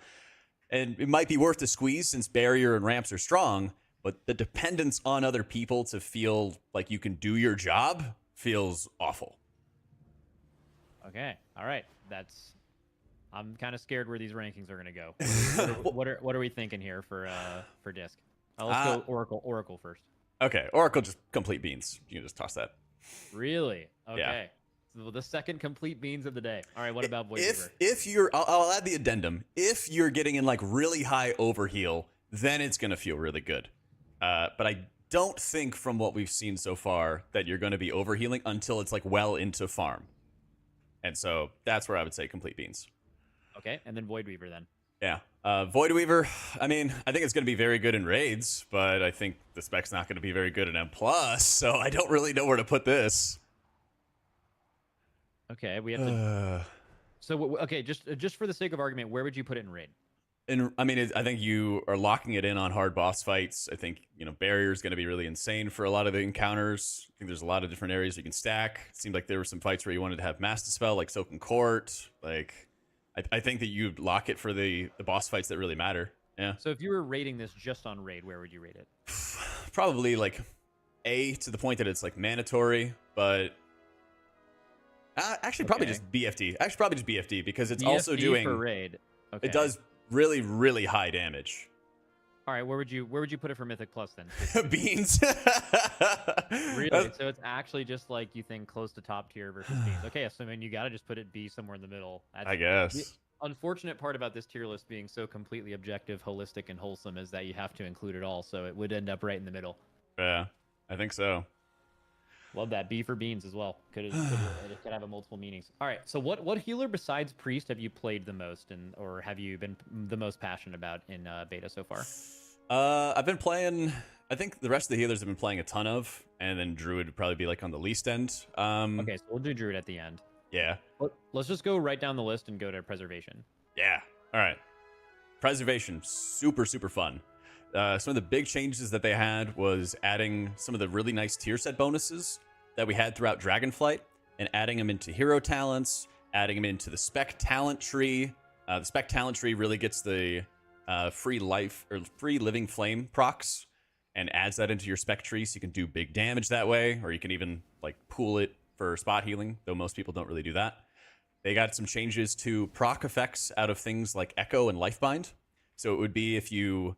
Lifebind was really insane in Season 1 of Dragonflight, where your healing, once you kind of put these buffs out onto other people, will then transfer to them. And so you'd basically like mark the entire raid with a buff, do insane self-healing to you, transfers to everybody else, right? Yeah. They made it so that stasis and I believe echo effects as well now transfer to Lifebind.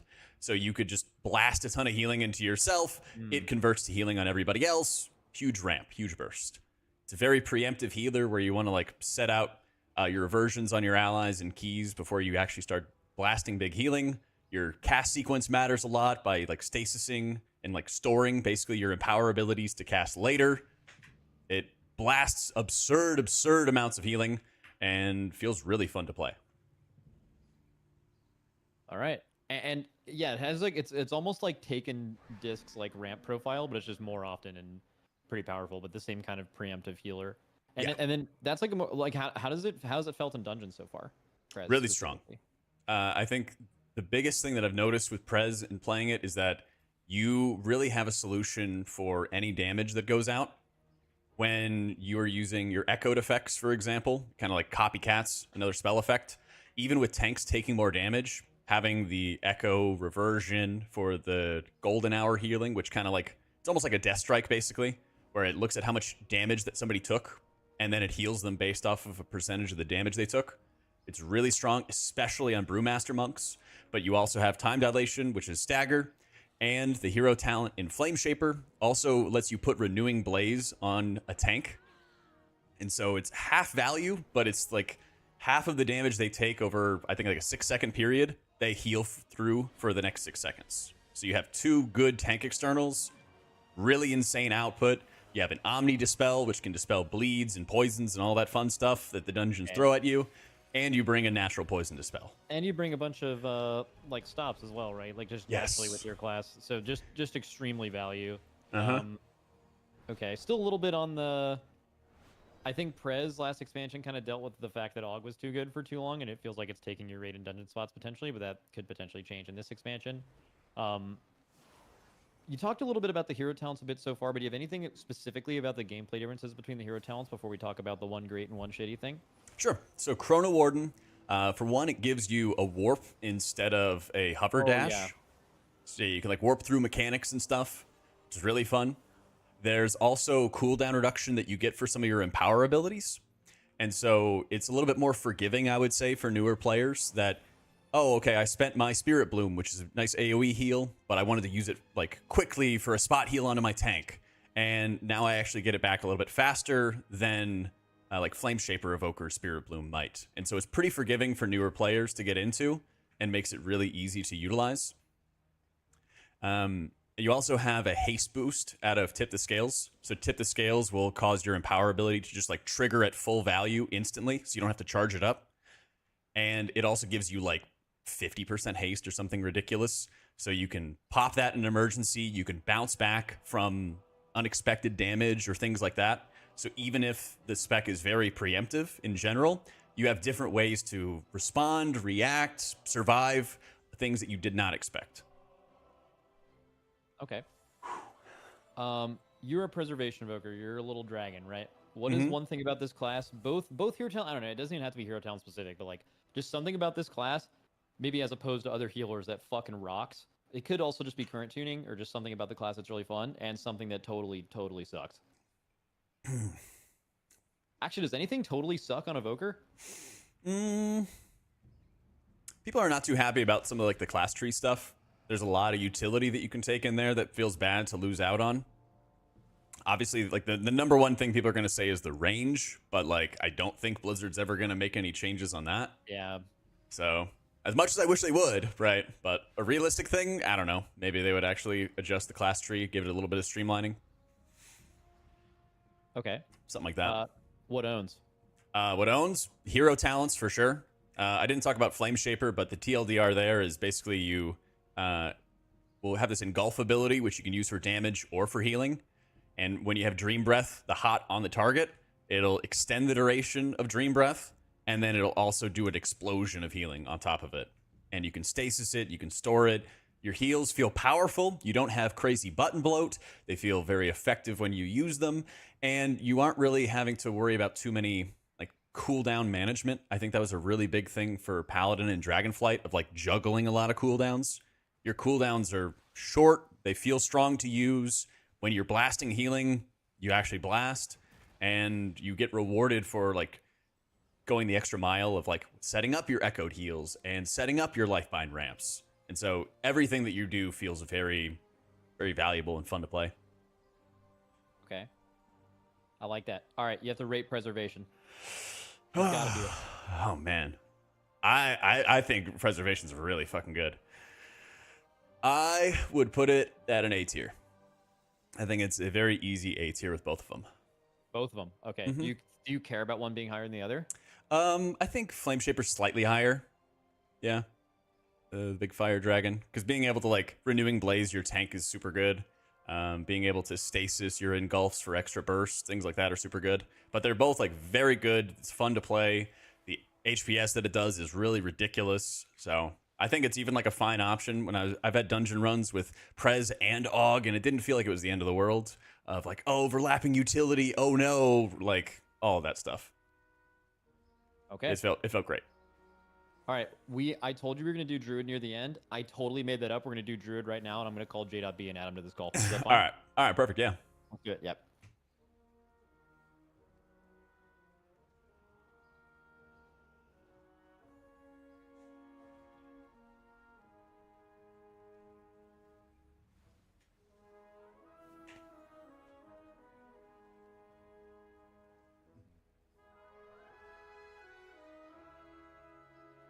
Our bean's done. I would not listen. I told him twice. I was like, "Hey, listen, Druid's my weakest."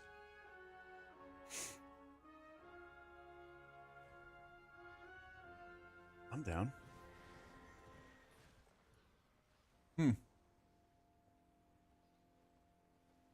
Okay, he's here. Oh, what's up? Beautiful. Yeah. Sorry, yeah, it's not your fault. It's Discord's fault. All right, Yeah. and here we have to talk about Resto Druid. We have the shrimp himself, the lawyer, J.B. What's up, buddy? How's it been? How's it going? Good. Okay, have you played a lot of Resto Druid on beta? A decent amount? Mythic Plus, yeah.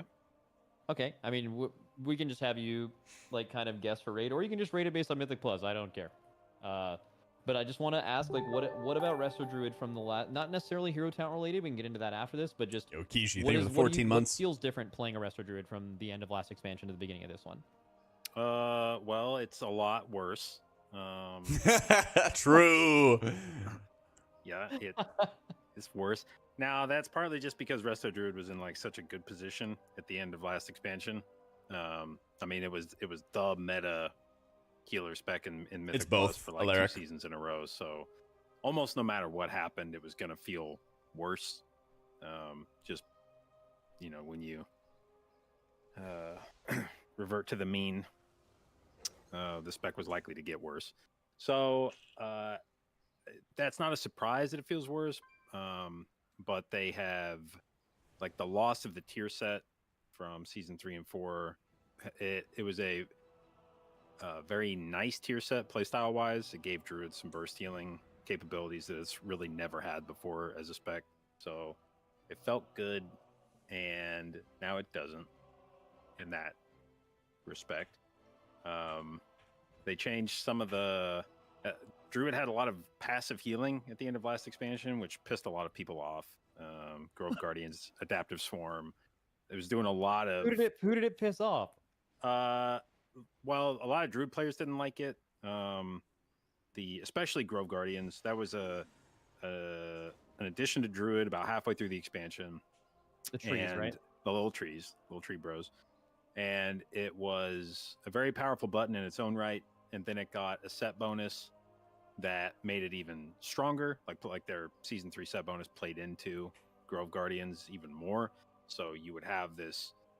If you look at your healing meter at the end of a fight, your Grove Guardians would be like your number 1 heal, even though it's just a button that you press and then forget about. You don't even have to like target anybody. You just press it, a little dude pops out, does his own healing, just vibes. And so it was a very strong button, as was Adaptive Swarm in Mythic Plus content. But it didn't really require much thought or effort from you. So a lot of Druids weren't necessarily happy with the state of things. They felt like the spec was too passive, didn't have enough agency. And this was last expansion. Yes, this was in And you're saying Dragonflight. now it's worse. And so they have nerfed Grove Guardians to the point where it's now much more closely aligned with where it exists in the talent tree. It's doing like about as much as you would expect a talent point there to do, rather than like your top heal. And they removed Adaptive Swarm from the game entirely. And both of those changes conceptually are good, but they've left the spec feeling a bit underpowered, I think. And Druid's been through a bit of a roller coaster on beta where it started off like very weak healer after a lot of these changes, and then it got a bunch of buffs midway through the beta cycle and started feeling better. Still, I would not say like insanely good, but started feeling, like it could be a healer that was in the mix for meta. Yeah. Then it got a bunch of its Mythic Plus specific heals nerfed again this last week, which felt bad, and I'm not really sure why Blizzard decided to do that. But the spec now is just sort of weird. Like there's really not any buttons that feel like they do a whole lot besides regrowth, and all the rest of your heals feel underpowered. And in Raid, the spec still plays very similar to how it did in Dragonflight, where you're just a rejuve bot. They removed one of the rejuve talents, the one where rejuve has a chance to proc rejuve, which was a very degenerate playstyle. But you're still just spamming rejuve. It's not quite as strong as it was before, but if you look at Druid's healing done in a raid, it's still going to be a lot of rejuve spamming. And that's, historically, that's basically how Druid's usually been. So there's nothing, like, that's not crazy. But that part hasn't really changed. You're still just spamming rejuve. But the rest of your heals are just doing less. And neither of their hero talents feel especially impactful. They don't really give you new buttons to play around with. They just kind of buff the stuff you were doing anyway. Both of them? Both of like Keeper of the Grove, like it plays with Grove Guardians, and neither of the Resto Druid hero talents have like a button that is added to the tree. They both just buff the things, like the buttons you're already pressing. Interesting. Most classes are okay with things like that, but usually when the other one has some different playstyle alternatives, maybe that's a casualty of druids just having 4 specs and them having to make too many hero talents to where they don't have the sauce like that. Yeah. So it's not that the hero talents are I'm just necessarily special, Chris. bad, but they're also not.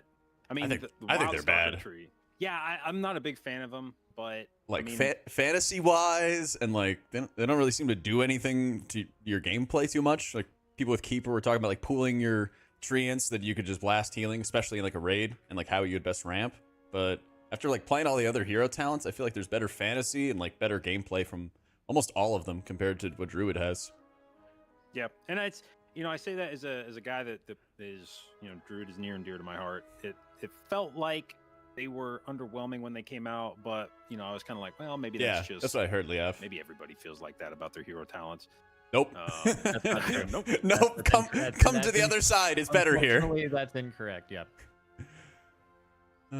So yeah, I don't know that there's a whole lot about Druid to be excited about. And like I said, some of that was just Druid has been in Mythic Plus. It's been the top dog for a while, so we were very likely to take a step back in that regard. Yeah, take a step back in power, but not necessarily design. You never want to take a step back in design, right? Like, So yeah, that's the shitty part. Is I'm not necessarily surprised that Druid has gotten weaker, but it feels like they haven't added anything to the spec, and they've removed some stuff from it, and it's left the spec feeling underwhelming, both from a numbers perspective and from a playstyle perspective.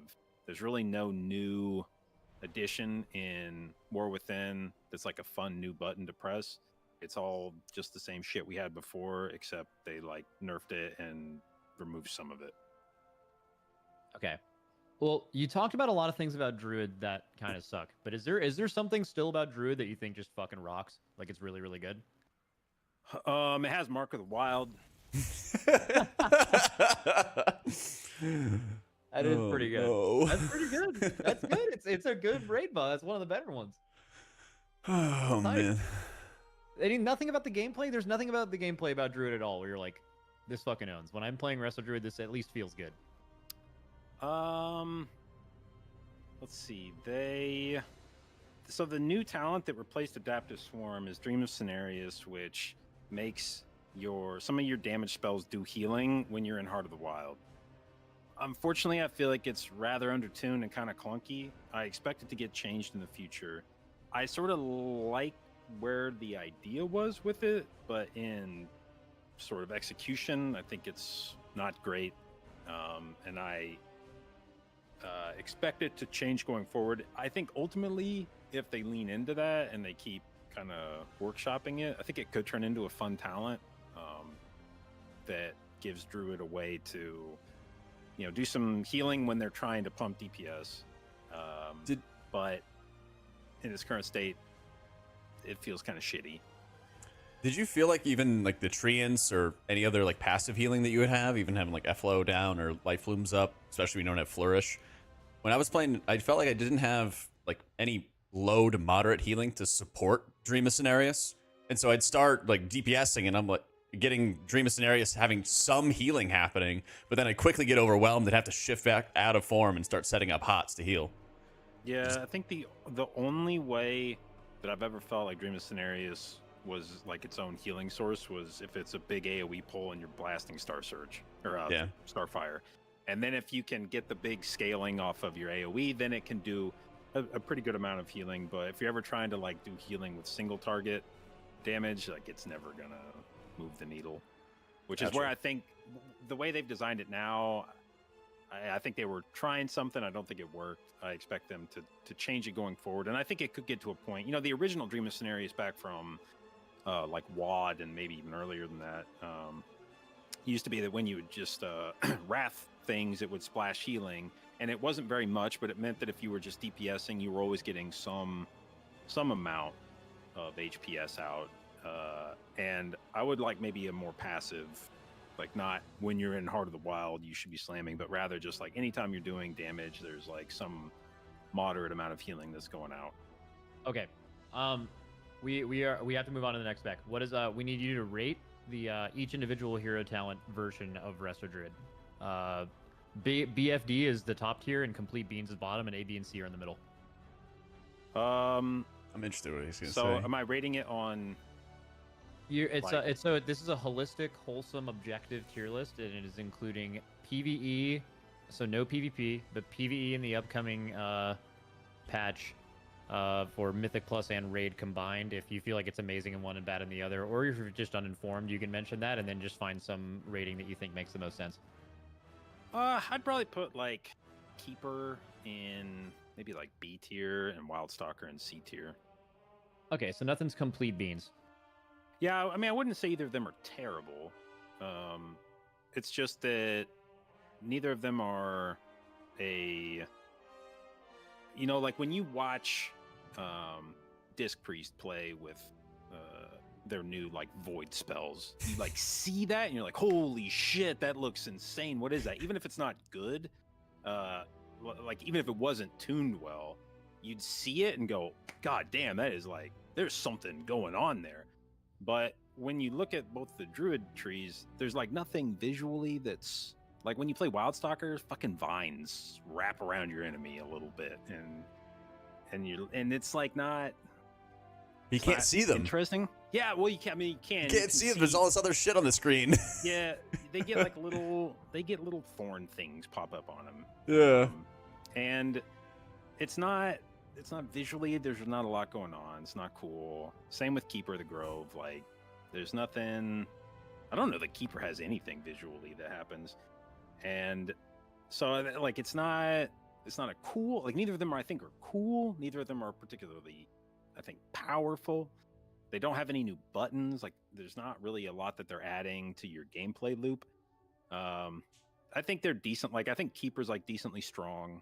I think Wildstalker's kind of boring and not great. I wouldn't say it's beans, but I think they could both be improved, especially from the like theme of the hero talents. I think they could do more to make you enjoy specking into them, like you feel like a fucking druid. Okay, that's all. Thank you for your time, JW. All right, my Stay pleasure. shrimping. Yep. Jack, you have a choice of where you want to go next. We can go Holy Paladin, we can go Resto Shaman, we can go Mistweaver. Where do you want to go? Let's go Resto Shaman. All right, let's slam it. All right. What? How do you? You've played this a decent amount in beta so far, right? Yeah. So I'm planning on doing like Priest, Pally, and Shaman going into next expansion. Okay. So I've been playing a lot of Shaman lately. So Shaman got not an insane amount of changes compared to some of the other ones. They got really nice class tree revamp that kind of smoothed things out, so you could actually take the utility that you want to take.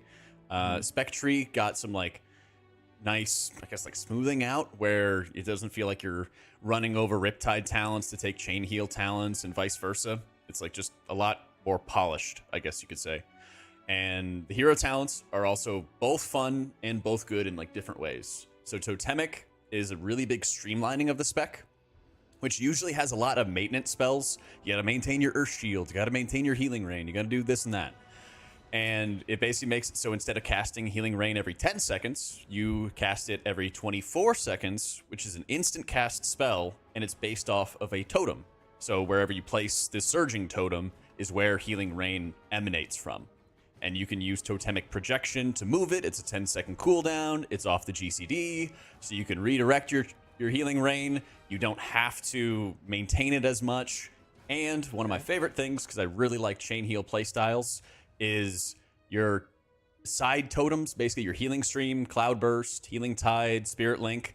They all will cast Chain Heals for you that benefit from like some of the ridiculous modifiers that the spec has. So one of them is like High Tide. So you spend enough mana, you get two really beefy Chain Heals. And instead of having to cast that yourself and spend the mana, you can use your totems to cast it for you. Yeah, sounds insane. Yeah, it's It super, sounds like super it was fun. created for Resto Druid and then Resto Shaman, and Enhanced just has to deal with the remnants of it, unfortunately. Yeah. Probably. Okay, what about Farseer? Farseer is like Grandpa Shaman. You have a couple different abilities that activate your ancestors, and they come and kind of fight beside you. So if people have ever played Holy Priest, it's kind of like Divine Image, where you summon these buddies to help you, and they do what you already do. Basically, pretty straightforward. The downside is that you have to actually maintain healing rain every 10 seconds, and that's a little bit unfortunate. So it's basically like the gameplay feel of Totemic is just unfortunately so good that it's like playing other things just feels bad.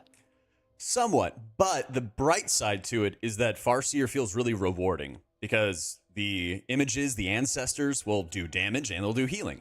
And so if, for example, it'll copy, I think it's like 3 main abilities. If you're casting a single target spell like a Riptide, it'll cast a Heal Wave or Heal Surge.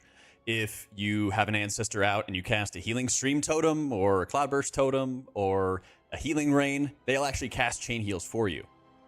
And so it feels really beneficial to have the ancestors by your side. You can adjust your gameplay a ton to have them last longer, to be more powerful. There's a lot of customization you can do with it, which is great.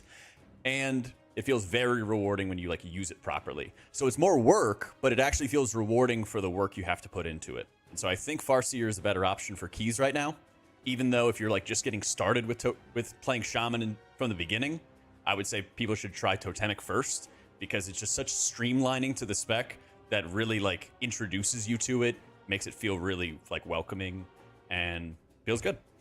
All right, what's one thing about Shaman you think owns right now, and what sucks? I think having your cooldowns feel good again. Dragonflight, like, was that's notoriously fucking awful for shamans because they, for whatever reason, they just like bludgeoned them like crazy with their cooldowns. They say, oh, like Ascendance is like too good. We're like, nerf the hell out of that. And now they're actually giving it 2-minute Ascendance. And while they did nerf AG a little bit, it still is super strong when you pair it up with Ascendance. They brought Spouting Spirits back, which is a BFA Azerite talent, where it's another burst of healing when you have your allies in your Spirit Link totem. So if you played, let's say, Totemic, you would have all your allies in your Spirit Link totem. The Spirit Link totem itself would cast a chain heal of full strength, and it would do a huge burst of healing to heal all of your allies that are inside it. So your cooldowns feel good. They feel powerful. Both your hero talents feel good in different ways for different reasons. It owns. It's great. Your kicks, your crowd control, your stops are ridiculous. Like, it's by far the best pug healer for M+ right now. Okay. And what about what when you're playing Shaman, what are you just like, damn, I wish they would fix this? Okay, the says a lot on its own. You'd have to think about it, right? Like Shaman sounds like it's designed really well.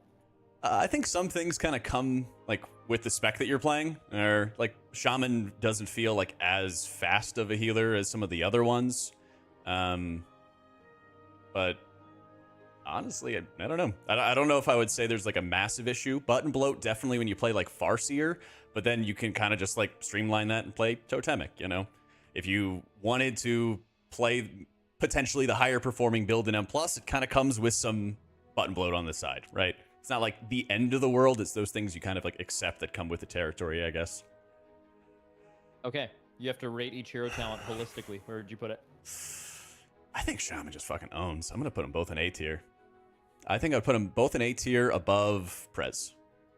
Okay, that's exactly where I put them. I think you'd put Farseer a little ahead of Totemic, like just, you know, switch spots, I think. But I think most players, if they wanted to get started with playing a Shaman, I would 100% say go, like, start with Totemic. Beautiful. All right, I love that. All right, we have 2 more healers left. We have Holy Paladin and Mistweaver, both of which I know you've played a decent amount of, but I'm also going to add someone to the call to bounce ideas off of. We have Elismir for Paladin, and we have Megaset for Mistweaver. Do you care who or what class we talk about first? Let's hit up Meg. Let's hit up Meg. All right, call on Meg. Or actually, if someone's already in the call, can you? Oh, yep, I can. I'm ringing them. You can right-click them and hit ring. Beautiful. All right. Meg, Man, Totemic's horrible. Over? Yeah. Hi. Beautiful. All right, we are talking about Mistweaver monks because Jack has been yapping forever. Jack and you are going to kind of talk about Mistweaver on beta right now, but I want to give you the floor to kind of talk about some things that you think going into the spec pack that you really, really like, or just in general how the spec feels coming out of Dragonflight. I was pretty happy with Mistweaver in Dragonflight throughout, like early stuff, but as we started to get a little bit more dev attention, it really balanced everything out. In Raid, that was less of the case, but now we are definitely in a better spot playstyle-wise, and numerically, it's also pretty good.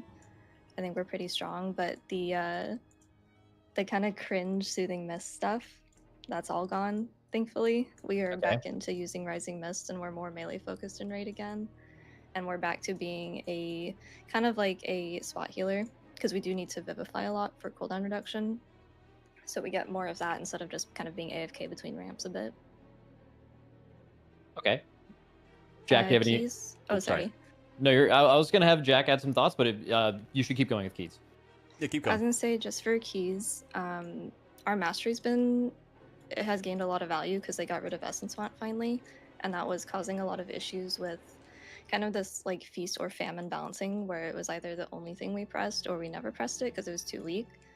And part of the issue with our mastery with that is that it double procced our mastery if you had the Essence Font hot. So they got rid of that and then buffed our mastery just out of baseline, so it's just much better across the board for raid and for keys. So it's a lot more balanced across stats, I guess. Okay. Jack, what do you have any? Do you like corroborate same idea? Yeah, I think the biggest thing that I really noticed going into the new expansion was that it feels just smoother to play, and the spec has just been kind of building up a lot of dubs since, I don't know, what do you think, Meg? Season 2, I guess?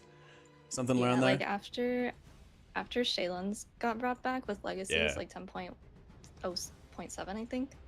From then on, it's been pretty good. Yeah, it's like they've been stacking up dubs for Mistweaver for a while, and they kind of just are continuing to double down on that. And, well, I don't think that the spec is like as absurd as it was in Season 3. The areas that felt really good about it still feel strong. It still feels rewarding. It still feels valuable. Okay. How do you guys feel about the playstyles of the two different hero talents? You want to start, Meg? Yeah. We don't really have two hero talents as far as we're concerned. Oh, we have shit. one. Oh no. It's pretty bad. Master of Harmony is not used. It just doesn't work. The numbers aren't there. The function's not there. The visuals are cool. That's kind of all it has going for it, unfortunately. Oh no. I think that you're the first person so far. Like people have rated them in complete beans, but they've talked about like the potential, but it's just instantly like we only have one hero talent. So Yeah. I guess that'll answer one of my questions later when I ask what's one shitty thing about your class, because it'll probably pretty easily be one of our hero talents literally doesn't exist. Okay. Yeah, What- Conduit's what- good though. What makes Conduit good? It's really, I mean, it's powerful. I like the theme of it. I think you guys did, like the thematic Yeah, the theme fucking owns. tier thing. Yeah, that one was cool. So I was really glad that they It's incorporated about all the celestials everything antique. into the spec. But numerically, it's really nice because it kind of gives us something to use on the move because it is that channeled ability.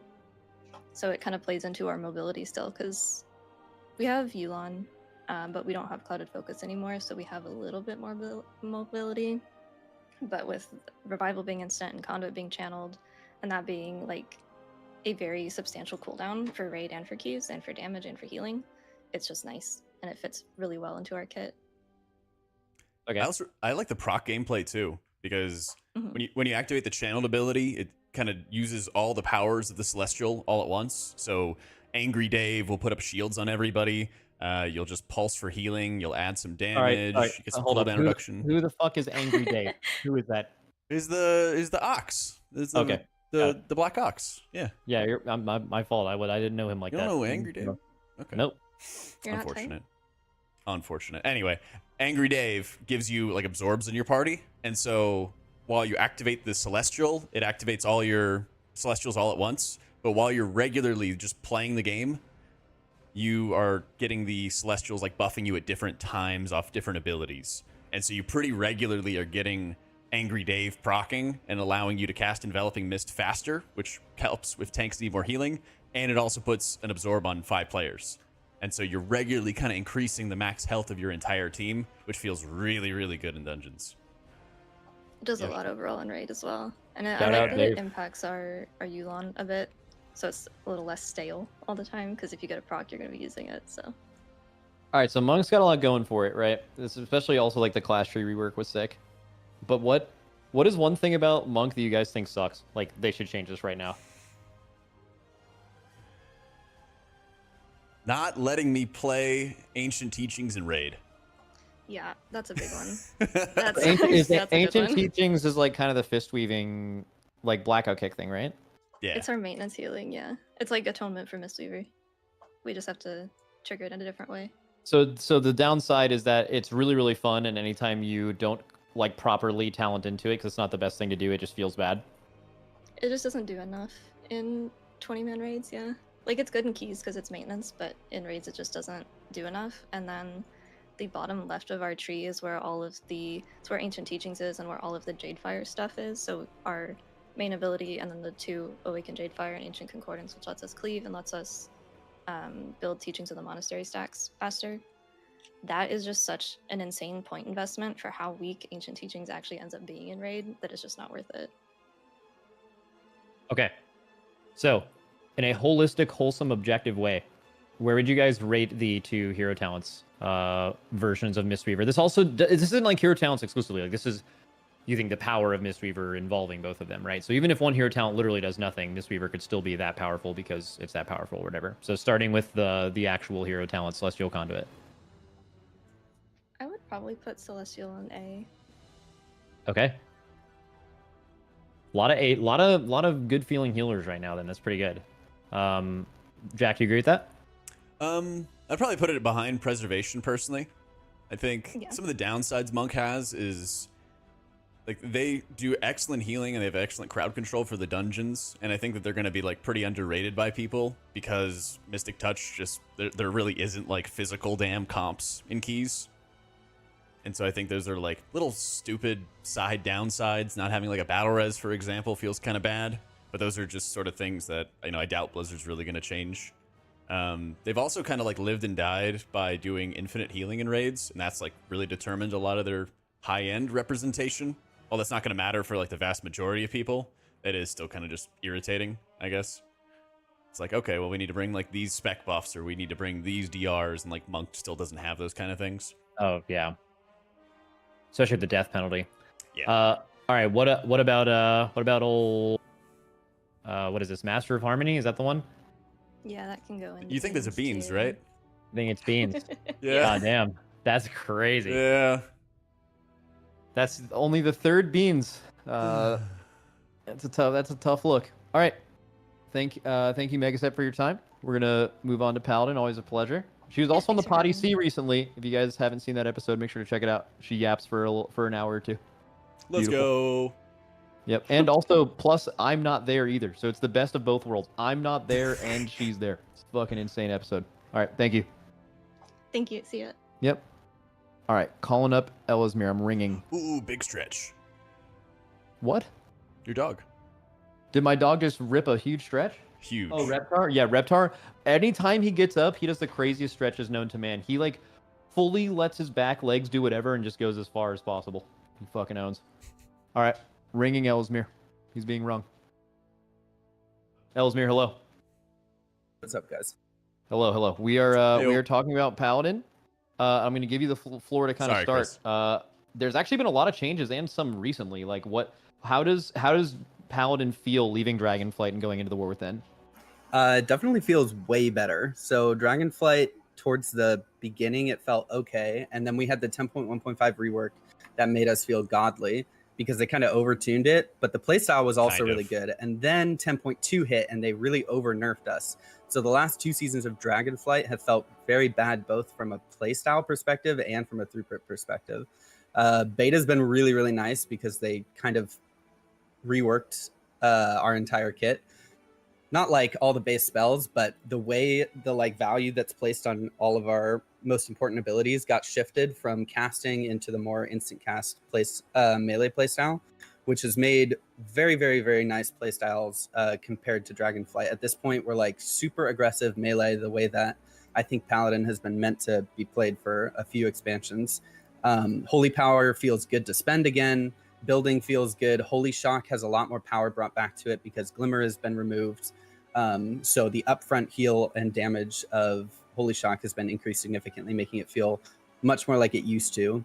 Word of Glory, Light of Dawn both got buffed a lot, and a lot of power got taken away from Of Dusk and Dawn, which was what was causing so many problems in the last 2 seasons playstyle-wise, because our spenders were only really worth pressing if we had multiple stacks of Dawn.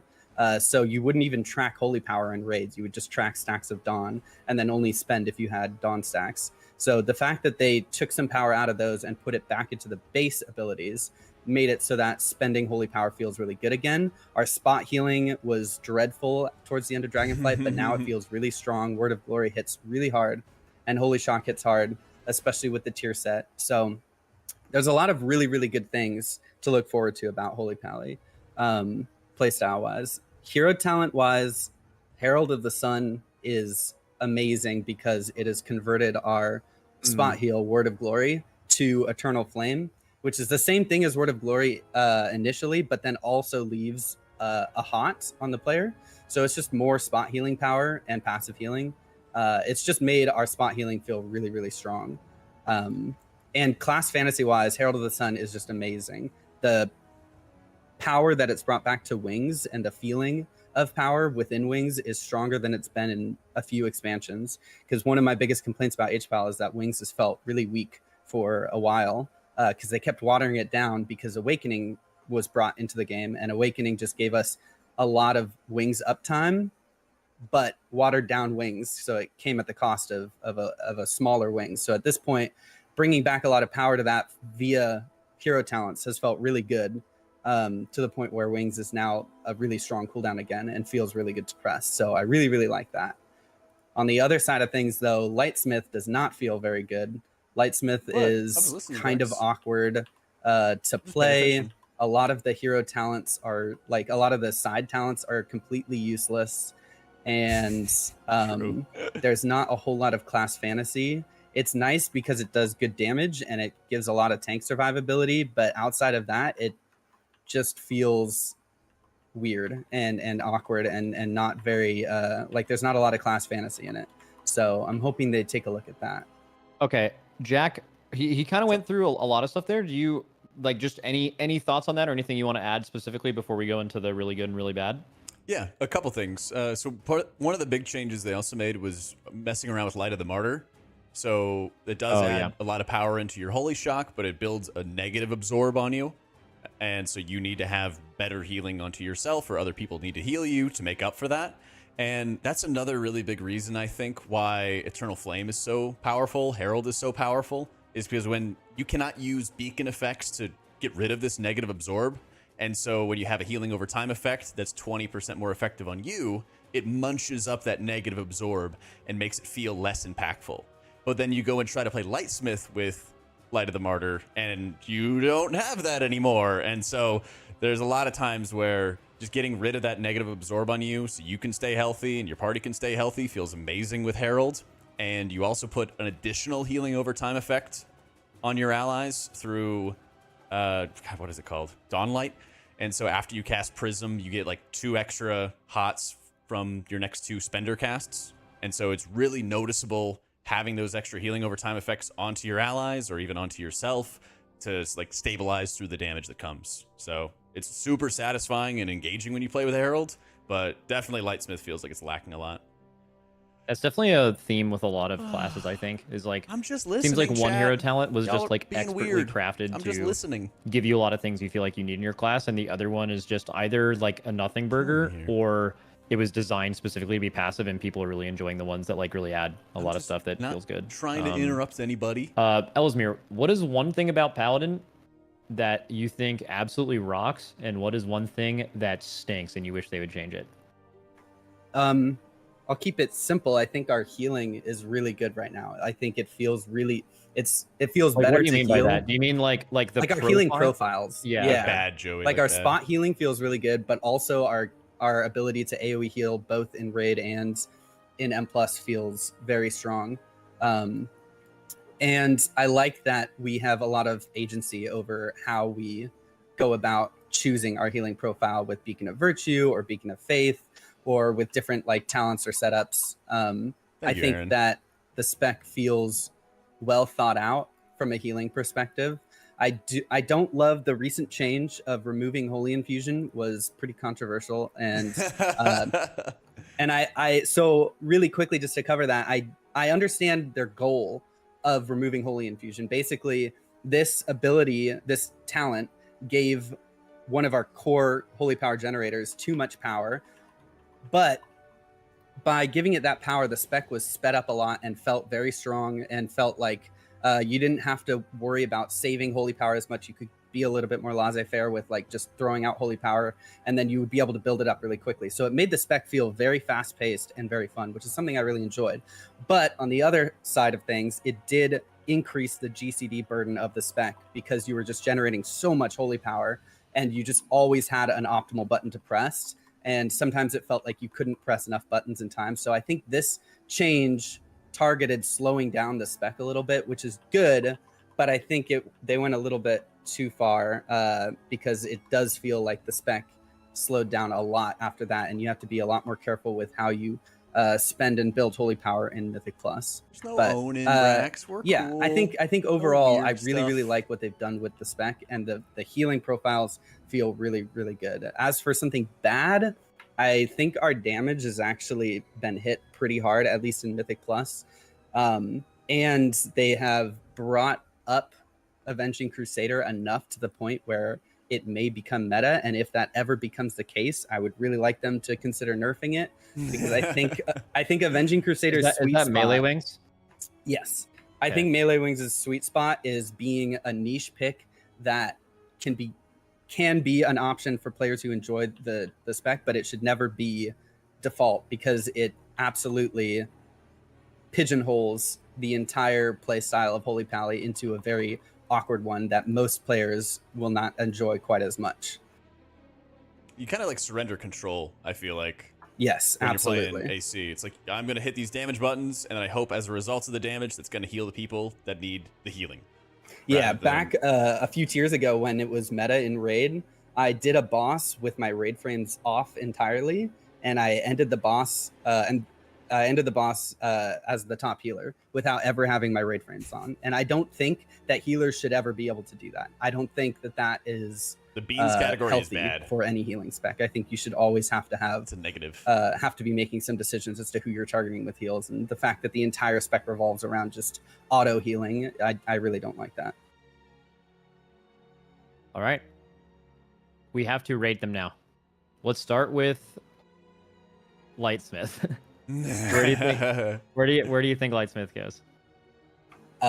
That's got to be C tier at best. Yeah. I would say low C tier. Yeah, I'm not gonna put it in complete beans because it's like it still brings some damage and a lot of tank survivability, and it has some niche fun uses. But the fact that like 5 of the talents are actually completely useless is wild. They really need to look at that. Yeah, I think that's bad.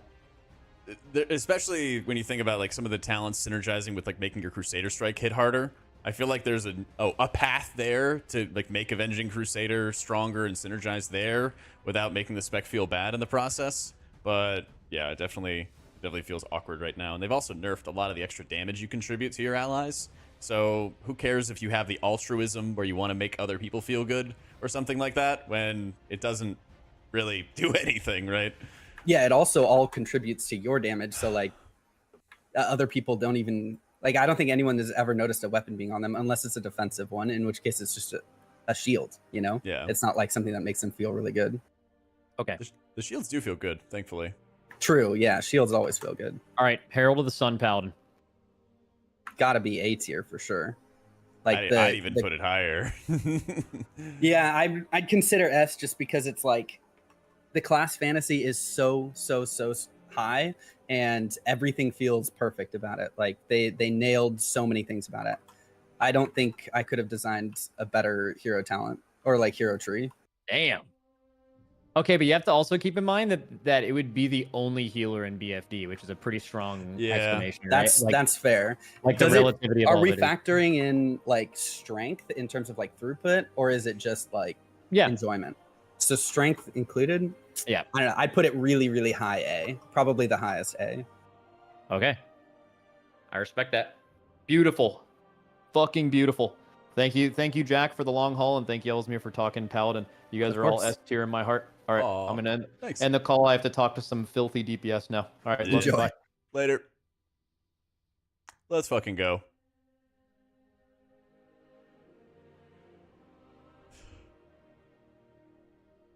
Okay, chat is safe. No more healer talk.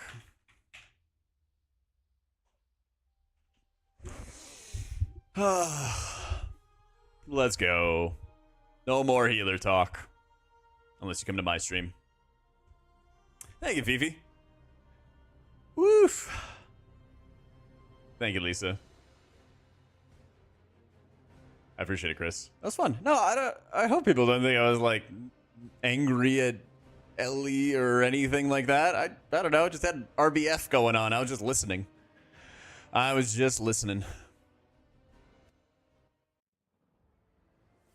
Thank you, Theodore. Yeah, maybe in retrospect, I would have put Shaman a little bit higher than Paladin. Maybe I should have. But then Ellie was talking about having it higher than Shaman, so, you know. Yeah.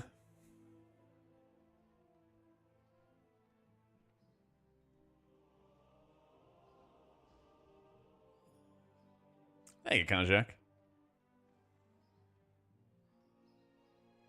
Circle jerk hots. Wait, what?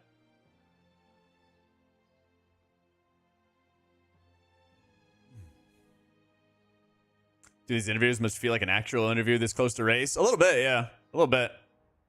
Thank you, Captain. Herald the Sun in BFD. That's what I would have done, especially with how strong it feels in a raid environment, too. Yeah. But, you know. Sorry to Ellie if I looked like I had, like, RBF or anything like that. But, no, I was just listening. I didn't want to, like... When he brought on, like, JB and Meg and Ellie, I didn't want to, like, over talk, you know? I don't want to detract away from what they have to bring to the table, right? Yeah, like, I'm really glad that, like, Meg touched on a lot of nitty-gritty that I didn't know about. I missed the content just now, I know. So... No, I don't even think we had different views. I was literally just, like, sitting here. I was just, like, sitting here. I don't know. I guess my face looked weird. But then people were like, why are you upset at him? I was like, huh? Like, I'm fine. I'm just listening. I guess that's, like, just because I wasn't, like... I don't know. When you have, like, a call with people, you know, you want to, like, sit up straight and, like, smile and, like, nod when you agree. I don't know. I was just, like, I'm just listening, right? So... Yeah. Honestly. I mean, like, he and I literally shared a bedroom. Giggity. Not a bed, though. At, like, TwitchCon, you know? Yeah, I don't know. People are being weird. People are being weird. Thank you, Yeet. I appreciate it, dude. I had a lot of fun with it.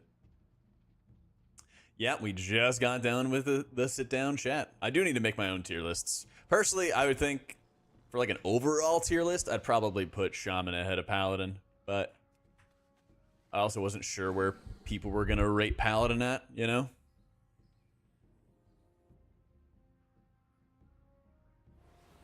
Maybe I would have put it there. Okay. Free, but no biggie if you're full. There we go. 9 levels, 70 alts, decked out in 480 gear. Let's fucking go. Do work calls with your camera on? Yeah, I'm just like, I don't know, it's just my face. Like, I'm just listening. Because, yeah, that's the thing is, like, nobody wants to, like, get into a call and then get talked over, right? I just, you know, talk when it adds value, not talk when it doesn't add value. But I thought, like, to me at least, and I don't know, maybe it's different for him with how he was feeling about Light of the Martyr, but I felt like it was so noticeable being able to, like, munch the negative absorb off myself with Eternal Flame. How long from 70 to 80 average? I think, like, unplanned, unprepared, like 9 or 10 hours. Yeah. Like, you have to smile all the time. Yeah, that's the thing. It's like, you don't want to, like, look bad or look rude, you know? Yeah, I totally get that. All right, I'm going to see... what Boar's up to, and if not, I don't know what we're going to play. Converted to your cell video, but coming off Elv, how do you hide the default Blizzard frames and show target frames? I think that's in the option menu somewhere. Let's see. I got a sec. Let's go find out. I want to say it's in, like, the general options Xfix, but I'll log in right now. Are you healing more with the hot or the initial hit? So the initial hit of Eternal Flame is the exact same as Word of Glory. It just has the hot attached to it. And so when you have that hot attached to it, it just is slowly getting rid of the negative absorbs as you build them up. Because when you heal an ally with Holy Shock, it builds up a negative absorb on you that you need to clear, you need to heal yourself for. And so, oh, I just put Eternal Flame on myself all the time, and it's always being effective, and it's always, you know, doing good healing. Done, right? You resolve it. Previous iterations of Light of the Martyr, you lost health to heal allies, and it was a good conversion. It was a good trade. But it was also like you felt like you lacked ways to heal yourself when you were really in danger, you know? And that was not good. This I have on beta is not cell raid frames. This is. I was just being a bum and didn't want to set it all up on beta. So, fix. How do you hide the default Blizz frames? General options, hide Blizzard Party, hide Blizzard Raid. E. So, I use shadowed unit frames for like my player, my target bars here. But if you wanted to heal NPCs, then go and use that spotlight thing in my cell video. Yeah, original Light of the Martyr was something else. Oh, you're talking about the self heals casual. That's also, I think it's more in both. Yeah, if you had Beacon, but Beacon would only do so much though. Like, I remember I was fighting for my life back in Shadowlands. When we were doing like mythic splits on Guardian of the First Ones, because just how much damage you would take, you know? Yeah, I'll have a UI video coming out soon. I'll have a UI video coming out very soon. That'll like go over shadowed unit frames. Basically, that's what I use. Yeah. I was talking about how Light of the Martyr's changed. Yeah. That's different now.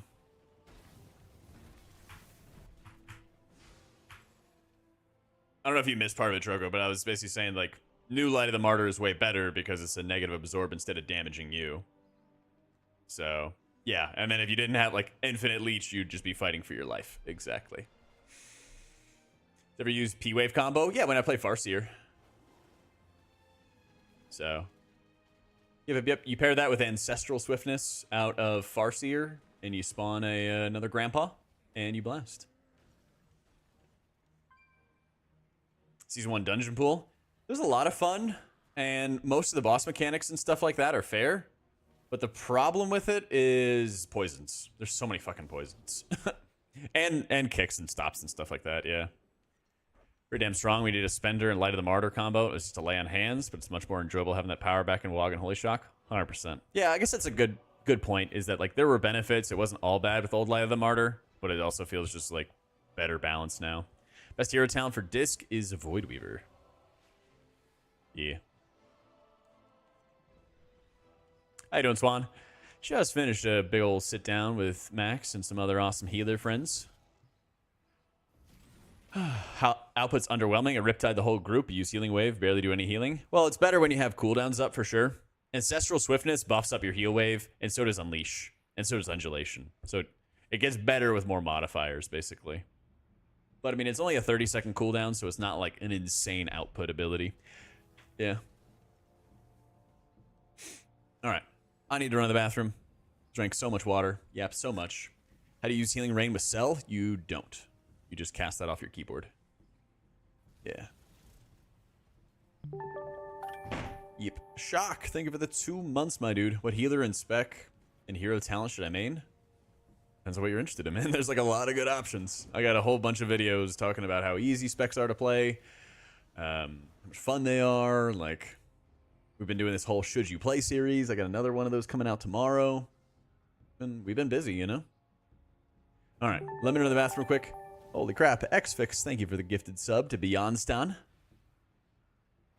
I gotta do a share stream. I got to. I'm sorry. I'll be back in a sec. I gotta pee. I'll be right back.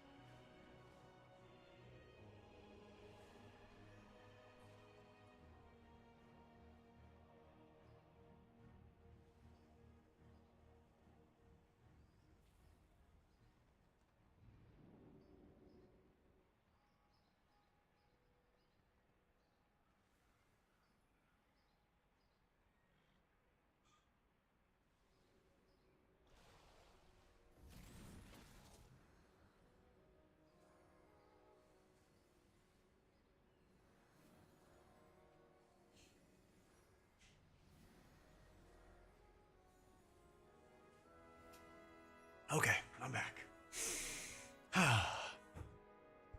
About Disc, will there be an update or will it enter the meta? In raids, I think it'll be quite good. It'll be good, kind of difficult to play. What else is new? But keys, it's gonna struggle. The biggest thing is there's so many stops, crowd controls, like there's so much damage that you can stop from happening with CC. But if you can't stop it, like what do you do? You know? Like what do you do? Honestly, you know what? I'll show you. I'll show you. I'm gonna play Holy actually.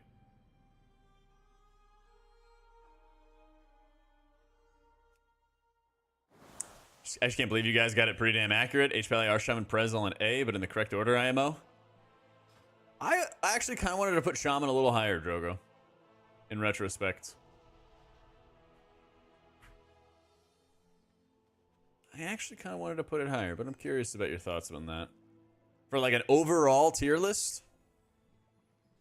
So, I have updated the cell profile shock earlier today, like 2 hours ago. So, just a friendly reminder that the raid frames you see on beta are not cell. That's default crappy UI. So, yeah, I think so too, Drogo. I think so too.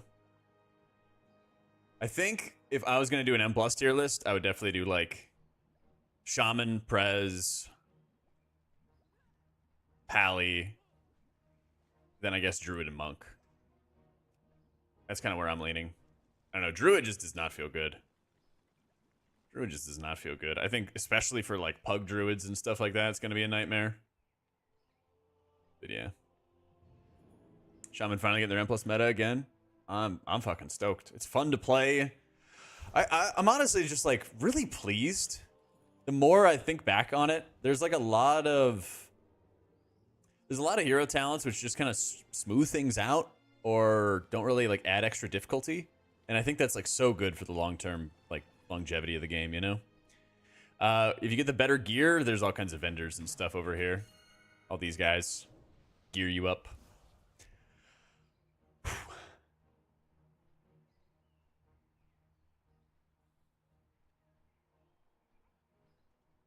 So Farseer is more fun in some ways, but it's also more work, you know. Not having to cast Healing Rain is honestly pretty nuts. We had a big old dragon talk. Max had me on to talk tier list stuff. I rated I rated our favorite dragon as A tier. Yeah, asserting totem does cost a fuckload of mana. But like I think especially if there's a higher skill ceiling with Farseer, I think it's more fair to streamline a spec and have new players worry about their mana rather than worrying about like balancing a bunch of different abilities, you know?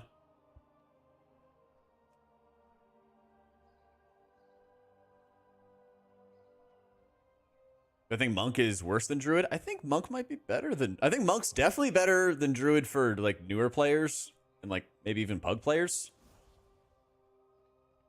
Yeah. But like maybe in like a really, really like well-coordinated group, Druid pulls ahead. Yeah, Healing Rain definitely needs to last longer. I agree. There was like a Dawnbreaker run. I guess I missed it though. Chain Heal for Farseer? Nah, Riptide and Surge. Sometimes it's time to not have to try too hard. Exactly, dude. And I think that's the nice thing. Is like, okay, you just want to just crack open a beer, relax, and fucking chill. There you go. Oh, let's go. The instant invite. Howdy, howdy.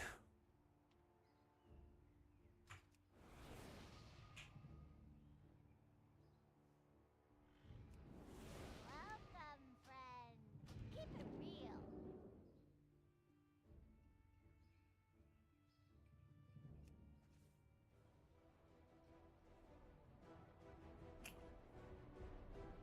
That's Druid for Raid. I think it'll be pretty good. The big thing about Druid and Raid is the primary area where it'll be brought is when like they want to bring Mark buff. I think it's like fine, but not anything that's like, oh my god, this is so good, we want to bring it, you know? It's like, all right, you know, does its thing.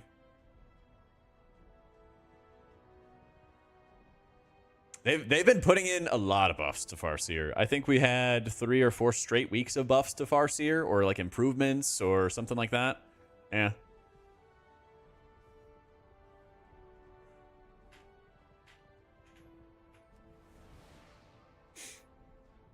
I don't think Monk's gonna have a hard time at all in M+. I think it will not like be as highly represented because people are like, oh, we don't want Mystic Touch, we want like Mark, or we want a Paladin or whatever, right? Like little, oh, we want like, oh, this healer doesn't bring battle res, you know, like little goofy things like that. But like in general, Spec owns. Spec's very good.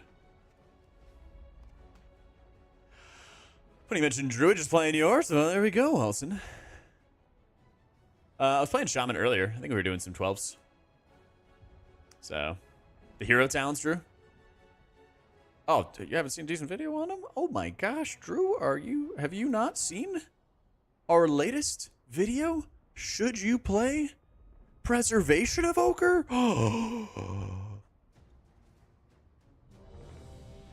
I got you, boo. If you want the long well, it's a 13-minute video, but not too long.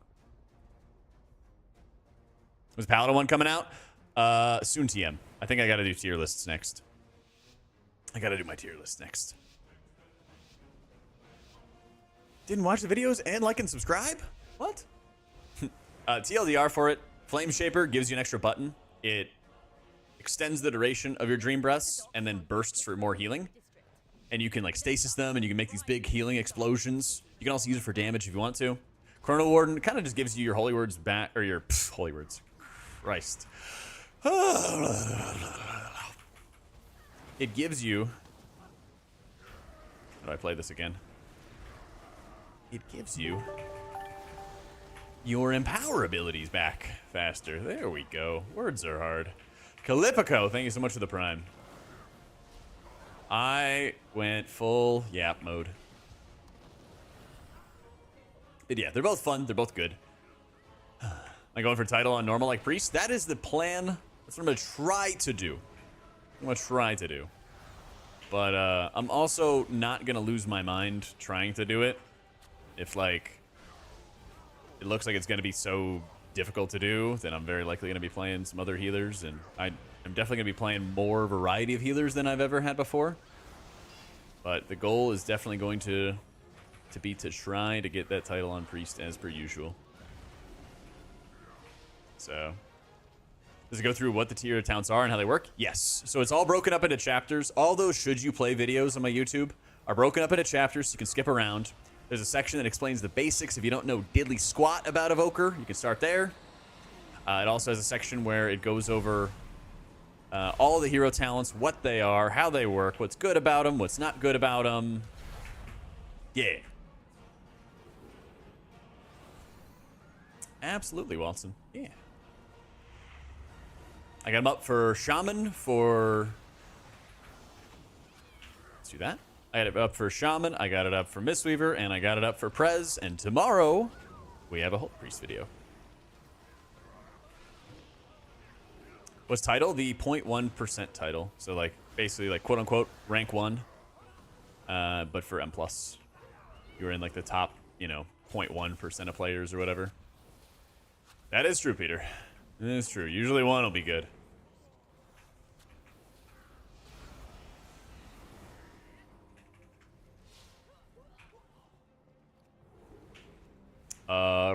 Rut-row Raggy.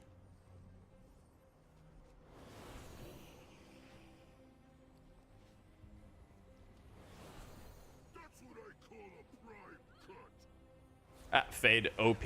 Let's fucking go.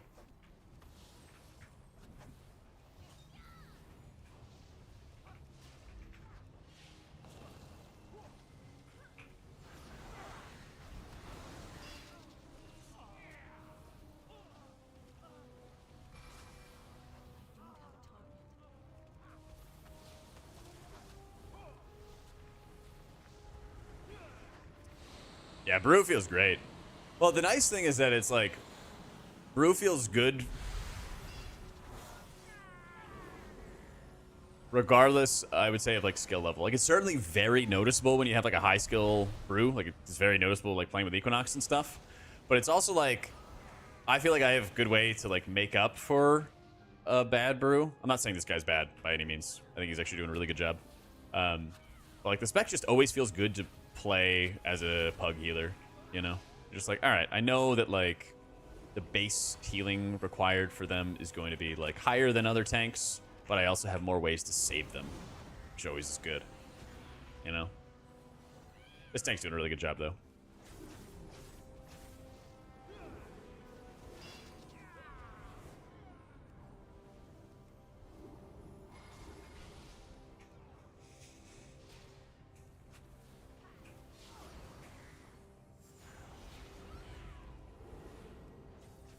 At eye level 10s and higher, we get scaled to 626, which is like you have a few drops out of the beginning of the raid instance, basically on mythic difficulty.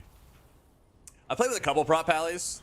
They definitely do not feel nearly as stable as other tanks. I feel like they definitely need more healing. Much more healing than others.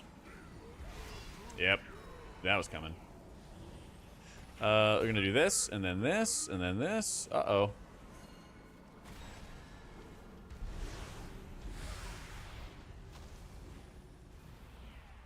Alright, maybe not the end of the world.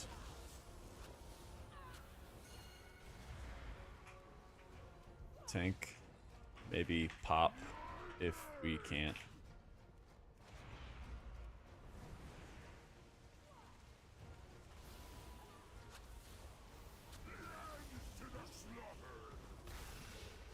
Woof!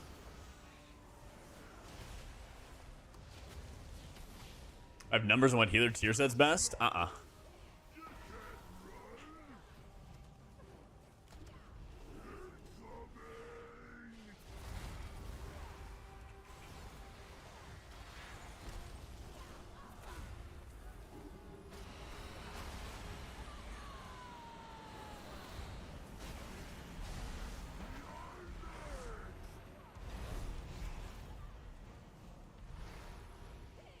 What does this give us again? Mastery. That's right.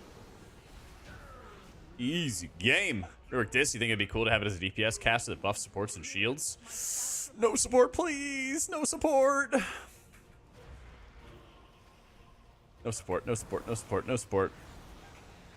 Just make me less dependent on mashing the smite button to get my pet back.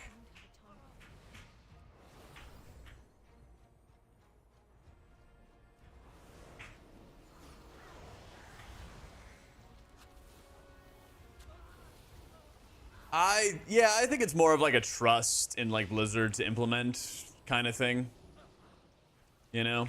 Like, let's say that you are a healer that follows a similar trend to like AUG, okay? If you were gonna follow that kind of trend, then maybe it would be making other healers do more healing because of your atonements or something like that. Or like making them do extra shielding. I don't really have that much faith that one, they could tune that effectively so you could heal in dungeons by yourself, and two, that it wouldn't be like stupid, sick, nasty, busted OP. And if the gameplay loop was really rough, then you're pigeonholed into playing it, you know? You must play it. And that does not sound good either. How you doing, Jeffrey? I think it's more like implementation than anything else. Theory can be great, just, you know, don't have too much faith in the actual execution.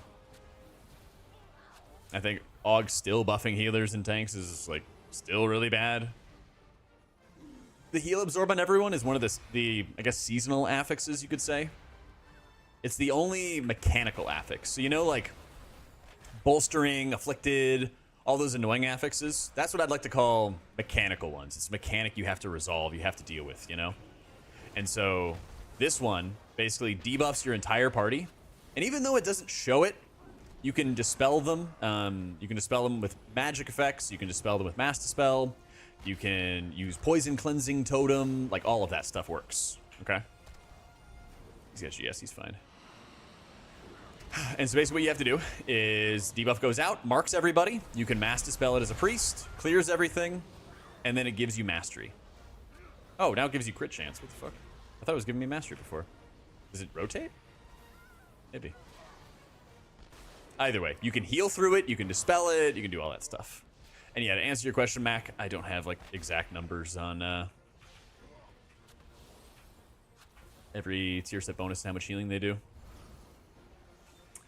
Well, it's too late now, Jeff. Captain Lockwood, our forces have lost control of the docks. It makes no difference.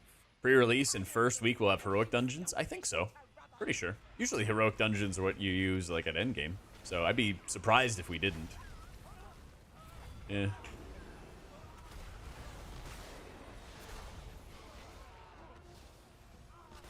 Dungeon Raider released the same. In the past, they had a heroic week where you could do M+ as high as you wanted to, but the rewards were capped at like a 6. Something like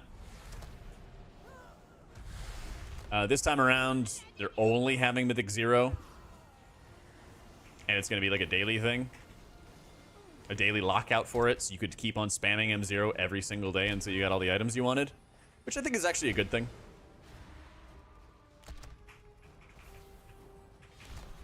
Especially for players who are like not as comfortable doing instance content, like very casual players. Especially if they have like timer anxiety kind of stuff going on.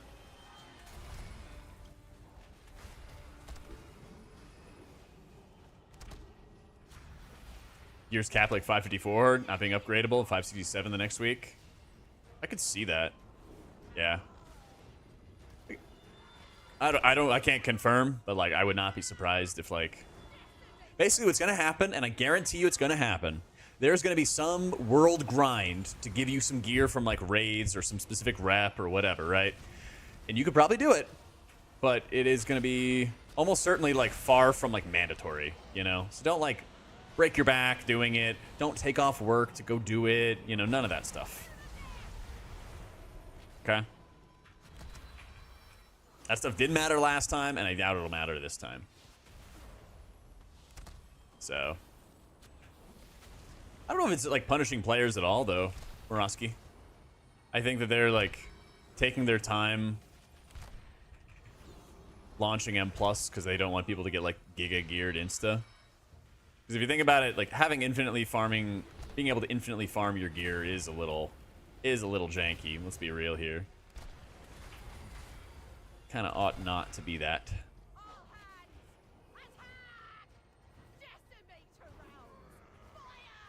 Healer's looking best for TW. I would say Shaman if there had to be only one top dog. There's a lot of positive things about it right now.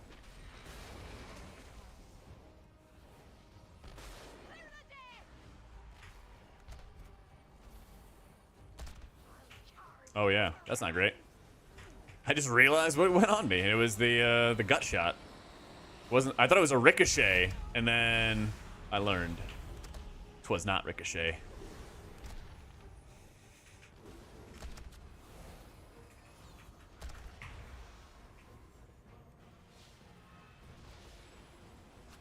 many times do I respond to that question every day? Wait, which one? Oh, the healer's looking best thing? Yeah, like, you know, 5 or 6 times a day, maybe. Sometimes more. Paladin feels excellent, dude.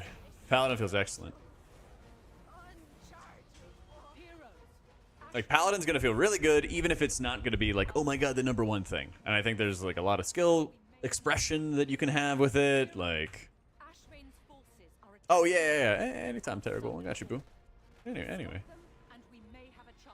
They disable the shot damage now? Oh my god! Take cover!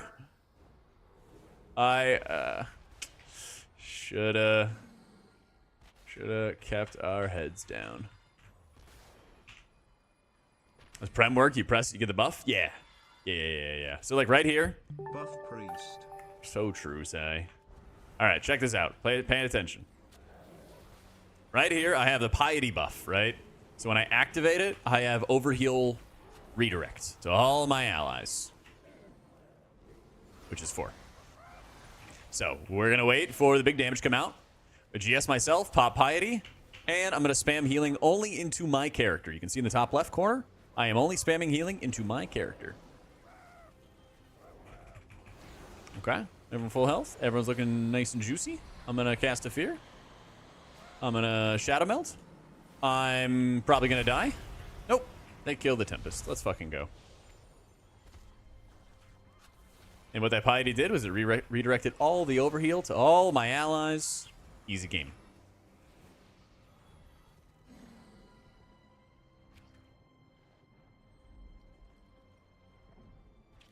At 12s, you get this affix that, like, adds health and damage and everything like that. And so, yeah, it's very insane.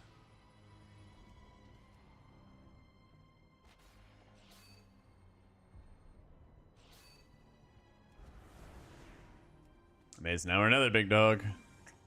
Let's see. Yeah. I mean, as long as he intends this. Okay. If he intends it, we're good.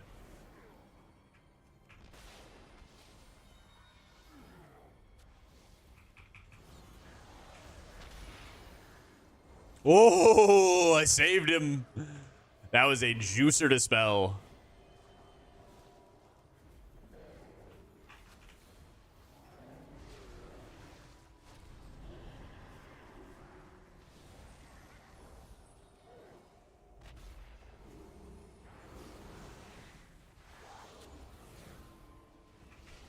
You bananas on purpose? Yeah. Damn.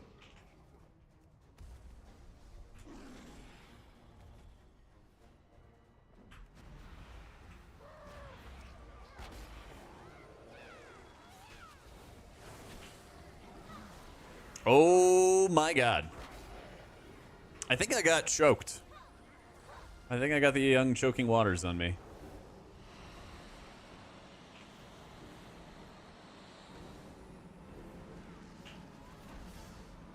Yeah, we're gonna need that fast.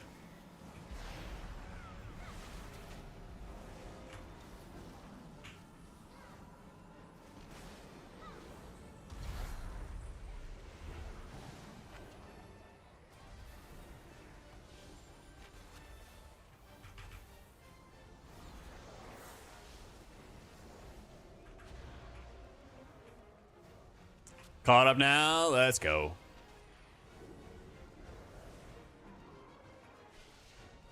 Did I do good, Mr. UT?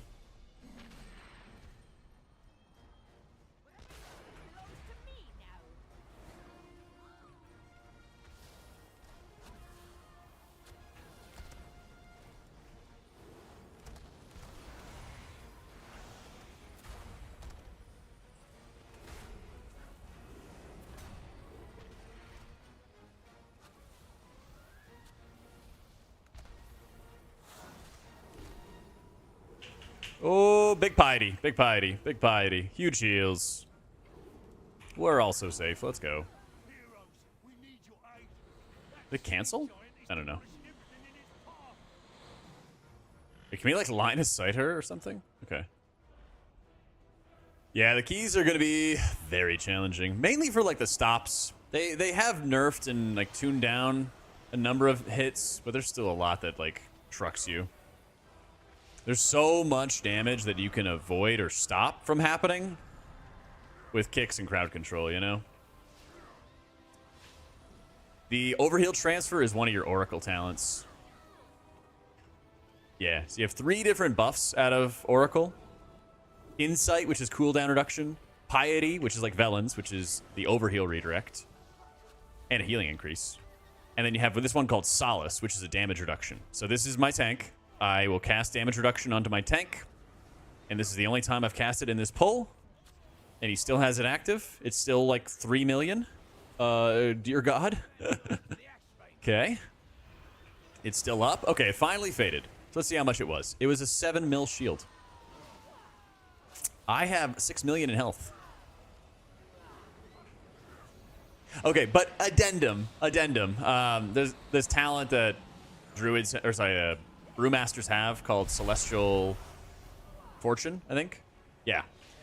Basically, when it procs on shields, it actually benefits the shield caster. So it benefited me for that effect. So it shouldn't be 7 million. It should probably be like 2 or 3. But still, having a shield for half your health is really fucking good. Oh my god. And, sorry, I forgot. It's like 21% DR and a shield. It's like nuts survivability. It's really, really nuts. I have not seen any feral druids. I actually had to double check and make sure there wasn't a feral druid in my group to see what you're asking me about. Yeah. Yeah. It's 20... Look at this. Look at this. It's 3 million absorb and 21% damage reduction for 15 seconds. It's both. It's not only a shield, it's also DR. Okay, so watch this. I put the shield on myself, and again, it's DR. Look at that. It took no fucking damage, and it didn't break my shield. I still have another mil to go. Like, I'm gonna go stand in fire so that you can see. That right there was a 4 mil shield. How you doing, Super? How you doing, Mavi? What's going on, my friends? Oh, mama.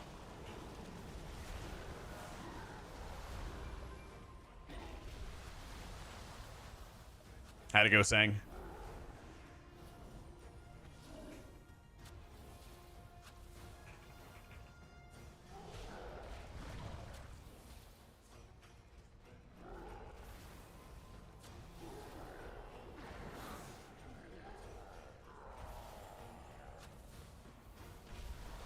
What happened to your group an hour ago?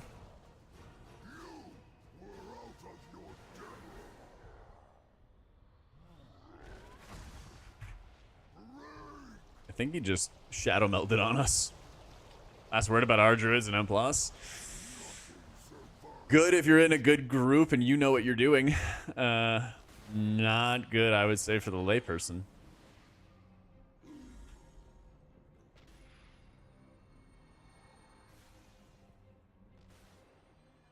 I disc rotated the 1 minute pet with the void zone and did okay, but it feels like you're weak as fuck throughput wise. Yep. I usually run stat sticks. I think right now, and they're doing a bunch of trinket tuning and theory crafting and stuff, but I think right now these stat sticks of Anubikaj and Blaziken Wax are like some of the highest, if not the highest. So, into the secondary, let's go.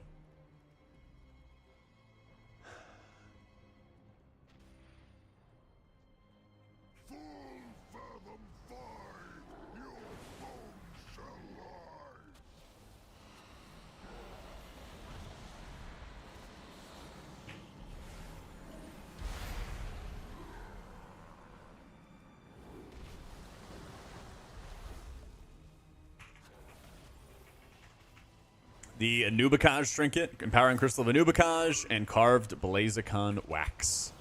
Basically, if it's int with a secondary on it, you take it. Easy game, easy life.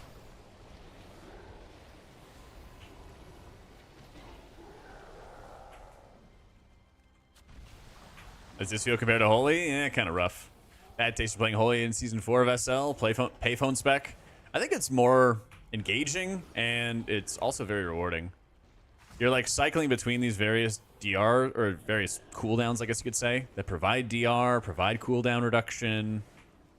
Just provide cool stuff. I'll have a video first thing tomorrow on my YouTube about, like, should you play Holy? And so it'll cover everything from basics, which you know, if you played it in Shadowlands, you probably are familiar with 90% of it. And then it'll go over, like, the new stuff that's changed.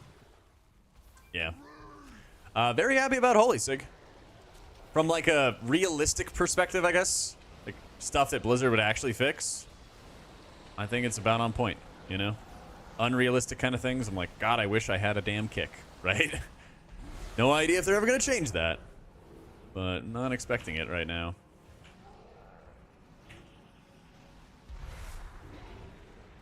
There will be Dozer, yep. Yeah, the video's taking a bit of time to get going. But I'm going to try to make sure I get out our tier lists next. We have like a UI video. We have a Should You Play series continuing. But then I'm definitely going to get like our tier lists going. And then once those are rolling, then we'll then get cracking on Pally for sure. Am I standing? No, I'm just like freakishly long. and have decent posture.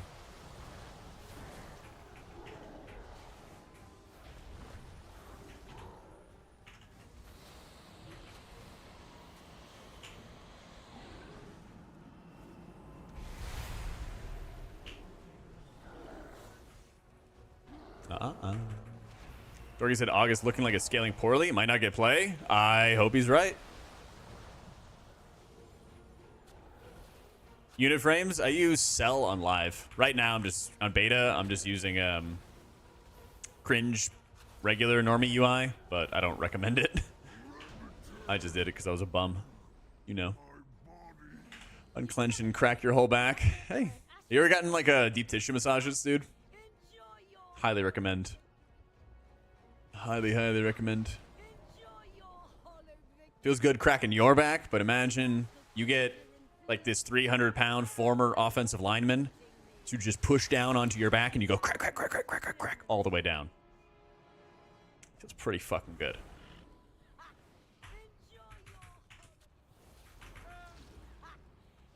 See videos of it all the time? Yeah, just great. Highly recommend. I mean, it's just good for your health, you know? Not to get overly personal and stuff, but honestly, like the more that I've been like investing in like getting like, personal training to like understand and make sure I'm doing everything correctly, safely, whatever, the gym, and fuck.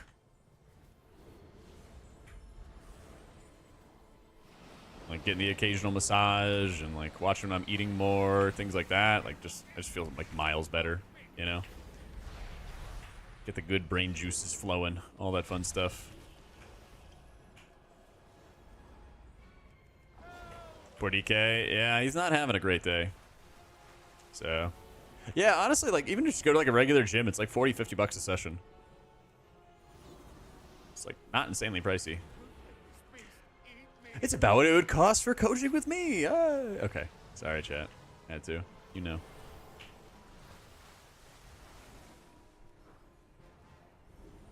I have a hole in my back now. Hydraulic press videos. No, nothing insane like that. Nothing insane like that.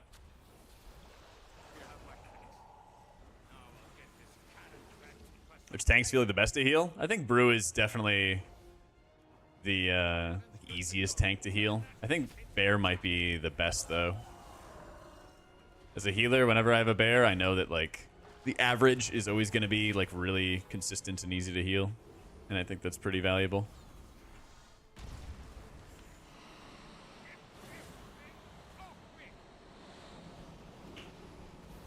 Yeah, I'm definitely topping him first in game.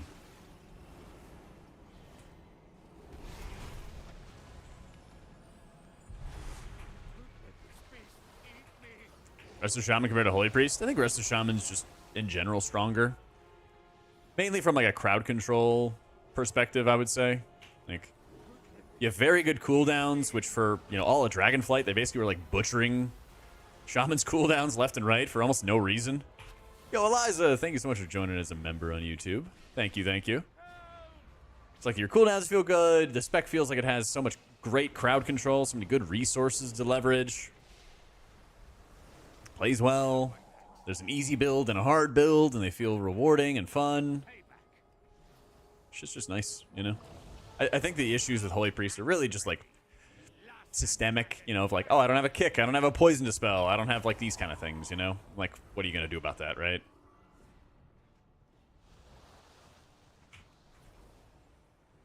Go on your merry way, my boy.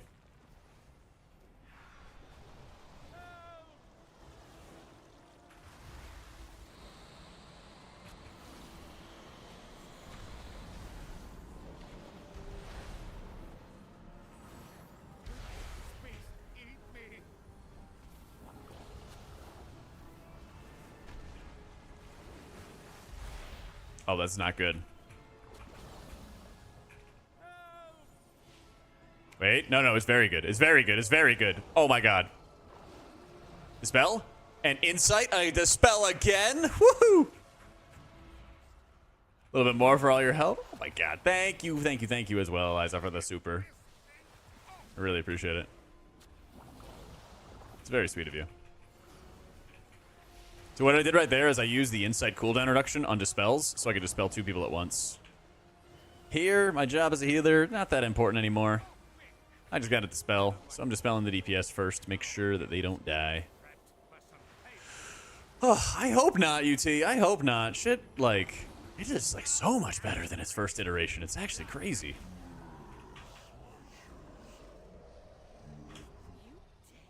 I think another positive to add would have the amount of interactions and builds that the trees enable. Another negative could have been how consumed scales and how unfriendly it can be in raids for new players to min-max and how a raid buff doesn't exist. Those are actually very fair points, yeah. Yeah. Those are good points.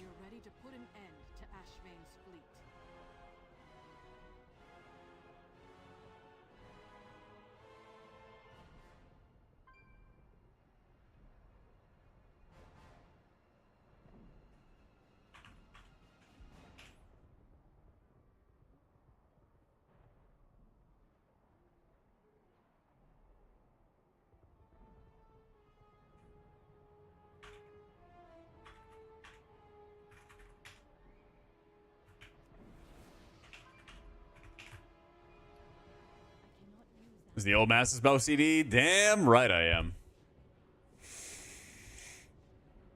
Someone said I was just a M+ only player, and they're upset about the tier list that I participated in.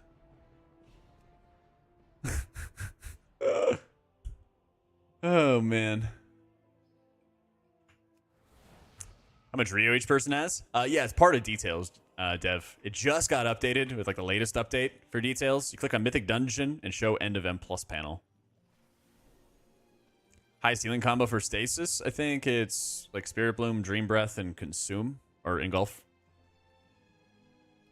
People find a way to be upset about anything. Yeah. How much did it change? The gut shot boss is harder. She does like unavoidable damage that ricochets on everybody.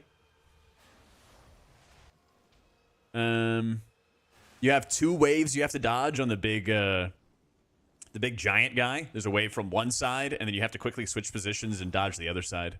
It's really really not fun.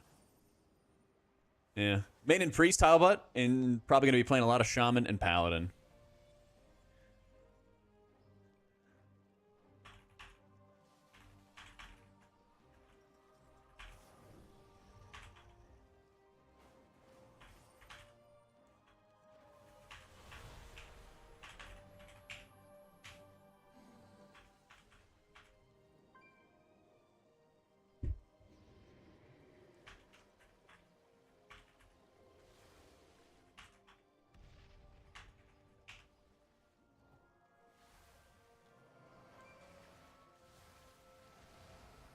Take one ability another healer has, give it to priest. Wind shear.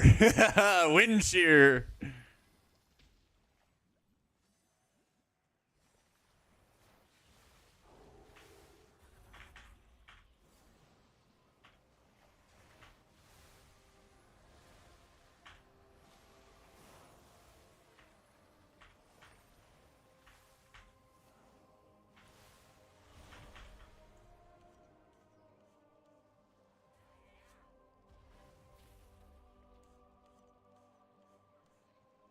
Let's hear this on YouTube. The VOD will be, yeah. The VOD is already up, Jim. If you wanted to see the whole conversation and stuff, I'll make my like own tier list. I'm gonna do like an M+ only tier list and a raid only tier list. Yeah. Thank you, Boot. Doesn't dumping all your empower spells into stasis mess up the healing afterwards? Nope. It doesn't put them on CD when you activate them as stasis. So the one we just did is like Max's tier list, basically, where it was like everything rated together. I'm going to do a video on like M+ only. I'm going to do a video on raid only. Yeah.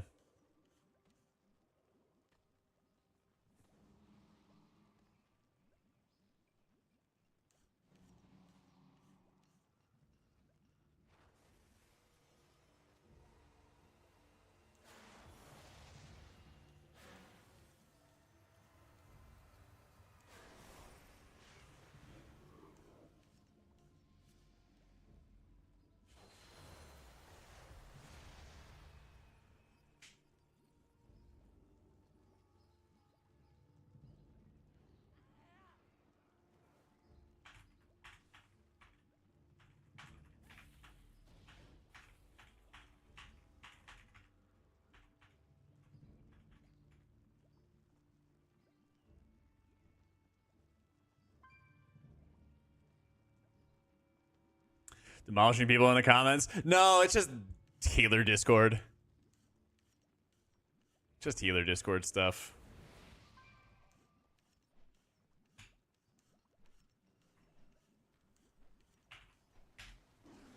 Oh, okay.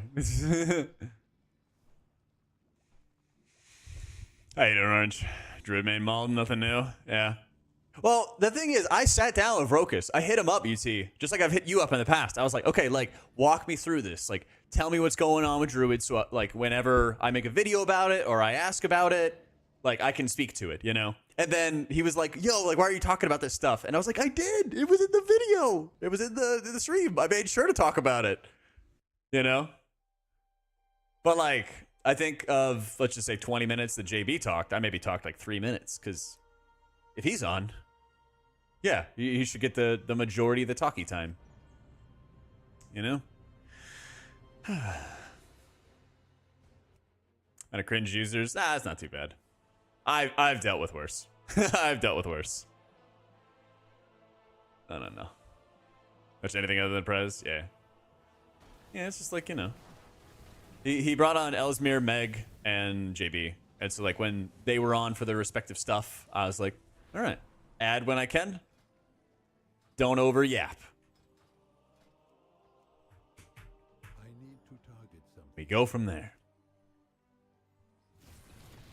Triple engulf, pre-pull stasis. Oh my god. Well, that's kind of what happens when you have like any open forum and class discords and stuff. When anyone can say anything. Yeah, you get some cook stuff. You get some cook stuff. Just another sign where we need to limit freedom of speech. Just kidding. But when I'm dictator, whew, my Discord isn't safe. Oh, I know. Okay, so the funny thing about that guy in Discord was that, like, I think I made, like, a Pally video or something. Oh, that's right. It was after I made my Pally video. And I was like, Paladin's so back. And, like, the Pally Discord got it. And a lot of people were very positive and stuff, right? No, this is Black Tea. Or at least it was. But then, like, yeah, that, like, Noah guy was, like, making things up about how, like, I was telling people not to run Flash Conk in, like, Season 3 or Season 4. And, like, I was like, what? Ever since, like, halfway through Season 1, after it got buffed, it's been, like, the sauce. You know? And so, like, I called him out on that, and then he joined stream, and then he, like, denied that he was that Noah, and then he joined the Discord. And then, like, somebody just, like, they just, like, stated their opinion on something. Of, like, the hero talent article I wrote. And he's like, those ideas are horrible. And I'm like, hey, like, don't be weird to people. If you don't have nothing nice to say, don't say it. You know? And we move on. Simple. And then he like, oh, you shouldn't stifle opinions. I'm like, well, it's my fucking Discord. I will stifle what I want. Because, like, I don't know. Life's hard enough. People just want to vibe and talk about a game that they enjoy. Nobody wants to get, like, dunked on for that. So... I don't know. That's just gonna be our standing policy. People are not gonna be nice, or at very least like polite. Don't need to worry about it. And if I'm a tyrant, so be it. I cannot bench 315. My bench sucks. I'm gonna try to do 135 on Monday. But yeah, bench is my fucking worst. I squatted 185 the other day. I squatted 185 and we were fucking rolling. Like day's the only one that matter. That's working for me. My legs are getting there. My legs grew, my thighs grew 2 inches in a month. But like my fucking arms and my chest is taking time. 185 pounds. I don't know. What the fuck is a kilogram? Teach me to write, or teach me to heal, and I'll write you an S&C program. What's an S&C program? I mean, right now I'm working with the trainer. So, I got a guy.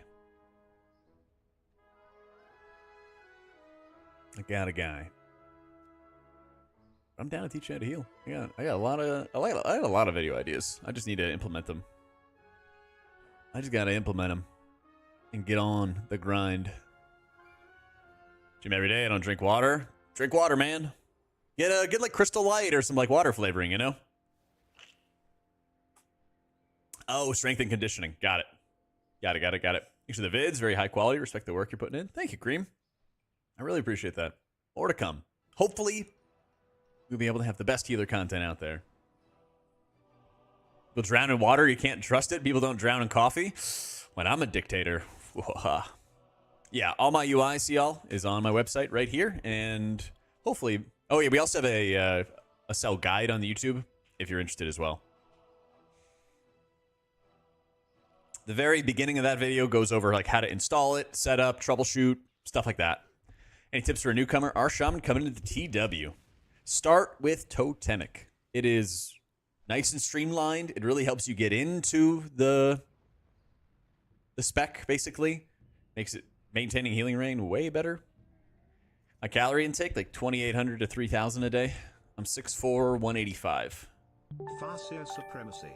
Yeah, buddy. Murasaki, thank you for the 11 months and the prime. Trust me, I am munching. I am munching.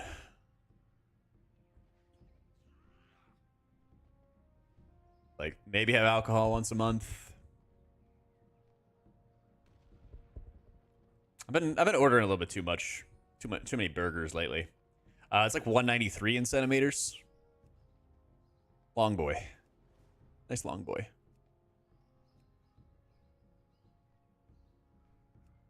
Can't afford to eat that much in this commie state that's California. I feel that. Protein? Yep. I mean, what I'm usually doing is I'm having a lot of sandwiches and I'm getting like the nice like fresh deli meat. So I've been doing like herb and garlic chicken and pepperonis with like Swiss cheese on like a really it's like the Dave's Killer bread, like the really nice bagel bread. Toasting that up for lunch. Been having that a lot lately. Been having these like meal bowls that are like 500 or 600 calories or something like that. They're like 30-40 grams of protein. Last I checked, my protein intake was almost exactly on my weight, so it was around 185, 180-ish. And I've also been having whey protein shakes, usually before bed. I gotta have it like a couple hours before bed. I tried it like right before bed. Not that good. Grim Battle. Oh, you're not drinking black coffee? Oh, man. Black cold brew, dude. So good. Drunk questing on early access release. Gonna be great. Let's go, Tusk. Starting main healer. What would I suggest for you to start your journey? Do you know which healer that you're gonna start with? Yeah, Texas owns Devin. You're 192.5. Let's go, Endless. Heartburn if you eat too much protein before bed. Yeah, the more I've been seeing it, like experimenting, the more that like eating like 3 hours before bed is like choice. Try to do that and like have some magnesium before bed. Oh. Highly recommend. I was streaming on YouTube and Twitch work. Did the chats merge in OBS? There's like add-ons for it, but I just have them like side by side Safari so I can keep up with them. Yeah. Oh yeah, dude, there's this like really good Greek yogurt called Oikos. And they have this drinkable one. Oh, it's so good. Do I fast in the mornings? No, usually I eat and then go to gym. I used to not eat before I went to the gym. And oh my God, that's awful. I just run out of energy. But like when I was working on like losing weight, I definitely did fast in the mornings, and it helped when I was like trying to lose weight for sure. But I don't do that anymore. I need to be munching. Honestly, I feel like I'd probably eat even more in the mornings. But usually I'll have like bowl of cereal, classic 2% milk, the best kind of milk. I am bubbling. Dork, no. Oh, he just has moves. All right, I see it. I see it. I respect it, and I see it. This is super rough, though.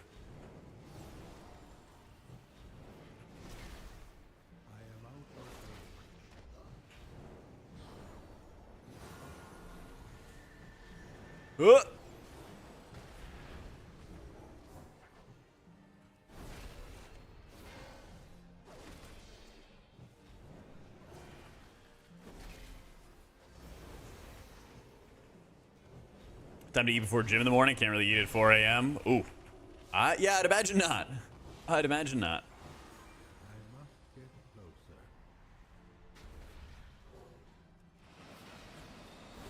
Me and the rat. Let's go, Schmeagle. I am out of range.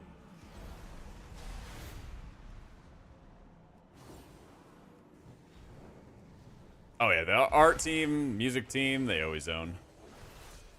They always own.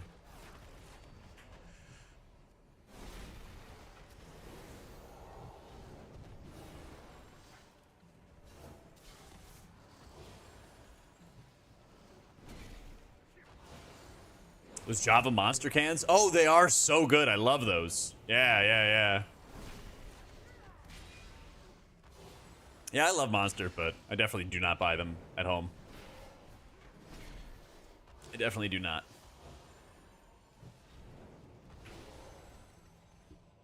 Yeah, at home I'll just buy like a dark roast of coffee, grind that up, make my own cold brew. And so I'll either do that for caffeine, or before I go to the gym, I'll always take pre-workout, which has really grown on me. Once I got past the day where I took way too much, yeah, it's really growing on me. When I was not tweaking out anymore. I am 6'4", which is 193 centimeters. I require a target.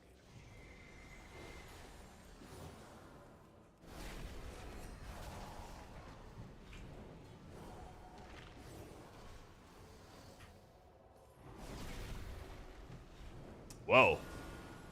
That is a throbbing robin. That Excel? Can't even see. Let's take creatine? Yes. Highly recommend. And in before, somebody's like, oh, creatine kills your kidneys. No, it doesn't. All right. Yeah, creatine good. Big fan. Hey, Benzie. Gotta work hard to get jacked? I know. It sucks. It fucking sucks. Not fair for tall people. Why can't tall people have nice things ever?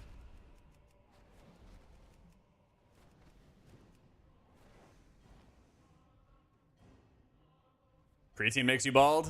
What? I don't know about that. You confirm I went bald at 18? I don't know if that's because creatine. I don't know about that one. Citation needed. Too far away. Horrible slow death spit on tall people. How are you gonna spit on me when you're below me, Dar? Spit on my toes or my shoe? When I get there, Jeffrey. All right. 185 is pretty lean right now. Get to like 200. True. 100% of people that drink water, breathe oxygen, they die. You gotta be careful about that.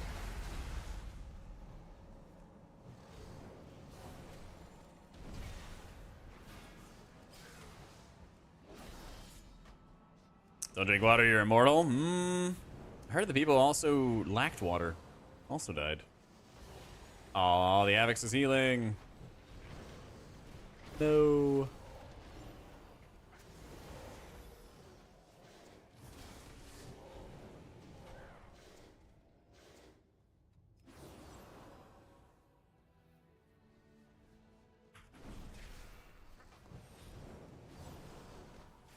I require a target.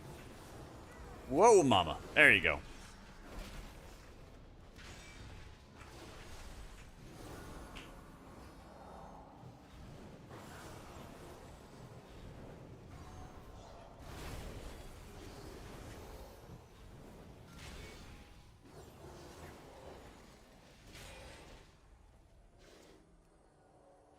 Those borked? Oh, yeah.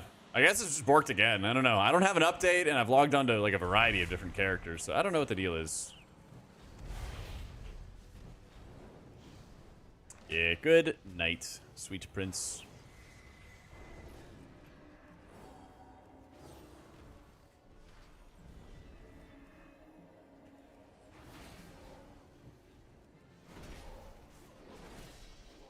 Get owned. We win. We're the best.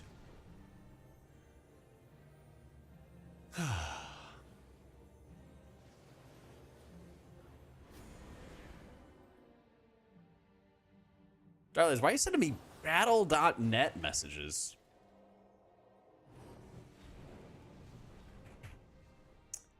Yeah, send me a message in my chat or on Discord. That's just how it's sent. Yeah, I just saw it. I was like, why do I have a ping in BNet? I can check after this. I'm down.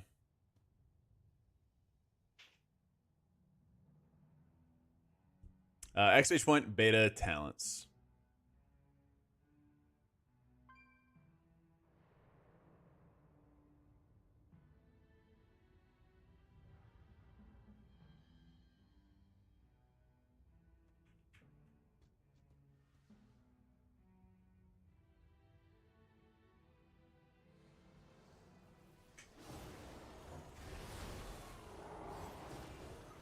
Live, my boy, live.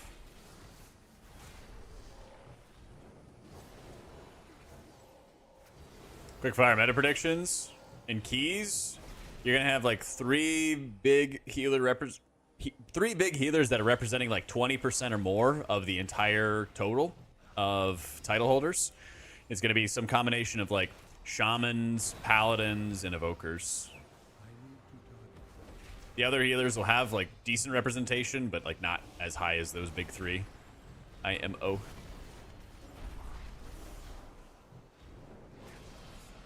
I think we're headed towards a bear meta. Until I see something otherwise.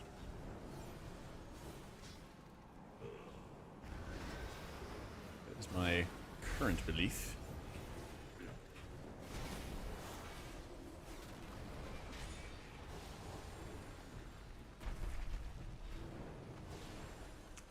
I could see Warrior as well.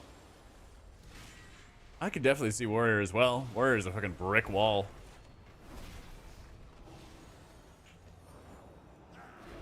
That would be cool. Although that would also be very bad for Priest. Priest would love a bear meta. Priest would love a bear meta. They bring all the stuff we don't have. The Poison Dispel, the Curse Dispel, the Battle Res, you know. Oh, well, we're dead.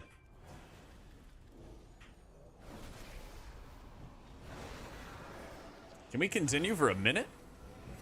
Maybe.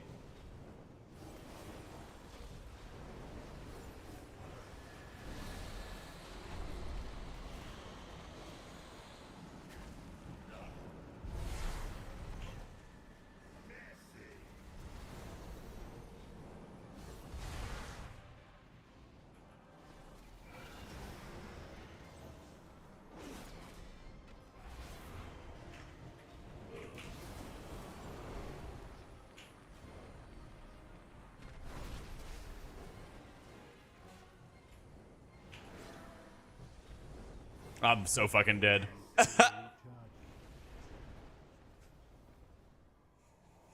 I don't think DH is as tanky as the other options. And I think more of the meta is like output related in the beginning of the expansion of like who just lives, who just does big damn, who just heals a lot, things like that. Yeah. And that's true. Everything looks to be viable. I think Prop Pally is the one who's getting like railed the most. But like if they can fix that up, then that'll be good. So, how's Priest looking for the meta right now? In dungeons, not great. Mainly because of like the lack of kick and like poison dispel. Yeah. What are your buds? Exclamation point buds. They're like Tin Soul or Lin Soul or something like that, but it has the Amazon link. Yeah. Like 60, 70 bucks. I love them. They're fucking awesome.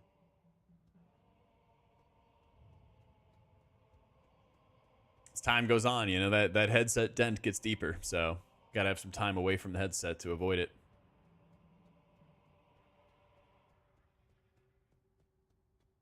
DH might just enable more DPS, and the healer DPS is what I'm thinking. Oh my god, he has a dent emote. Let's go.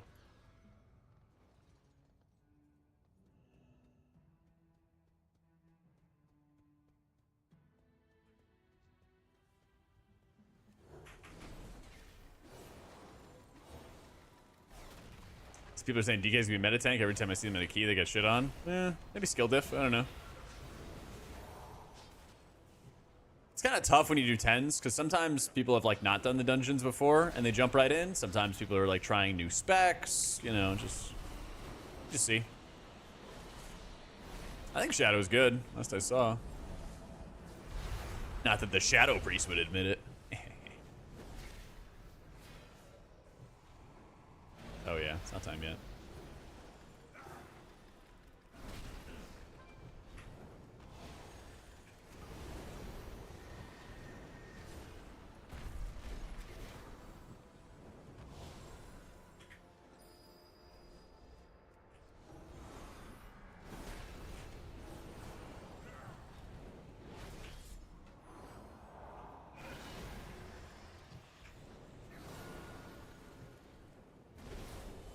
You used to be playing tank? Okay, so go to the YouTube. Make sure you like and subscribe. And then you go to like the oldest videos and you scroll a little bit and you're gonna find me tanking like Mythic Manaroth. Alright, bet. Why am I always running out so early? I don't know. What's going on with me? There we go.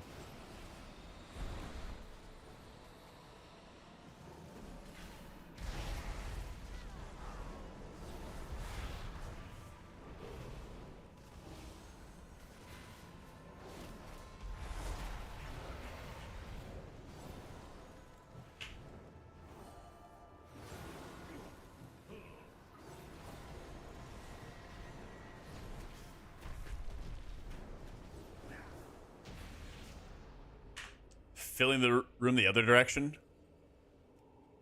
Not really. I mean, just whenever. Wherever I can conveniently drop, I drop.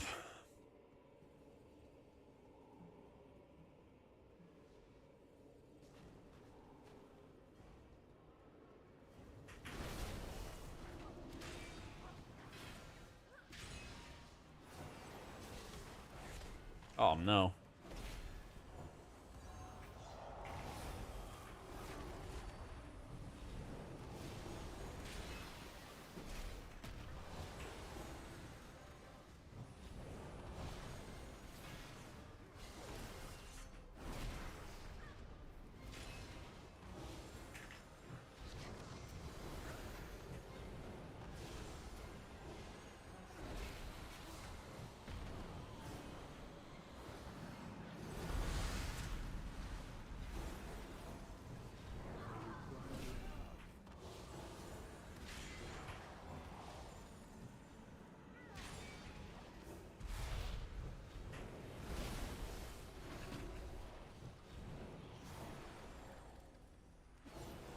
Like start south and move north so there aren't blocked off areas in the dragon lines. Yeah, that is a good point. That is a good point. Usually what I try to do is I try to like drop in a corner nearby and then like get back into that field later on. And that always feels really good. I don't know if we're gonna have enough space, but maybe.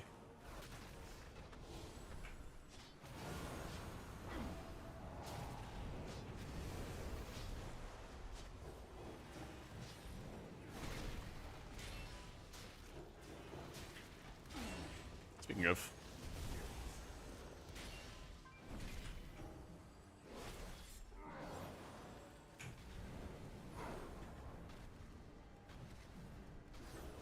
I cannot use that item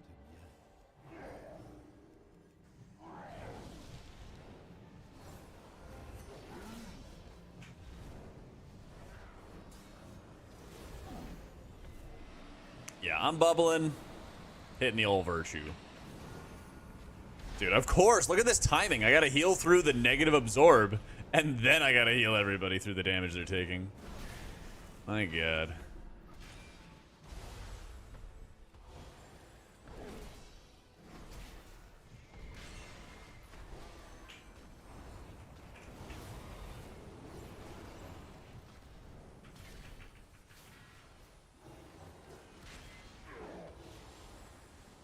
Ah, that was me. I fucked up. You might be onto something, Mr. Coffee.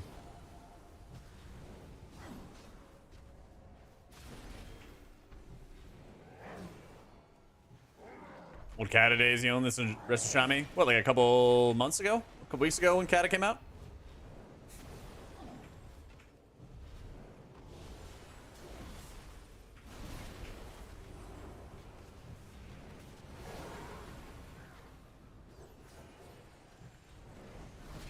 No, we're doing Jack Strat. Yeah, I'll have your buddies come in to the stream and be like, nah, don't do his strat. Do my strat.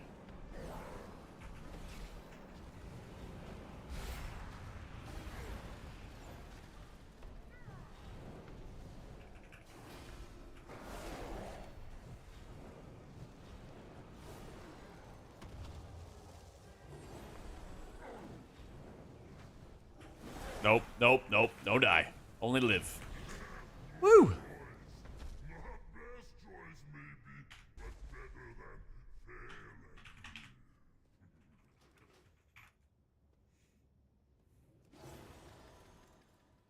I must get closer.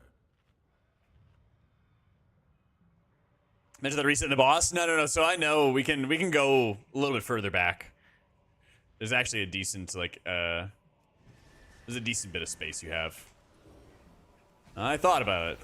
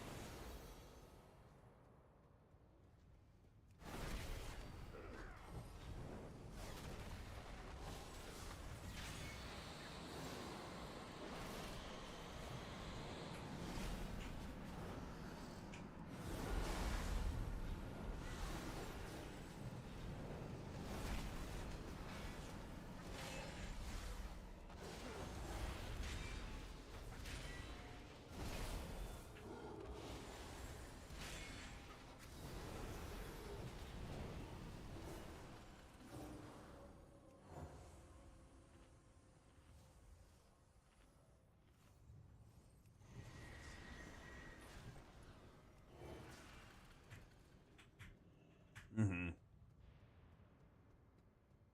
Yeah, it does get very, very cozy. I think the fire does dissipate, but you have to go, like, really far away. Where are we going? Well, if we need it, go run into it.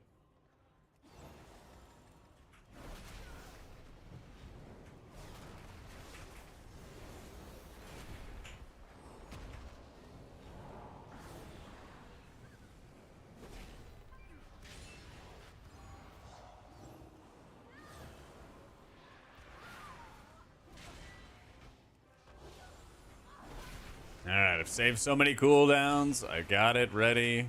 We will defeat all of these crazy-ass shamans in the next room. Curse dispels, be damned.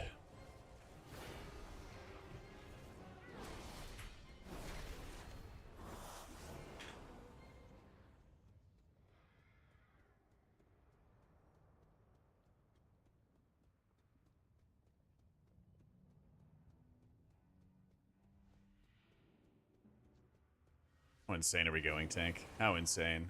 It is not ready yet. Oh, I think we might be solo pulling. This guy looks kind of, what, innocuous? Like, no big deal? And then he, like, turns around and starts annihilating your team. Especially when he enrages. Or we have to deal with these frickin' affix, dude. This affix, man. Hold up, I gotta do that. Alright, tank is saved. Alright, Diva Aura's up. You know what? Fuck it, I'm bubbling this.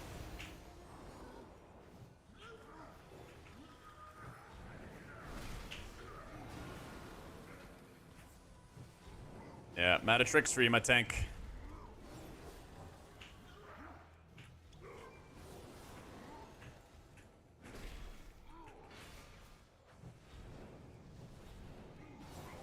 Let's go. DKHP YOLO game is still scary. Yeah, I mean, it'd be ideal if I had a tracker for it and stuff, but also it's entirely up to him. The damage that he takes is not like, I'm not able to sustain it. If he doesn't have RP to heal, he's just done, kind of thing.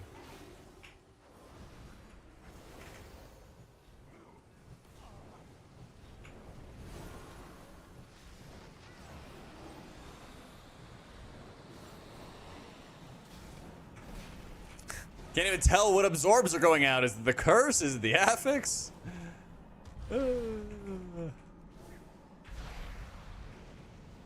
See, again, this is why I want to do M+ with the Blizzard employees, okay? I just want to, like, let them heal that, and then, like, all right, what do you think? What do you think? You know? Just see. Just see. A lot of things would change. Or they have some, like, God mode healers or something like that. They could teach me a thing or two. Okay, maybe that. They're like, get good, Jack. Idiot.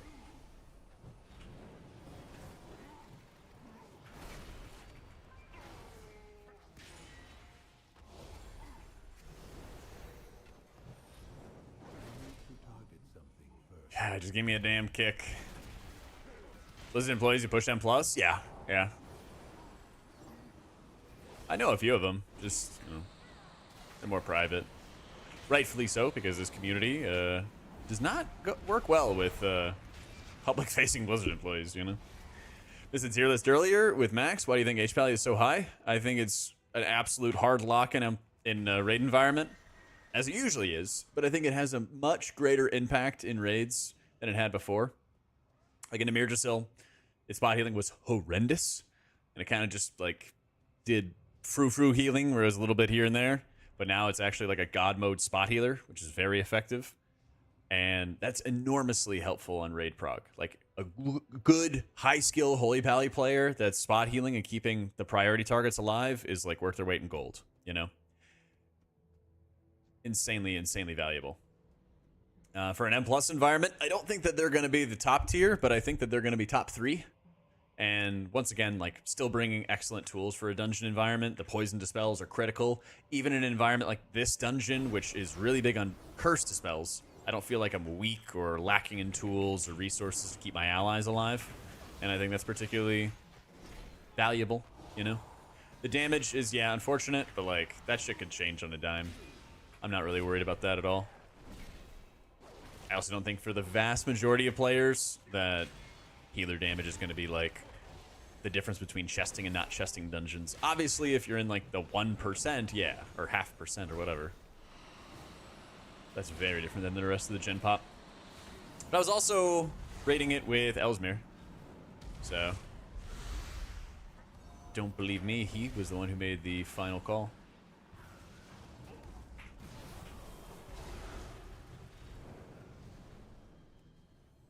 We are 626. Yeah. My nemesis. Oh my god.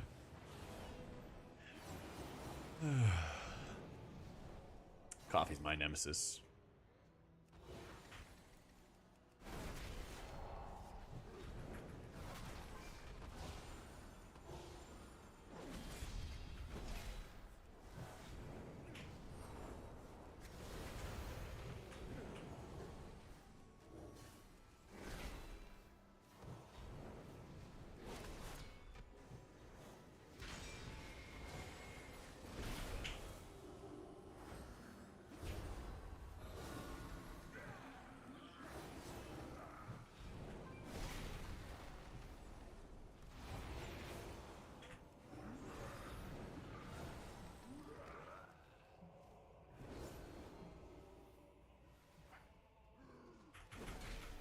Yeah, people who speak without being talked over, clearly hostile, yeah.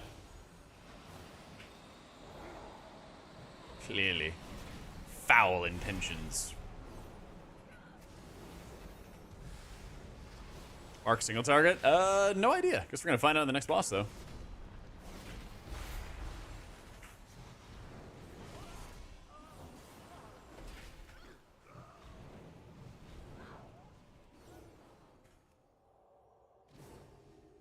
626 is like early mythic tier. It's like I got some drops and stuff like that from the mythic raid, the early boss fights.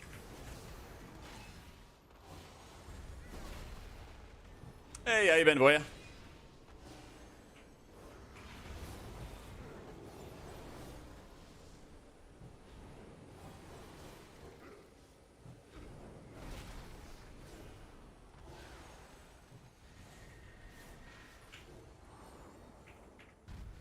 Later. That's actually such an annoying bug. I feel sorry for him.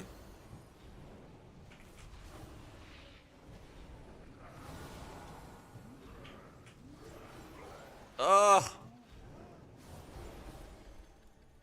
I should have held wings. I should have held wings a little longer. After all this beta time, finally made a decision here. Tanks, let's go. What'd you choose?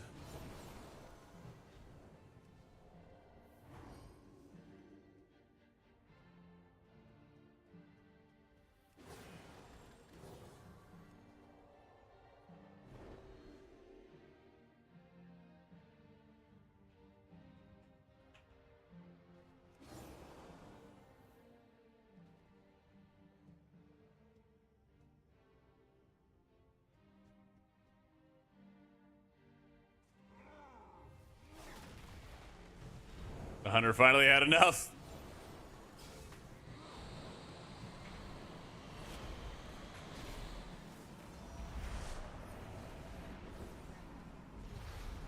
Bro, this is insane.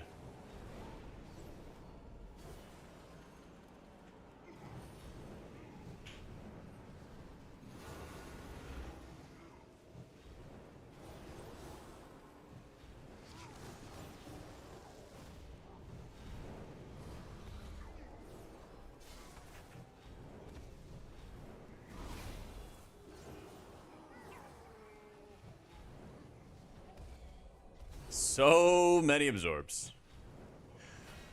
Yeah, Hunter was done. He's like, we're pulling.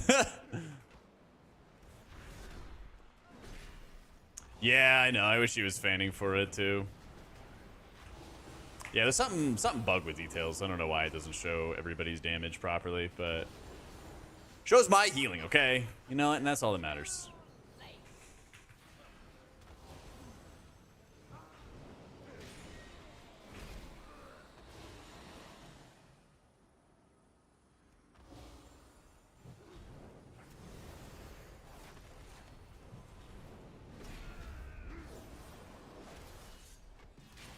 Oh my god, they're gonna enrage together. You guys ready for this?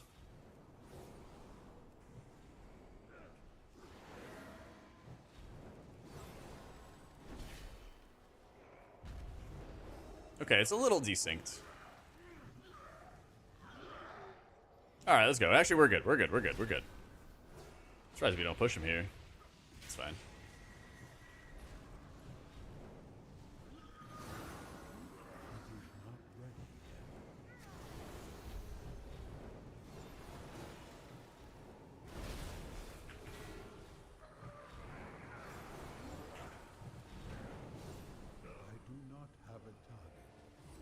Strongest healer season 1, Shaman.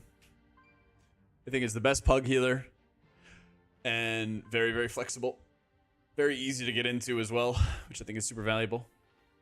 I will burn you from the inside out.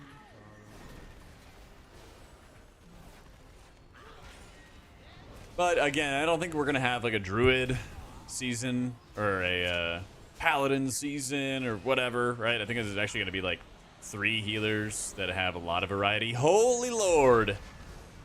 And then that'll be good. I'm going to drop the stun on it again. That'll be good. Oh my god. Yeah, I think we're going to have like good variety though. At least that's my hope. You cast a lot of Healing Surge when you play Farseer. You play Totemic, not so much.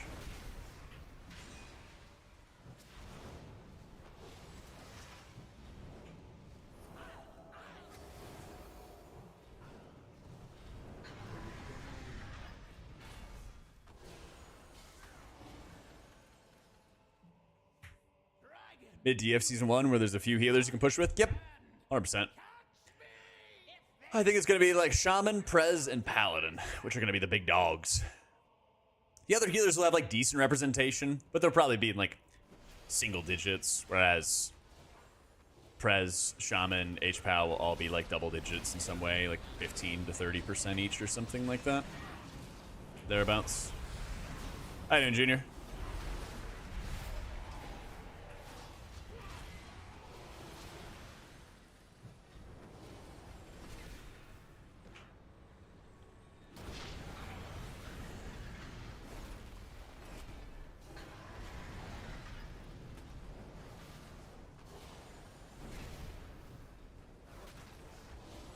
Disc H Valley, Prez, Shaman? I'm not sure about Prez, even though it is a good pick.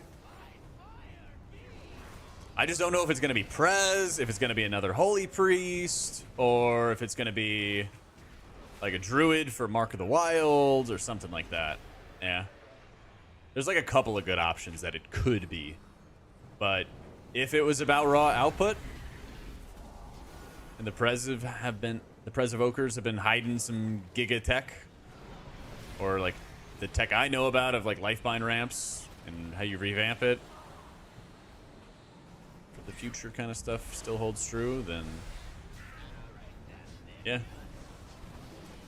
Well, it's like Dis does insane passive damage in raids, like really fucking crazy damage. Barrier is extraordinarily good on a number of these fights. Bro, no, what are we doing?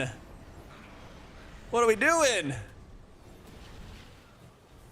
All right, no, Tank, live. I need you to live. Tank, live.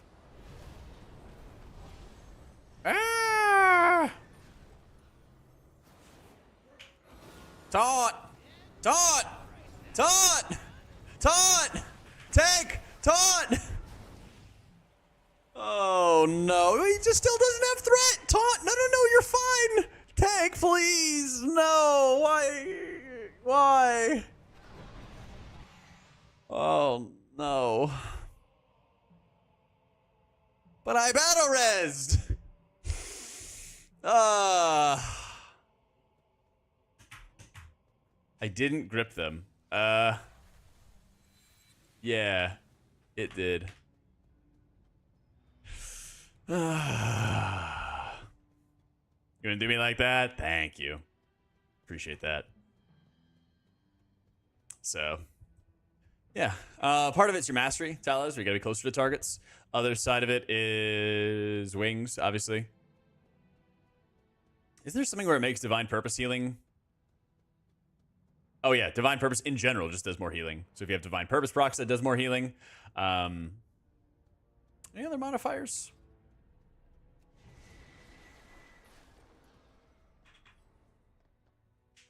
Shamans are real people now that they have a raid buff? Yep, they have a very good raid buff.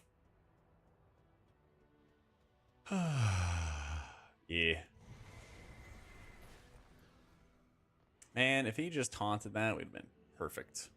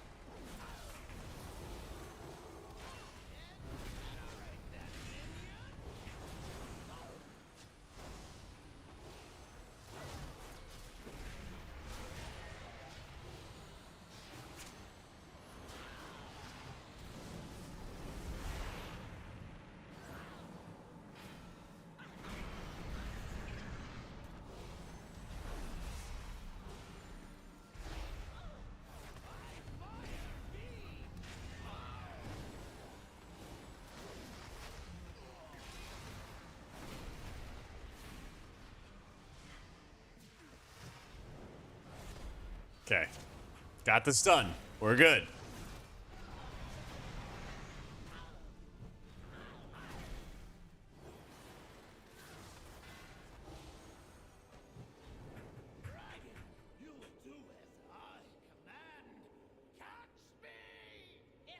Oh, that is true. Yeah, being able to have like freedom with servers you're swapping to is gonna be pretty nice. I say calm for the storm. Final verdict of Holy Priest. Gameplay is good. The healing it does is good. Doesn't not having kick, not having poison dispel, kind of rough. Yeah. Why is today the final day?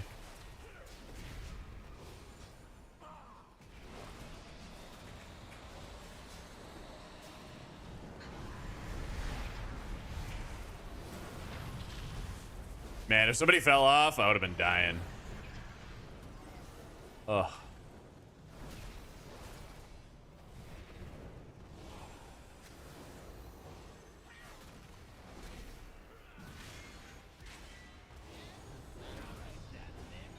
Paladin's super fun. This is super fun, Daito.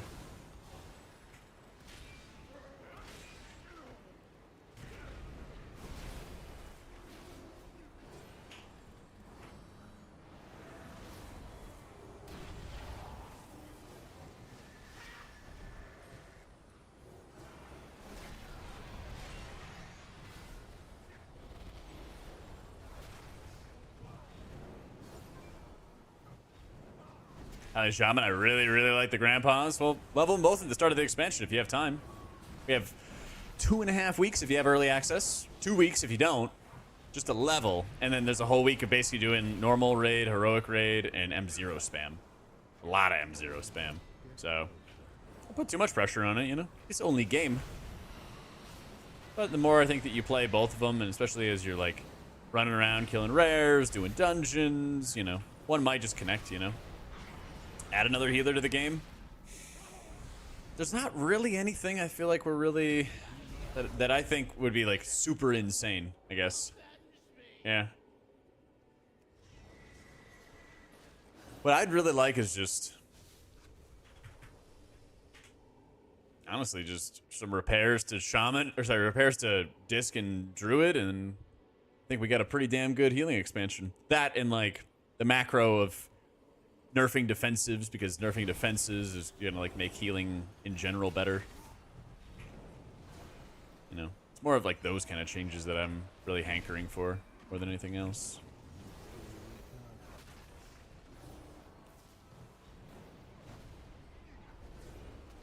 All right, this is going to be insane. Here's the stun.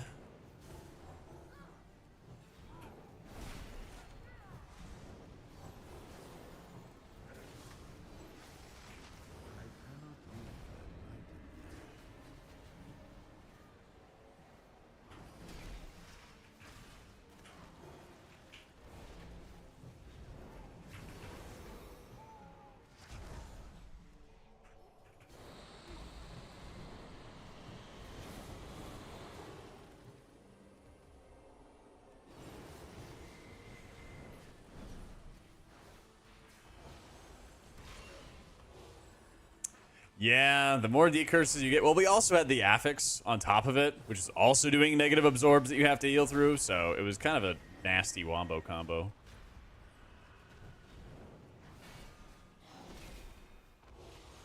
Yeah. It's just a really, really nasty combo.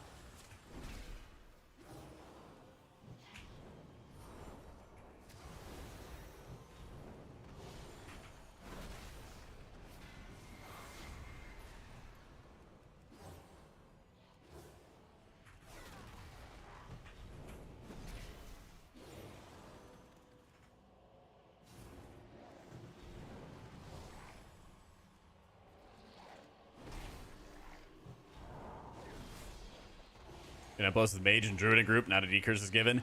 Yeah, I had a run with a shaman who was talented into the decurse and just never pressed it once. It's very unfortunate. Very unfortunate.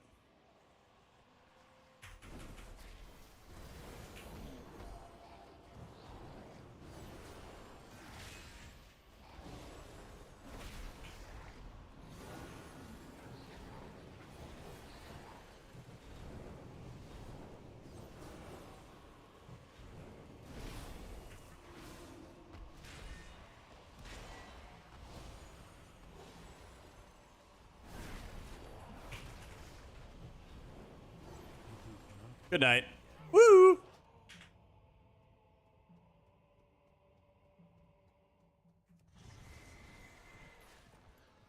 Tinker sounds cool. I don't know. I don't know if I have the faith in how they would make a Tinker.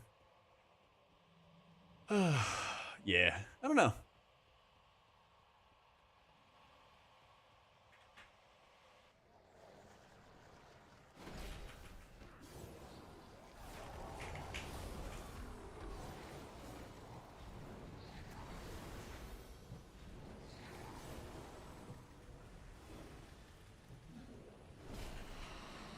Dang.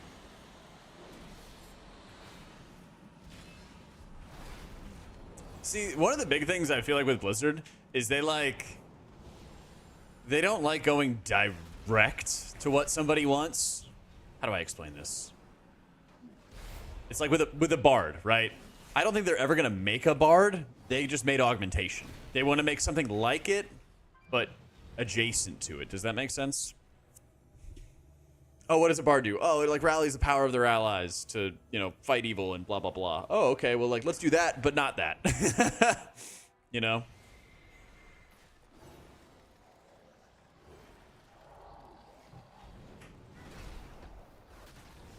I don't know if there's like another way to properly state that, but yeah. They don't like doing that direct thing. So, we'll see, Junior.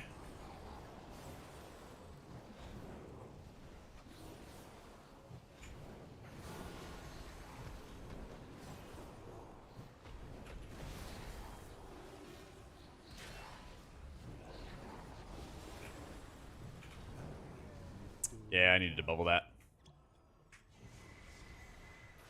Yeah. Bards be required to sing to their group in Discord. They really ought to. Og starts singing tavern songs. Maybe I could be convinced that they don't need to be deleted. Let's go. They have one out. They have one out.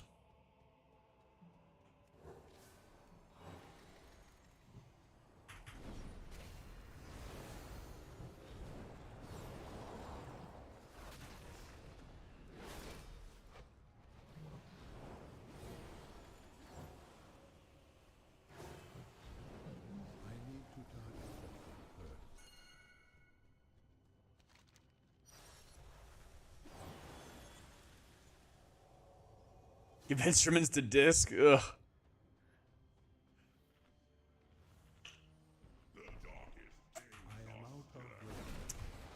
We need some instruments that do big damn. If that's the case.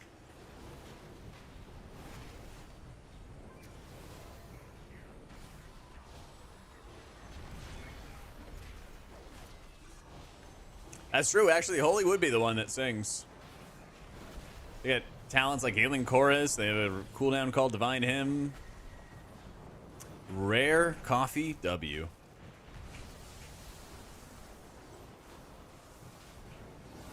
Oh my god, please stop walking on me.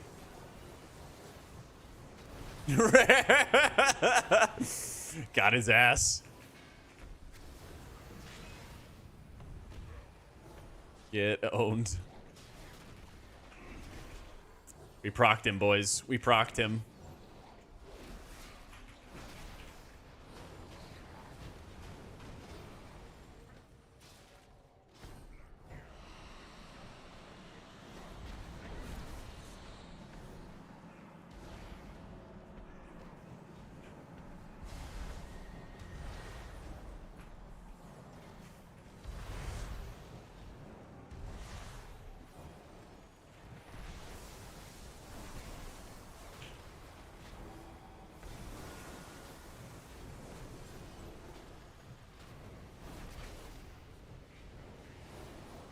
I saw this post on Twitter the other day, Coffee, that was like, there's somebody who's like poisoned on this app who is thinking to themselves, wow, rare wife L at like something at some IRL conversation that they're having.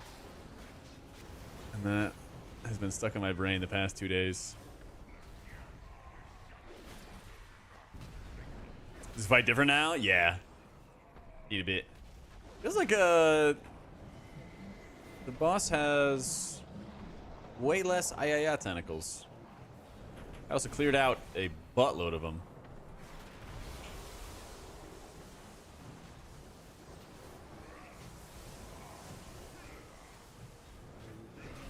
I'm kind of amazed by how fast we're killing the boss, though. Maybe I need to shut up before we wipe. Yep, yep, yep. Holy shit. Did you just see the tank's health? That was with sack.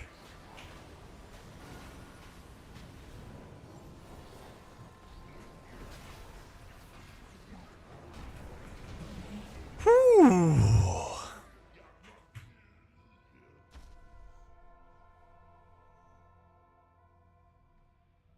Prop Alley field to heal compared to the other tanks? Definitely not as stable.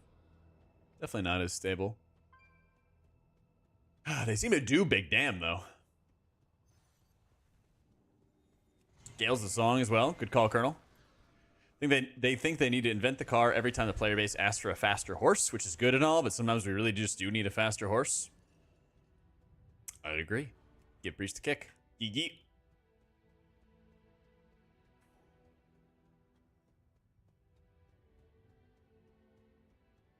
You get a beer? Good thinking. Good thinking. What kind of beer, though? I'm doing great, Bing. How you doing, brother?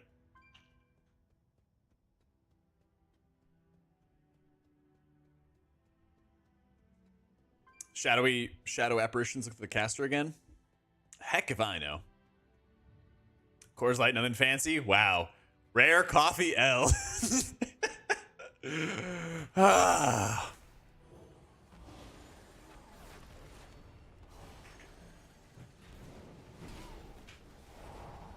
Sorry, I'm having too much fun today.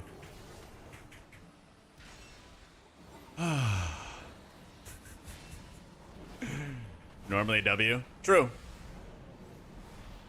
That one's a little bit nicer. Yeah, you're alright.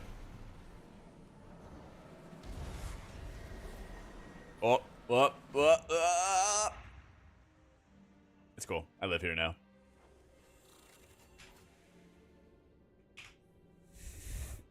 Rare. Alright. Uh-huh. Oh, exhausted after a 10K. Dude, I bet. Is it dinner time?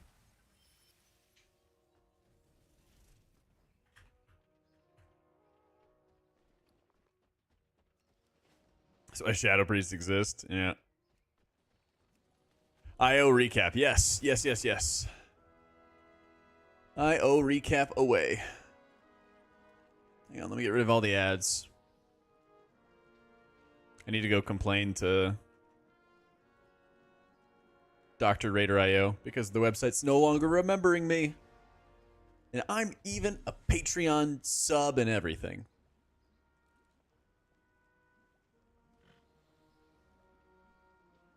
Where is it? Full Dragonflight recap. Wow, my plate fell on the floor and it actually like slid there perfectly.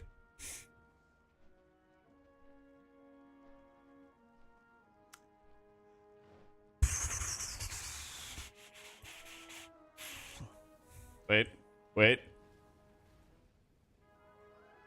I don't know if it's logging me out, logging me back in. Nope, we're good. Actually, hang on. I gotta pee real bad. One sec. Quick bio, and then we see.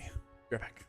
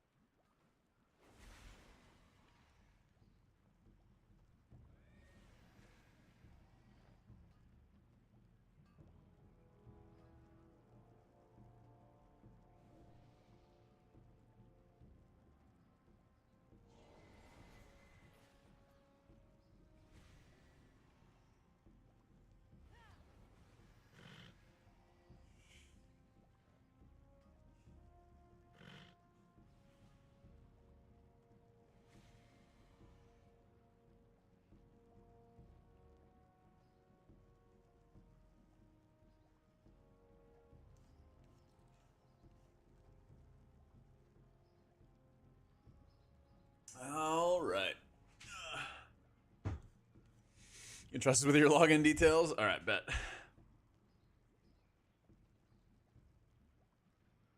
Sure, nothing would go amiss.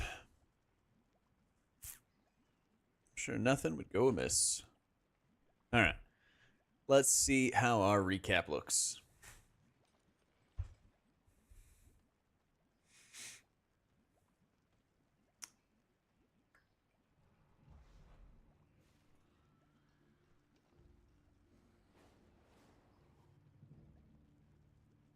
Whenever it wants to generate. Yeah, at some point.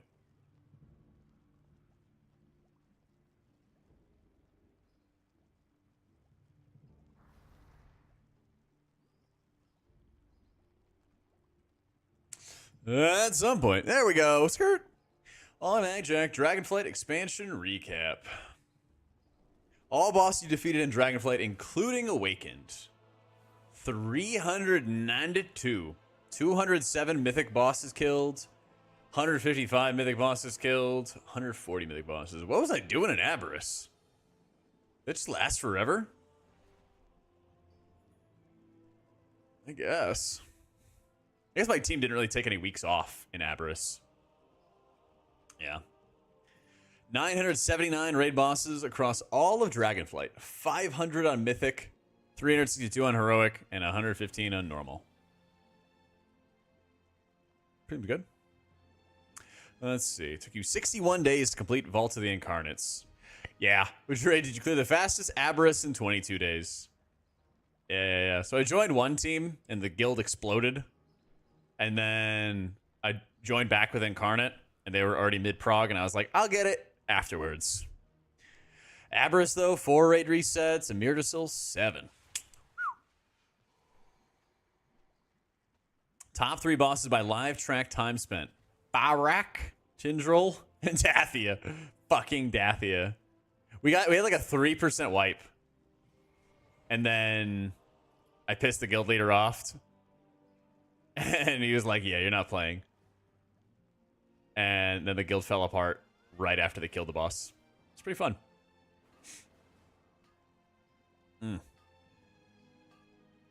Gearing up your biggest non-legendary upgrade. 88 eye levels. Look at this. I don't even know how this happened, though. I have no idea how that happened. How did I get Ward, a Season 2 trinket, from a Season 1? I don't know. That's fucking weird. That's fucking weird. My styles across Dragonflight. Highest geared character ran with. Powered by Wowhead's dressing room. This was a pretty good set. This is the Vault tier. Pretty good. I'm probably wearing the Aberrus tier. Some semblance of it. Some semblance of it. Yeah. Aberrus tier, very good. I think I went back to tier 3 here, didn't I? This is not, like, transmogged. Oh, without transmog. Okay. Yeah. I was so confused. I was like, your most popular set without transmogs. Okay. I didn't blow the guild up. I was talking about some things that needed to be improved because we were slacking hard. And the guildmaster decided that we were going to raid 5 days a week, right? And we were going to hit this rank. And then we were not on pace to hit the rank. And he's like, well, we're just going to raid more days. And we told you there'd be overtime. And I was like, yeah, like an hour after raid to finish killing a boss, not as many days as possible to reach this rank. So I didn't like that. I also think that I had like a lot of really good advice to give, I thought, because, you know, I raided hardcore for a while and he was trying to get everybody to raid hardcore, basically. And then he like got really upset that I questioned him in public. And it was like, oh, okay. So, yeah. Basically, other people, Jess, thank you for the 29 months. Other people also did not want to raid every single day until we killed the bosses. And so guild went kablooey. Yeah.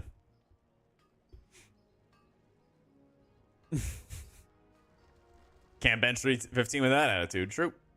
Most popular Mythic Plus specs. So much pash. 500 runs as disc. 230. There we go. Respectable 230 for disc or for holy. Yeah. This is like fierce in season 1, Swiffer. We're talking about 6 runs on the Blood DK, baby. Most of these AUG runs were with a controller. 70 runs on Prez, 78 on Druid. See, look at how many Druid runs. Barely played any Shaman. That's going to change soon. The rest of Druid was. I liked Prez. Just, I don't know. I stopped, like, playing alts pretty heavily in this expansion. Strong showing in those runs. Yeah. Yeah, they do have controller capacity. Yeah. There's not any of those, like, mechanical affixes. Like, there's not the Dispel. There's not the Soak the Orbs. There's none of that stuff. It's just health and damage and then the mobs you're fighting. Yeah, I have this whole video. I have a couple of videos on YouTube of playing AUG on controller. Yeah. Let's see. Can I search my own videos?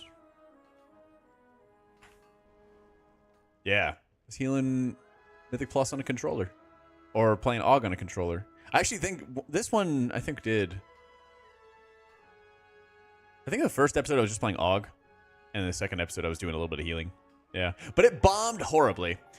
Yeah. Videos bombed horribly, and so we stopped doing the series. Yeah, it's an add-on called... What is it called?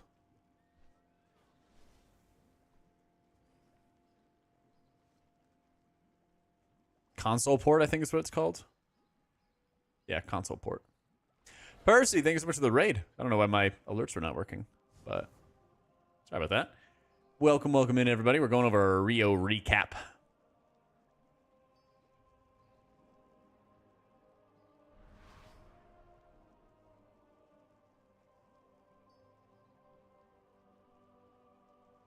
I know, Percy. I try. Woof. We fell off in season 4. Hate to see it. 78% of my runs are in time. 88% of my runs are in time. 91% most active. Oh, most active season 3 week. Okay. My best week. Man, maybe it's because of my best week we bricked a whole bunch of keys that I hated season 1.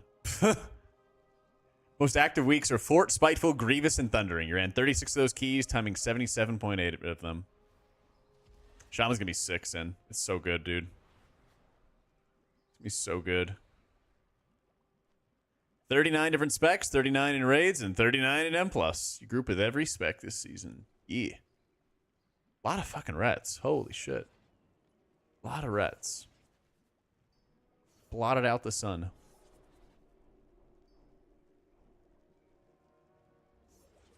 Testing enhanced raid frames. Did you ever figure out how to show 2 at the same for Prez?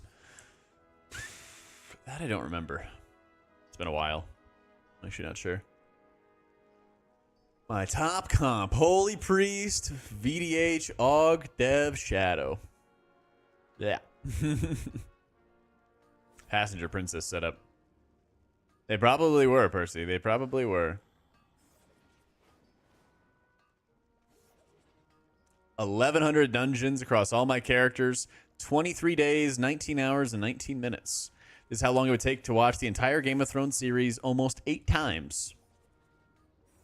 If you want to watch Game of Thrones 8 times, let's fucking go. You could probably save some time, too, skipping a season or 2. Oh, man. Most run dungeons. Rubit Light Pools. Core Stars, respectable 3rd. Look at this. Halls of Valor. This is in the same season, by the way. Court of Stars, 59 runs. Halls of Valor, 28 runs. This is everything. Yeah, this is every single dungeon. I remember doing this 26 Vortex Pinnacle with a fraction of a second. Let's reset. There we go. Yeah, fuck Hirja. Hate that dungeon. It's Patua. Yep. In time, 60%. Dark Heart Ticket, surprisingly, 94%. Hated that dungeon, too. Yeah. I don't remember Psych. You can change around your gear a lot, though. I got a lot of PvP gear and, like, gemmed it all out. What was my highest in-time rate? 95% Waycrest Manor? Maybe. 98% in Blackheart Cold? That checks out. Galakrond's Fall, 98% as well. Yeah. Anything higher than that? Nope. Galakron's Fall, Blackrock Hold. I guess the edge gets given to Galakron's Fall. Shocker. Whatever you want to do, boing.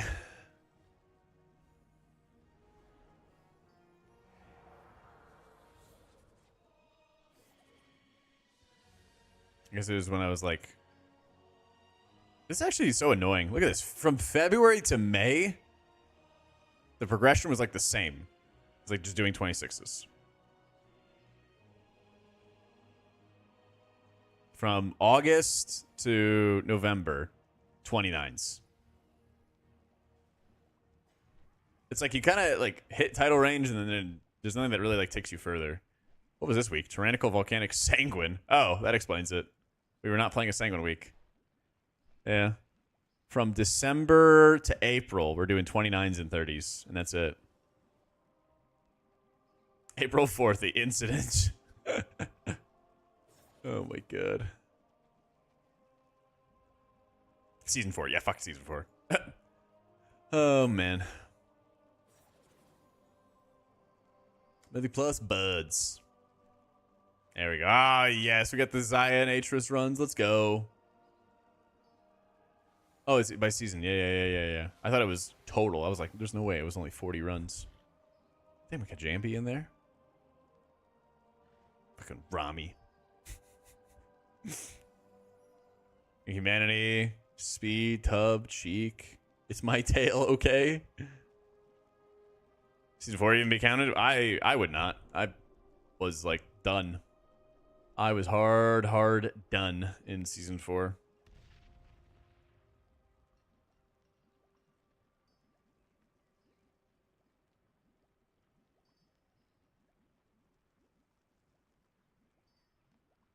Yeah, season 4, real bad.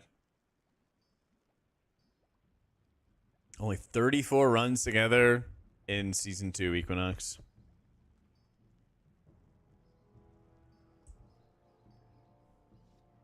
So few.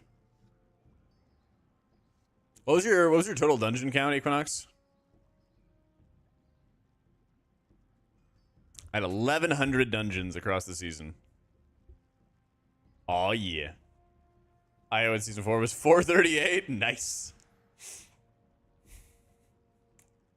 2675. By my god.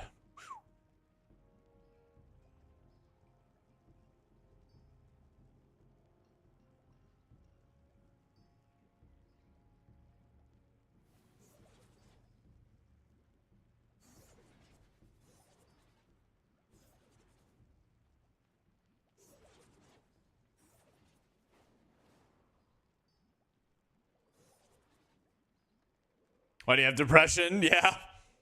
2,600 dungeon runs. Yeah, I feel like I need to have a comparison to this, to like the previous expansion. I actually wonder, does it do an entire recap of Shadowlands? What did I have? 1,100?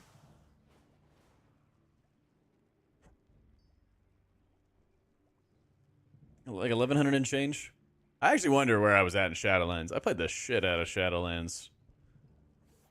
I wouldn't be surprised if I did like half of the dungeons in Dragonflight that I did in Shadowlands.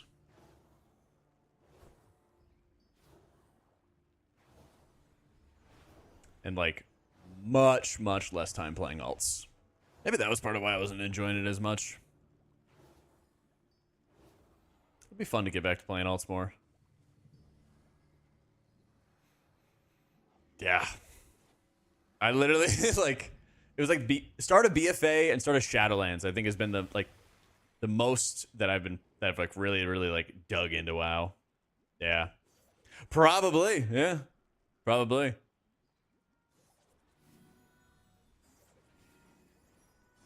There it is. All right, where is this? 1,400 dungeons across all the characters. Okay, not that much less. That's surprising, actually. But maybe it was because season 4 just like, boop. It just crashed and burned. Wait, okay. Hang on.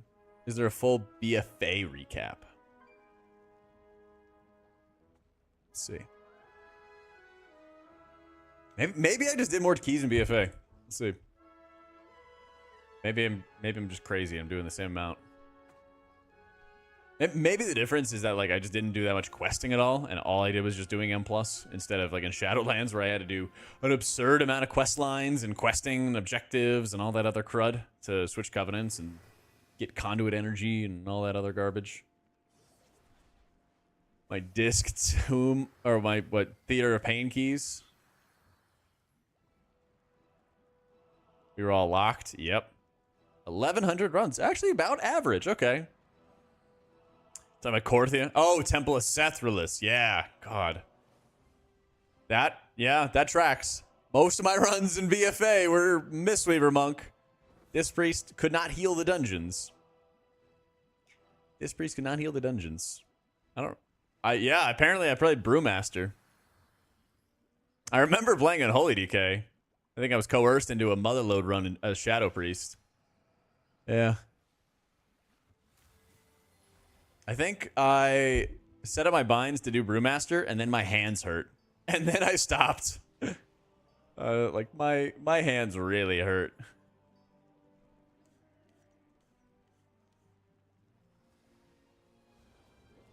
Yeah. Although I think I had some, like, really shitty binds. I was, like, spamming some button on, like, Alt 3, and I was like, this sucks. This fucking sucks.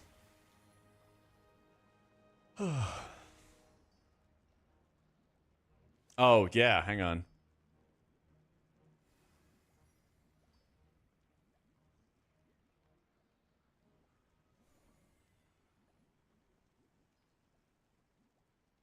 Equinox, you ever watch Community?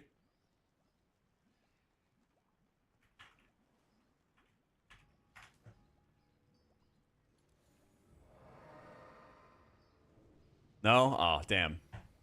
So, you know, we didn't like make plans or anything like that today. And so like I DM'd you of like, hey, we doing keys and stuff? And then like I, you know, don't know wall. And so I was gonna screenshot you doing keys. Where is it?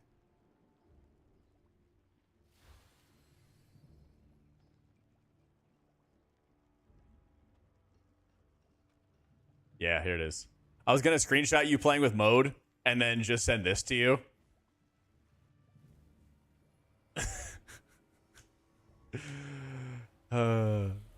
Slut.